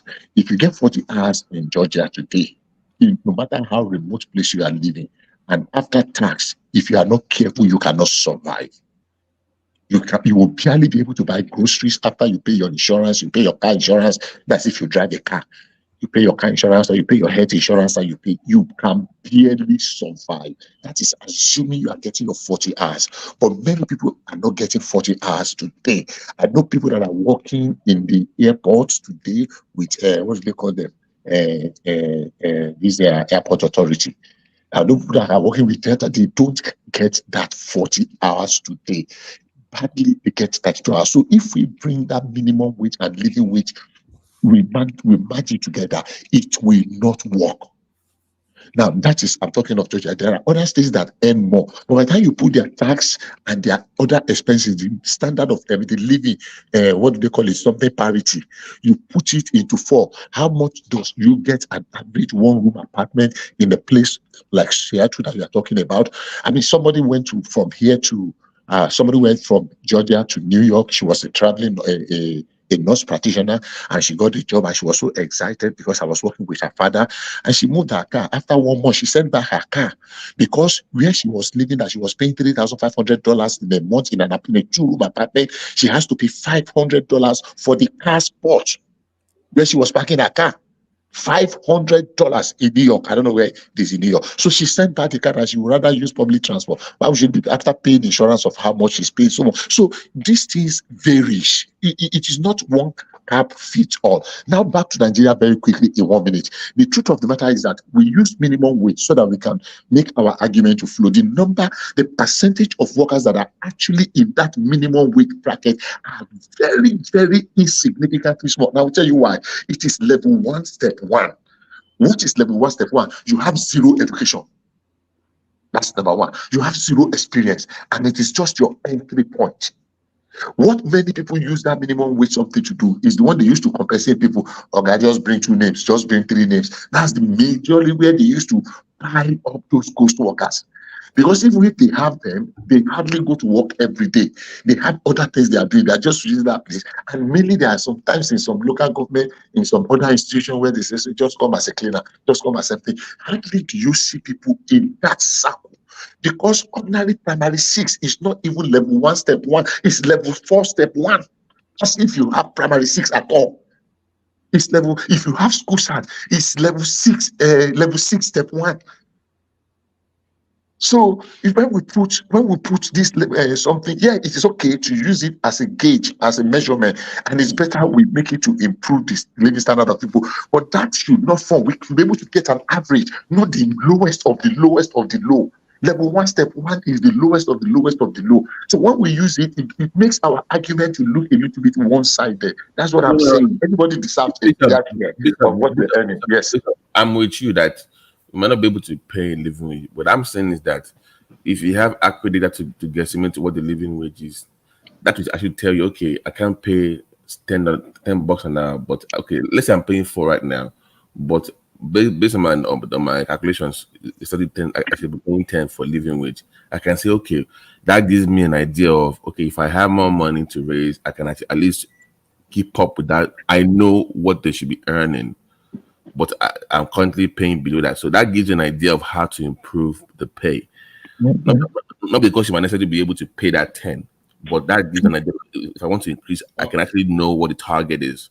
Like an idea of what I should be paying if I have the funds. So it's just to properly plan is my whole argument. Like if you have accurate data, you can properly plan for your workers. That's all I'm arguing for. All right. Let me just round up that space. Rational mind. I think everybody has a point. It's just let me just correct myself real quick before I move on. I think last year in the city of Seattle, they pay $18.69. Now they jack it up this effective January 1, 2024 is $19.97. That's how much you need to make within the city of Seattle to be able to live. Very expensive place to live. Very, very expensive, like in the ranks of LA. But I don't know why LA is still stuck in that $16 something cents. That's what they said from what I saw on when I Googled it. So my point is that, you see, this it's dynamic. This for every 5 years, you see, there's so many things we need to fix in that country. Let me answer your question, Bishop, real quick. You said, am I saying that they should not even consider that minimum wage? That's not what I said. No, that's not what I meant to say. I mean, that's the impression of what you're getting from what I said. That's not what I said. That's not what I meant to say. All I'm saying is this, is that you need to fix certain things first before you can talk about minimum wage. If you can do it, you can jack it up and or you decrease it or whatever they want to do. It's up to them. But I'm saying is that it's an exercise in futility, because why would you do something? I mean, again, you said something again. You said that review only applies to civil servants. I mean, like, what kind of country are we? I mean, if going by what you say, because I don't know, I've not read it. I've not really read it. That's the truth. If it's what? It's for civil servants. Is that what it is? That's the truth. No. It's not. You can only compel it to civil servants, but it is recommended nationally. Oh, okay. Okay, so because of course they can't enforce it on private business because they are not the ones making their profit for them. Exactly, yeah, but I agree. But then it's one is that why would you? I mean, the minimum wage we talk about here in America, it applies to everybody, because the labor department here they set a standard that everybody must abide by. At least this is the minimum you must abide by. $7 or $8 something. This is the minimum you can go. And every state too, their own department, the Department of Labor, to set the standard. Of course, they don't make their money for them, but they tell them for people to live in this state or in this locality, this is how much you need to live. This is how much you need to start paying them. But how many people get paid that? Because even some people get paid 3-4 times than that, even some people 10 times that amount that is set. It depends on your level of skills. But my point is this, is that country called Nigeria, we come here every time, we talk about this country, and however all of us have that love for that country, we hold that country dear, despite some of us hold a different nationality of different countries. But we still, because we remember that was where we were all born, where we grew up there, and we wish the best for our people. But we cannot hope for anything to happen if the very, very core of it is not fixed. We can come here and these people will continue, just pushing us and merry-go-round, like just pushing us around, like with all this kind of committees, subcommittees that is keep forming. At the end of the day, we don't see anything coming out of it. I'm not saying they should not review it. If it's due, it's fine. But the point is that it doesn't even sound ridiculous that this minimum wage only applies to civil servants. No, it should not apply to only civil servants. It should apply to the generality of all Nigerians. Of course, they're not making this money for these people, but they set the standard that this is the minimum you can give to anybody working, because the Ministry of Labor, which we use in Nigeria, they should be able to wage in there and say, look, this is the minimum. We know we're not setting your money for you. You need to also adjust your prices based on all these things, these parameters of amount you're going to be paying people, which is the minimum. Of course, they're not setting, but you see, we're not running a country. We're just running some kind of banana republic enterprise that people just come in there, just do their own and go. People do his own, other people did their own. Now we have Oju your board there now, he's doing his own. We don't even know what he's doing. You see, the point is that we cannot build a country like that. Our people back home are suffering. We need to set a standard. You need to fix what you need to fix first before you can move to the other step, which is this minimum wage. I'm not saying you should not do it. You do it, but you do what you need to do first. Collect those data that you need to help you be able to fix the economy and be able to people who are sabotaging this economy by taking off the hard currency out of that system or mopping it up. You need to bring these people to book. Or if you don't do that, how can you even plan of say you want to set a target of what people should earn? Because the Naira versus dollar is always going up and down. Like the inflation rate is just it's just crazy. For me, I've said let's just give one information. Until we fix what we need to fix first. I don't see it's just an exercise in futility trying to say a minimum wage. This guy just threw out topics for us to talk about every day, and it's so sickening to me sometimes. I had to take a break from some video because I just like, what is going on in that country? Every day we come here, we talk, and then at the end of the day, we just see the reverse. We see the opposite happening. We don't even see anything impactful in the life of our people. So I don't know, these policymakers in Nigeria, they need to get their acts together. They need to sit down and ask themselves that question. Are we really a country? Or are we just some kind of enterprise by some criminals who just hijack power from time to time? I leave it at that one, man. All right, brilliant. Excellent. Thank you, Rational Mind. Did you want to chip in a very quick word? Yes, a very quick one. I just want to say that I'm looking down.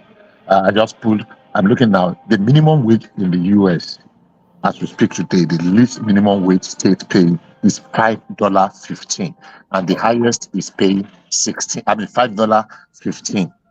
$5.15, the minimum wage, and the highest is paying $16.50, and that is DC. And so many states are within that $7.25 and $5.15, and that's the latest minimum. So $5.15, yes. Okay, and one man, why do you have that much disparity? Because they factored in the cost of living, which is the living wage in different states. Exactly. But that's the waiting that I was talking about. Exactly. That was universal. But nobody can survive on $5.15 working 40 hours. No. Not in Georgia, not in Wyoming. I've been to Wyoming. Yeah, Wyoming is 5.15. Georgia is 5.15. You can survive on $5.15 in Georgia. From 5 to 16 is because the policymakers in those states have determined that, but it's based on estimation on what is the livable wage in their own state. That's why you have that much disparity amongst those figures. That's the argument we've been making for the last 30 minutes. Yes, which circles back to the point that we made originally. Thank you, Rational Mind. Let's hear from Prince. Unusual for Prince to be so quiet. It doesn't often interject, but we hear from him occasionally. It's probably at some basketball game. Tell me I'm right, Prince. and not right this time around, man. Basketball game. I didn't know it was a basketball fan. I didn't know that. I didn't know you were. It's by. Oh yeah, you explain yourself, Vince. No, my daughter's game. Usually that's where I go to. So. Oh, she plays. Oh, what does she play? Is she a point guard or what is she? Yeah, she plays point guard for the varsity team. Oh, cool. Freshman, yeah. Cool. Oh, nice. I was expecting you to come in playing the guitar. This is the new level where by the way, one man. Yes. What you allow happened to our friend yesterday was just was unfortunate. Sometimes you're responsible. You're supposed to save us from ourselves, and just to have Pansat, I don't even know what to start. Playing the guitar, I thought that was quite innovative. Yes, innovative, Umbo. What was that? What happened yesterday? I mean, it was serenading Chioma with the guitar. I mean, on video. Actually, never mind. On video, like, whoa, is this guy? Man. But that's not the first time, though. Sometimes he'll bring it out and play La Bamba. He does that when the mood takes him. Just go ahead. It was just sad. It was nice. I enjoyed it. It was fun. It was fun. Yes. Making fun of him. Yeah, that was fun. Making fun of him. Yeah, that was fun. It was a deviation from just the noise making. So sometimes we just put him and Mike in the. Maybe that should be a regular feature of Pansat versus Mike in the ring. So what do you want to come into the conversation, Prince? I'm still insistent that a minimum wage has no meaning unless it's a living wage. Because if it's not a living wage, then you are inviting corruption into that workspace. So you cannot be paying. Look at the army let me show you this headline, which goes on to buttress that point. They are paying the soldiers 50,000 naira whilst they are buying SUVs for themselves. So and the army officer actually putting this out in the public space is saying that they are having to take to criminality in order to augment their wages. So what are you making of this minimum wage that is not a living wage? Yeah, thanks, man. Hello, everyone. Like, share, and subscribe, and love the show. It's quite clear. This is no different than any other sector for that matter. I mean, we're talking about wage disparity here in America. But the CEOs or the big bosses, they're making a lot of money. They cannot stop making money. I mean, with their parachutes, salary and all kinds of, largesse. And they say that the poor are getting poorer. So, but these people, maybe the common officers, they get paid 50K a month. But the reality is that, the big boss in the army, the major generals and whatnot, they have a lot of money. They get paid a lot of money from all the deals they make with the weapon purchasing that they never buy anyways. So they're doing very well. The people on the top, they're doing very well, and they've always done well anyways. So to these people, I don't know what to say. I'm not sure what is an ideal amount for a military personnel in the low ranks. But at the end of the day, it's usually, just like Baba T said, it's living wage that matters. But as good as that sounds, not every employer can pay that. Not every employer can pay living wage. How do we determine living wage anyway? I mean, it's, of course, it can be figured out. You can have a basket of certain commodities or expenses that you can argument and determine what should be a viable minimum living wage. But the reality is that you can expect a mom and pop store or a small business to be able to pay living wage, in a sustainable way. It's not going to happen. It's not going to happen. Even some states in the United States, they can't pay,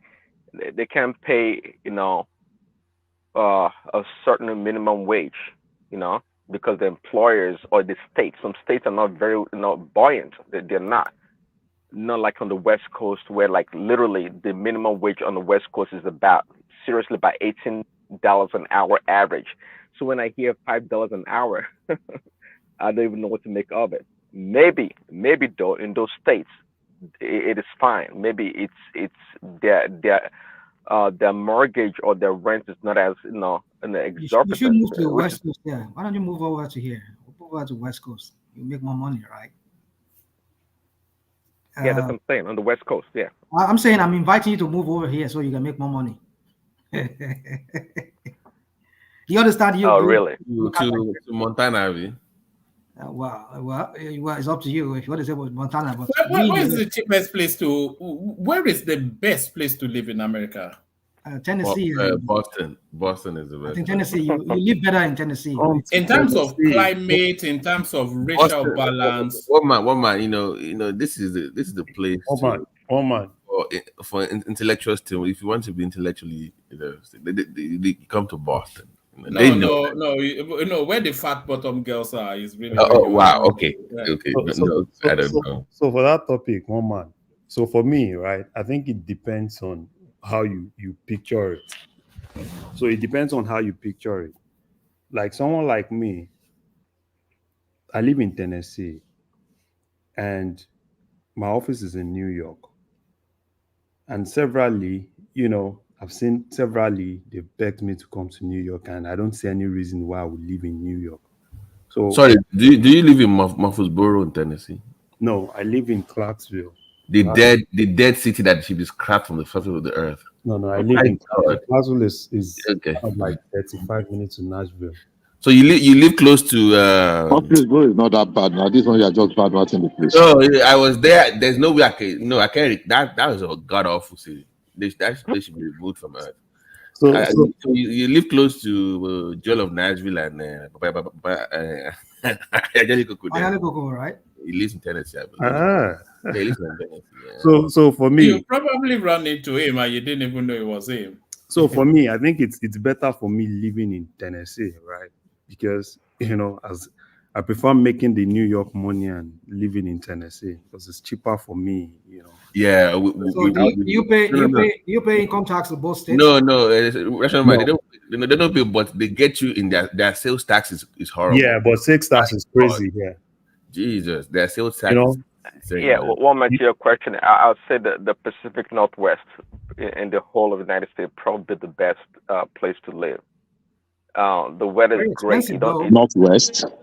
Pacific Northwest, yeah, it's one of the. It's Northwest.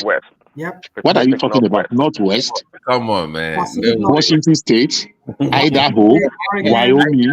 Are you kidding me? Yeah, it's the best. If to let me. No, Agbado in Idaho. Okay. Northwest or northeast? You mean?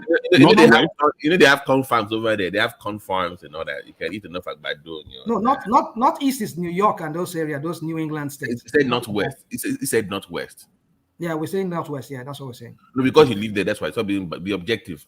No, nobody lives in there. No, you but